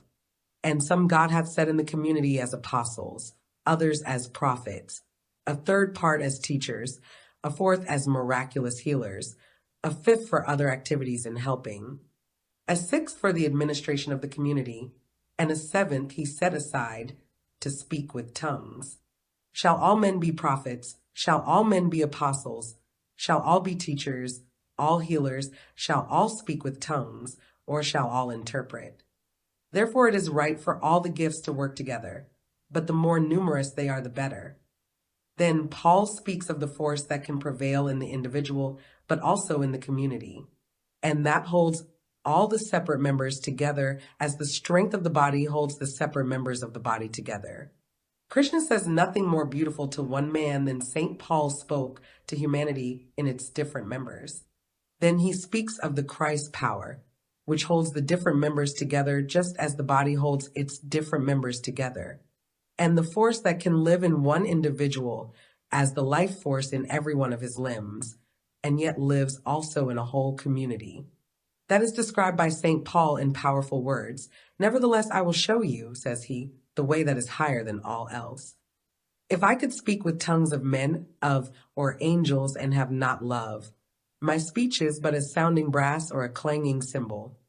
And if I could prophesy and reveal all secrets and communicate all the knowledge in the world, and if I had all the faith that could remove mountains themselves and had not love, it would all be nothing. And if I distributed every spiritual gift, yeah, if I gave my body itself to be burnt, but were lacking in love, it would all be in vain. Love endureth ever. Love is kind. Love knows not envy. Love knows not boasting, knows not pride. Love injureth not what is decorous, seeketh not her own advantage, doth not let herself be provoked, beareth no one any malice, doth not rejoice in unrighteousness, but rejoiceth only in truth. Love envelopeth all, streameth through all beliefs, hopeth all things, practiseth toleration everywhere. Love, if it existeth, can never be lost. Prophecies vanish when they are fulfilled. What is spoken with tongue ceases when it can no longer speak to human hearts. What is known ceases when the subject of knowledge is exhausted. For we know in part, and we prophesy in part. But when that which is perfect is come, then that which is in part shall be done away.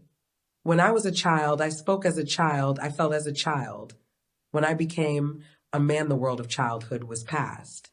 Now we only see dark outlines in a mirror, but then we shall see the Spirit face to face. Now is my knowledge in part, but then I shall know completely, even as I myself am known.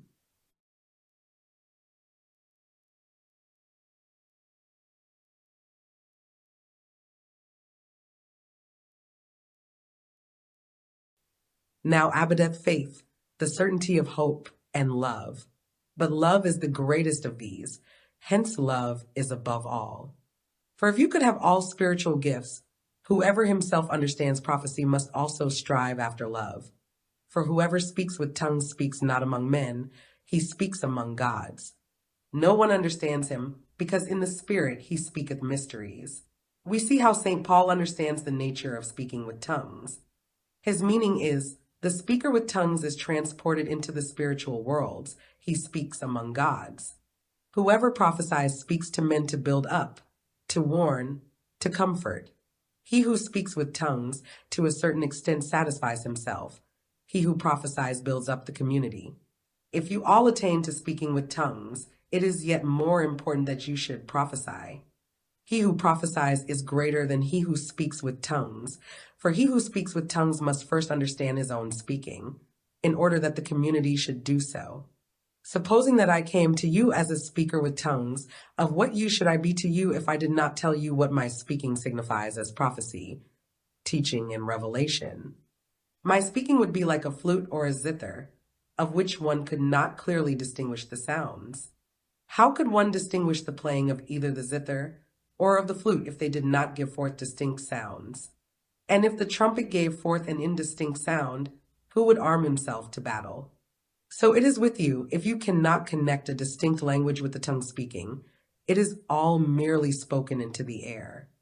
All this shows us that the different spiritual gifts must be divided amongst the community, and that the members as individuals must work together. With this we come to the point at which the revelation of Paul, through the moment in human evolution in which it appears, must differ absolutely from that of Krishna. The Krishna revelation is directed to one individual, but in reality applies to every man if he is ripe to tread the upward path prescribed to him by the Lord of Yoga. We are more and more reminded of the primeval ages of mankind, to which we always, according to Krishna teaching, return in spirit. At that time men were less individualized. One could assume that for each man the same teaching and directions would be suitable. St. Paul confronted mankind when individuals were becoming differentiated, when they really had to become differentiated, each one with his special capacity, his own special gift. One could then no longer reckon on being able to pour the same thing into each different soul. One had then to point to that which is invisible and rules over all. This, which lives in no man as a separate individual, although it may be within each one, is the Christ Impulse. The Christ Impulse, again, is something like a new group soul of humanity, but one that must be consciously sought for by men. To make this clearer, let us picture to ourselves how, for instance, a number of Krishna students are to be distinguished in the spiritual worlds. from a number of those who have been moved in the deepest part of their being by the Christ impulse. The Krishna pupils have every one of them been stirred by one and the same impulse, which has been given them by the Lord of Yoga. In spiritual life, each one of these is like the other. The same instructions have been given to them all. But those who have been moved by the Christ impulse are each, when disembodied and in the spiritual world, possessed of their own particular individuality, their own distinct spiritual forces. Therefore, even in the spiritual world, one man may go in one direction and one in another. And the leader of both, the one who pours himself into the soul of each one, no matter how individualized he may be, is the Christ, who is in the soul of each one and at the same time soars above them all. So we still have a differentiated community even when the souls are discarnate, while the souls of the Krishna pupils, when they have received instructions from the Lord of Yoga, are as one unit. The object of human evolution, however, is that souls should become more and more differentiated. Therefore, it was necessary that Krishna should speak in a different way. He really speaks to his pupils just as he does in the Gita. But St. Paul must speak differently. He really speaks to each individual, and it is a question of individual development whether, according to the degree of his maturity, a man remains at a certain stage of his incarnation at a standstill in exoteric life, or whether he is able to enter the esoteric life and raise himself into esoteric Christianity. We can go further and further in the Christian life and attain the utmost esoteric heights, but we must start from something different from what we start from in the Krishna teaching. In the Krishna teaching, you start from the point you have reached as man and raise the soul individually as a separate being. In Christianity, before you attempt to go further along the path, you must have gained a connection with the Christ impulse feeling in the first place that this transcends all else. The spiritual path to Krishna can only be trodden by one who receives instructions from Krishna. The spiritual path to Christ can be trodden by anyone, for Christ brought the mystery for all men who feel drawn towards it. That, however, is something external, accomplished on the physical plane. The first step is, therefore, taken on the physical plane. That is the essential thing. Truly, one need not, if one looks into the world historical importance of the Christ impulse, begin by belonging to this or that Christian denomination. On the contrary, one can, just in our time, even start from an anti-Christian standpoint or from one of indifference towards Christ. Yet if one goes deeply into the spiritual life of our own age, examining the contradictions and follies of materialism, perhaps one may genuinely be led to Christ. Even though to begin with one may not have belonged to any particular creed. Therefore, when it is said outside our circle that we are starting from a peculiar Christian denomination, this must be regarded as a special calumny. For it is not a matter of starting from any denomination, but that in response to the demands of the spiritual life itself, everyone, be he Mohammedan or Buddhist, Jew or Hindu or Christian, shall be able to understand the Christ impulse in its whole significance for the evolution of mankind. This desire we can see deeply penetrating the whole view and presentation of St. Paul. And in this respect, he is absolutely the one who sets the tone for the first proclamation of the Christ impulse to the world. As we have described how Sankhya philosophy concerns itself with the changing forms, with that which appertains to Prakriti, we may also say that St. Paul, in all that underlies his profound epistles, deals with Purusha, that which pertains to the soul. What the soul is to become, the destiny of the soul, how throughout the whole evolution of mankind it evolves in manifold ways. Concerning all this, St. Paul gives us quite definite and profound conclusions. There is a fundamental difference between what Eastern thought was still able to give us and what we find at once with such wonderful clearness in St. Paul. We pointed out yesterday that according to Krishna, everything depended on man's finding his way out of the changing forms. But Prakriti remains outside as something foreign to the soul. All the striving in this Eastern method of development, and even in the Eastern initiation, tends to free one from material existence, from that which is spread outside in nature. For that, according to the Veda philosophy, is merely Maya. Everything external is Maya, and to be free from Maya is yoga. We have pointed out how in the Gita, it is expected of man that he shall become free from all he does and accomplishes, from what he wills and thinks, from what he likes and enjoys, and in his soul shall triumph over everything external. The work that man accomplishes should equally fall away from him, and thus resting within himself, he shall find satisfaction. Thus, he who wishes to develop according to the Krishna teaching aspires to become something like a Paramahansa, that is to say, a high initiate who leaves all material existence behind him, who triumphs over all he has himself accomplished by his actions in this world of sense, and lives a purely spiritual existence, having so overcome what belongs to the senses that he no longer thirsts for reincarnation, that he has nothing more to do with what filled his life, and at which he worked in this sense world. Thus it is the issuing forth from this Maya, the triumphing over it which meets us everywhere in the Gita. With St. Paul it is not so. If he had met with these Eastern teachings, something in the depth of his soul would have caused the following words to come forth.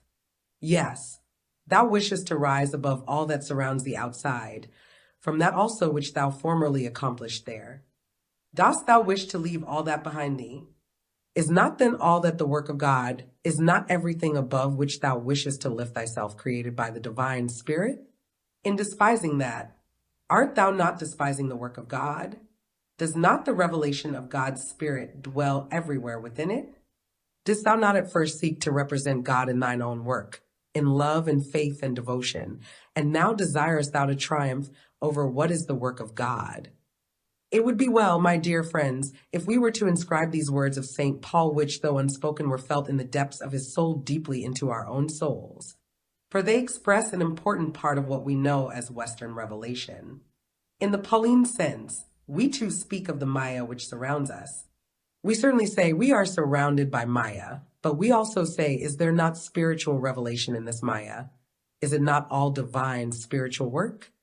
Is it not blasphemy to fail to understand that there is divine spiritual work in all things? Now arises the other question. Why is that Maya there? Why do we see Maya around us? The West does not stop at the question as to whether all is Maya. It inquires as to the wherefore of Maya. Then follows an answer that leads us into the center of the soul, into Purusha. Because the soul once came under the power of Lucifer, it sees everything through the veil of Maya and spreads the veil of Maya over everything. Is it the fault of objectivity that we see Maya? No. To us as souls, objectivity would appear in all its truth if we had not come under the power of Lucifer. It only appears to us as Maya because we are not capable of seeing down into the foundations of what is spread out there. That comes from the souls having come under the power of Lucifer. It is not the fault of the gods, it is the fault of our own soul. Thou, O soul, hast made the world a Maya to thyself, because thou hast fallen into the power of Lucifer. From the highest spiritual grasp of this formula, down to the words of Goethe, the senses do not deceive, but the judgment deceives is one straight line. The Philistines and Zealots may fight against Goethe and his Christianity as much as they like. He might nevertheless say that he is one of the most Christian of men. For in the depths of his being, he thought as a Christian, even in that very formula. The senses do not deceive, but the judgment deceives. It is the soul's own fault that what it sees appears as Maya and not as truth. So that which in Orientalism appears simply as an act of gods themselves is diverted into the depths of the human soul, where the great struggle with Lucifer takes place. Thus Orientalism, if we consider it aright, is in a certain sense materialism, in that it does not recognize the spirituality of Maya and wishes to rise above matter. That which pulses through the Epistles of St. Paul is a doctrine of the soul, although only existing in germ and therefore capable of being so mistaken and misunderstood as in our Thomas time. But it will in the future be visibly spread out over the whole earth.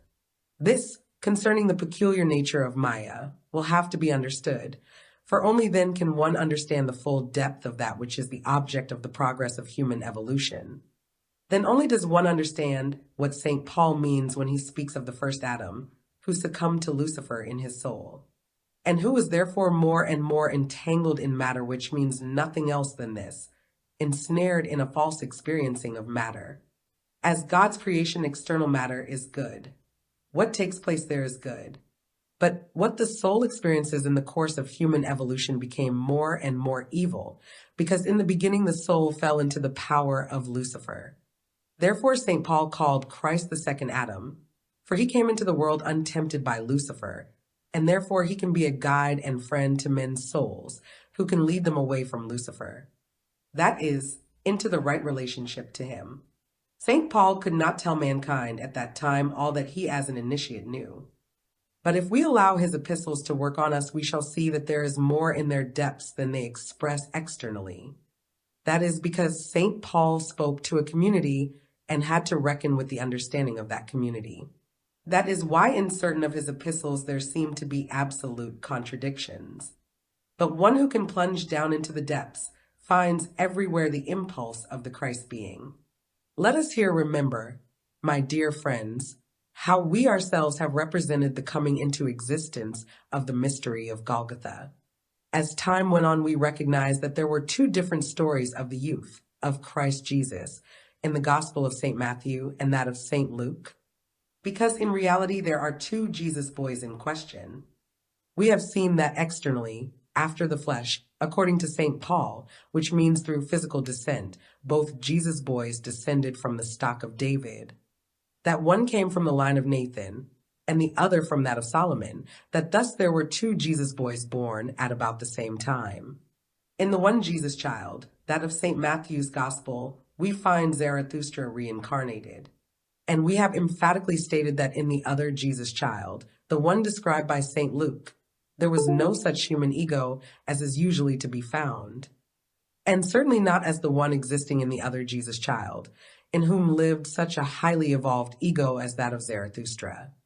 In the Luke Jesus, there actually lives that part of man that has not entered into human evolution on the earth. See also the spiritual guidance of mankind, the Gospel of St. Luke, the Gospel of St. Matthew. It is rather difficult to form a right conception of this, but we must just try to think how. So to speak, the soul that was incarnated in Adam, he who may be described as Adam in the sense of my occult science, succumbed to Lucifer's temptation, symbolically described in the Bible as the fall of man in paradise. We must picture this. Then we must picture further that side by side with that human soul nature which incarnated in Adam's body, there was a human part, a human being, that remained behind and did not then incarnate, that did not enter a physical body, but remained pure soul. You need only now picture how, before a physical man arose in the evolution of humanity, there was one soul, which then divided itself into two parts. The one part, the one descendant of the common soul, incarnated in Adam and thus entered into the line of incarnations, succumbed to Lucifer, and so on. As to the other soul, the sister soul, as it were, the wise rulers of the world saw beforehand that it would not be good that this too should be embodied. It was kept back in the soul world. It did not therefore take part in the incarnations of humanity, but was kept back. With this soul none but the initiates of the mysteries had intercourse. During the evolution preceding the mystery of Golgotha, this soul did not, therefore, take into itself the experience of an ego, for this can only be obtained by incarnating in a human body. Nonetheless, it had all the wisdom that could have been attained through the Saturn, Sun, and Moon periods. It possessed all the love of which a human soul is capable. This soul remained blameless, as it were, of all the guilt that a man can acquire in the course of his incarnations in human evolution. It could not be met with as a human being externally, but it could be perceived by the old clairvoyants and was recognized by them. They encountered it. So to say, in the mysteries thus, here we have a soul. One might say that was within, but yet above, the evolution of mankind. That could at first only be perceived in the spirit, a pre-man, a true superman. It was this soul which, instead of an ego, was incarnated in the Jesus child of St. Luke's Gospel. You will remember the lectures at Bale. This fact was already given out there. We have therefore to do with a soul that is only ego-like, one that naturally acts as an ego when it permeates the body of Jesus, but which in all it displays is yet quite different from an ordinary ego. I have already mentioned the fact that the boy of St. Luke's Gospel spoke a language understood by his mother as soon as he came into the world, and other facts of similar nature were to be observed in him. Then we know that the Matthew Jesus, in whom lived the Zarathustra ego, grew up until his 12th year, and the Luke child also grew up possessing no particular human knowledge or science, but bearing the divine wisdom and the divine power of sacrifice within him. Thus the Luke Jesus grew up not being particularly gifted for what can be learnt externally. We know further that the body of the Matthew Jesus was forsaken by the Zarathustra ego, and that in the 12th year of the Luke Jesus his body was taken possession of by that same Zarathustra ego. That is the moment referred to when it is related of the 12-year-old Jesus of Luke's Gospel, that when his parents lost him, he stood teaching before the wise men of the temple.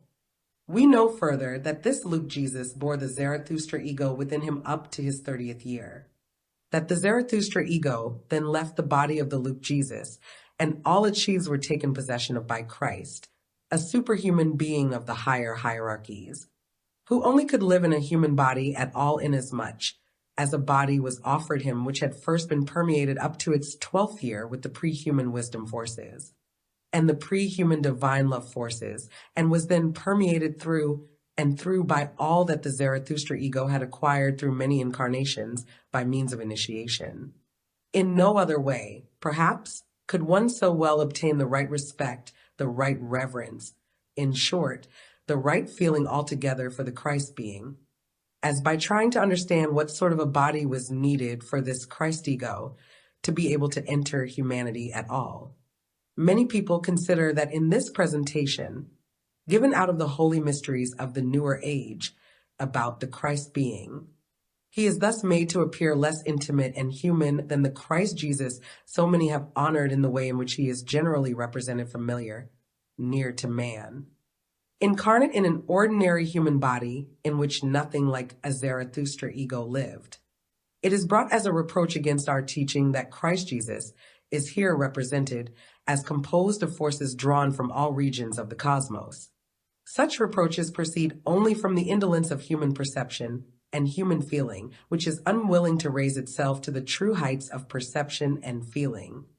The greatest of all must be so grasped by us that our souls have to make the supremest possible efforts to attain the inner intensity of perception and feeling necessary to bring the greatest, the highest, at all near to our soul. Our first feelings will thus be raised higher still, if we do but consider them in this light. We know one other thing besides. We know how we have to understand the words of the gospel. Divine forces are being revealed in the heights, and peace will spread among men of goodwill. We know that this message of peace and love resounded when the Luke Jesus appeared, because Buddha intermingled with the astral body of the Luke Jesus. Buddha, who had already lived in a being who went through his last incarnation as Gautama Buddha and had risen to complete spirituality. So that in the astral body of the Luke Jesus, Buddha revealed himself as he had progressed up to the occurrence of the mystery of Golgotha on earth. Thus we have the being of Christ Jesus presented before us in a way only now possible to mankind from the basis of occult science. St. Paul, although an initiate, was compelled to speak in concepts more easily understood at that time. He could not then have assumed a humanity able to understand such concepts as we have brought before your hearts today. His inspiration, however, was derived from his initiation, which came about as an act of grace, because he did not attain this through regular schooling in the old mysteries, but by grace on the road to Damascus when the risen Christ appeared to him. Therefore I call this initiation one brought about by grace. But he experienced this Damascus vision in such a way that by means of it he knew that he who arose in the mystery of Golgotha lives in the sphere of this earth and has been attached to it since that event. He recognized the risen Christ. From that time on he proclaimed him. Why was he able to see him in the particular way he did? At this point we must enter somewhat into the nature of such a vision, such a manifestation as that of Damascus, for it was a vision, a manifestation of a quite peculiar kind. Only those people who never wish to learn anything of occult facts consider all visions as being of one kind. They will not distinguish such an occurrence as the vision of St. Paul from many other visions, such as appeared to the saints later. What really was the reason that St. Paul could recognize Christ as he did when he appeared to him on the way to Damascus? Why did the certain conviction come to him that this was the risen Christ? This question leads us back to another one. What was necessary in order that the whole Christ being should be able completely to enter into Jesus of Nazareth at the baptism by John in the Jordan? Now, we have just said what was necessary to prepare the body into which the Christ being could descend. But what was necessary in order that the arisen one could appear in such a densified soul form as he appeared into St. Paul? What, then, so to speak, was that halo of light in which Christ appeared to St. Paul before Damascus? What was it? Whence was it taken? If we wish to answer these questions, my dear friends, we must add a few finishing touches to what I have already said. I have told you that there was, as it were, a sister soul to the Adam soul, to that soul which entered into the sequence of human generations. This sister soul remained in the soul world. It was this sister soul that was incarnated in the Luke Jesus. But it was not then incarnated for the first time in a human body in the strictest sense of the words. It had already been once incarnated prophetically. This soul had already been made use of formerly as a messenger of the holy mysteries. It was, so to say, cherished and cultivated in the mysteries, and was sent whenever anything specially important to man was taking place. But it could only appear as a vision in the etheric body, and could only be perceived, strictly speaking, as long as the old clairvoyance remained, in earlier ages that still existed. Therefore, this old sister soul of Adam had no need at that time to descend as far as the physical body in order to be seen. So it actually appeared on earth repeatedly in human evolution, sent forth by the impulses of the mysteries at all times when important things were to take place in the evolution of the earth. But it did not require to incarnate in ancient times because clairvoyance was there. The first time it needed to incarnate was when the old clairvoyance was to be overcome through the transition of human evolution from the third to the fourth post-Atlantean age, of which we spoke yesterday. Then, by way of compensation, it took on an incarnation in order to be able to express itself at the time when clairvoyance no longer existed. The only time this sister soul of Adam was compelled to appear and to become physically visible, it was incorporated, so to speak, in Krishna, and then it was incorporated again in the Luke Jesus. So now we can understand how it was that Krishna spoke in such a superhuman manner, why he is the best teacher for the human ego, why he represents, so to speak, a victory over the ego, why he appears so psychically sublime. It is because he appears as human being at that sublime moment which we brought before our souls in the lecture before last, as man not yet descended into human incarnations. He then appears again to be embodied in the Luke Jesus. Hence that perfection that came about when the most significant world conceptions of Asia, the ego of Zarathustra, and the spirit of Krishna, were united in the 12-year-old Jesus described by St. Luke. He who spoke to the learned men in the temple was therefore not only Zarathustra speaking as an ego, but one who spoke from those sources from which Krishna at one time drew yoga. He spoke of yoga raised a stage higher. He united himself with the Krishna force, with Krishna himself, in order to continue to grow until his 30th year. Then only have we that complete, perfected body which could be taken possession of by the Christ. Thus do the spiritual currents of humanity flow together, so that in what happened at the mystery of Golgotha, we really have a cooperation of the most important leaders of mankind, a synthesis of spirit life. When St. Paul had his vision before Damascus, he who appeared to him then was the Christ. The halo of light in which Christ was enveloped was Krishna. And because Christ has taken Krishna for his own soul covering through which he then works on further, therefore in the light which shone there, in Christ himself, there is all that was once upon a time contained in the sublime Gita. We find much of that old Krishna teaching, although scattered about, in the New Testament revelations. This old Krishna teaching has on that account become a personal matter to the whole of mankind. because Christ is not as such a human ego belonging to mankind, but to the higher hierarchies. Thus Christ belongs also to those times when man was not yet separated from that which now surrounds him as material existence, and which is veiled to him in Maya through his own luciferic temptation. If we glance back over the whole of evolution, we shall find that in those olden times there was not yet that strict division between the spiritual and the material. Material was then still spiritual, and the spiritual, if we may say so, still manifested itself externally. Thus, because in the Christ impulse, something entered into mankind which completely prevented such a strict separation as we find in Sankhya philosophy between Purusha and Prakriti. Christ becomes the leader of men out of themselves and towards the divine creation. Must we then say that we must unconditionally give up Maya now that we recognize that it seems to be given us through our own fault? No, for that would be blaspheming the spirit in the world. That would be assigning to matter properties which we ourselves have imposed upon it with the veil of Maya. Let us rather hope that when we have overcome in ourselves that which caused matter to become Maya, we may again be reconciled with the world. For do we not hear resounding out of the world around us that it is a creation of the Elohim, and that on the last day of creation they considered, and behold, all was very good? That would be the karma to be fulfilled if there were nothing but Krishna teaching, for there is nothing in the world that does not fulfill its karma. If in all eternity there had been only the teaching of Krishna, then the material existence which surrounds us, the manifestation of God of which the Elohim at the starting point of evolution said, "Behold, all was very good," would encounter the judgment of men.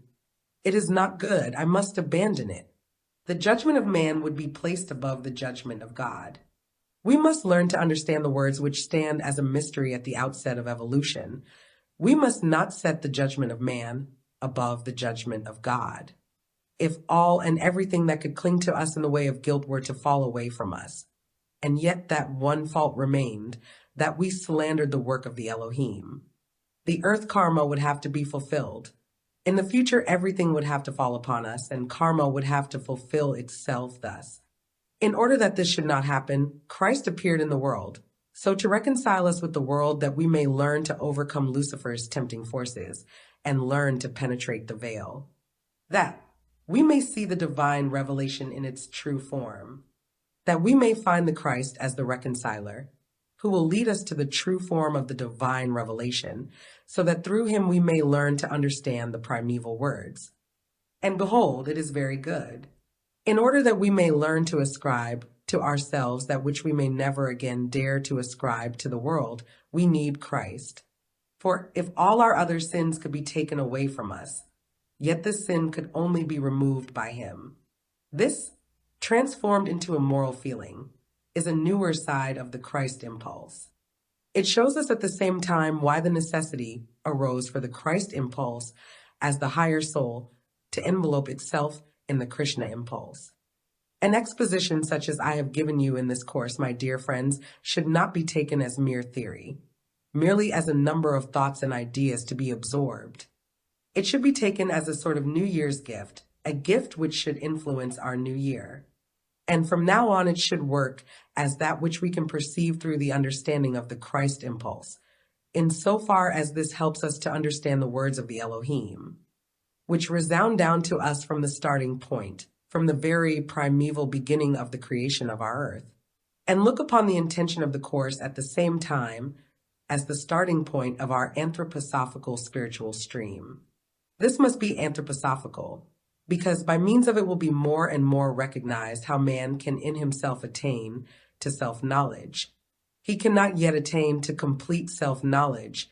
Not yet can anthropos attain to knowledge of anthropos, man to the knowledge of man. So long as this man can consider what he has to carry out in his own soul as an affair to be played out between him and external nature.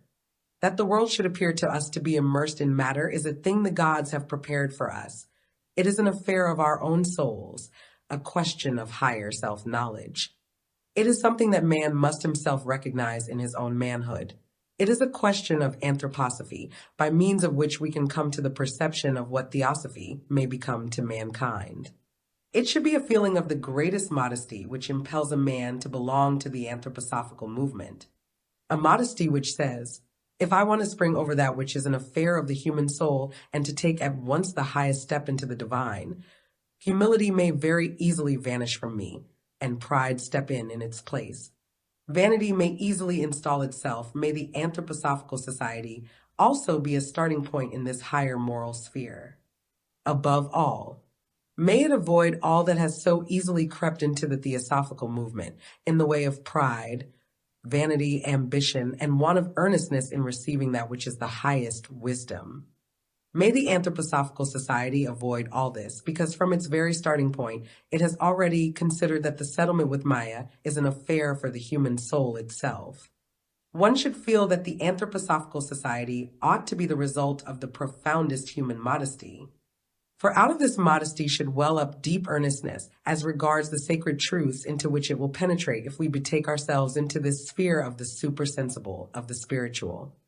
Let us therefore understand the adoption of the name Anthroposophical Society in true modesty, in true humility, saying to ourselves, let all that remains of that pride and lack of modesty, vanity, ambition, and untruthfulness that played a part under the name of theosophy, be eradicated, if now, under the sign and device of modesty, we begin humbly to look up to the gods and divine wisdom. And on the other hand, dutifully to study man and human wisdom, if we reverently approach spiritual science and dutifully devote ourselves to anthroposophy. This anthroposophy will lead to the divine and to the gods. If by its help we learn in the highest sense to look humbly and truthfully into our own selves and see how we must struggle against all Maya and error through self-training and the severest self-discipline, then, as written on a bronze tablet, may there stand above us the word, anthroposophy. Let that be an exhortation to us, that above all we should seek through it to acquire self-knowledge, modesty, and in this way endeavor to erect a building founded upon truth. For truth can only blossom if self-knowledge lays hold of the human soul in deep earnestness. What is the origin of all vanity, of all untruth? The want of self-knowledge. From what alone can truth spring? From what can true reverence for divine worlds and divine wisdom alone come? From true self-knowledge, self-training, self-discipline. Therefore may that which shall stream and pulsate through the anthroposophical movement serve that purpose. For these reasons, this particular course of lectures has been given at the starting point of the anthroposophical movement, and it should prove that there is no question of narrowness, but that precisely through our movement we can extend our horizon over those distances which comprise Eastern thought also. But let us take this humbly in self-educative anthroposophical fashion, by creating the will within us to discipline and train ourselves. If anthroposophy, my dear friends, be taken up among you in this way, it will then lead to a beneficial end and will attain a goal that can extend to each individual and every human society for their welfare. So let these words be spoken which shall be the last of this course of lectures, but something of which perhaps many in the coming days will take away with them in their souls, so that it may bear fruit within our anthroposophical movement, within which you, my dear friends, have, so to speak, met together for the first time. May we ever so meet together in the sign of anthroposophy, that we have the right to call upon words with which we shall now conclude, words of humility and of self-knowledge, which we should now at this moment place as an ideal before our souls.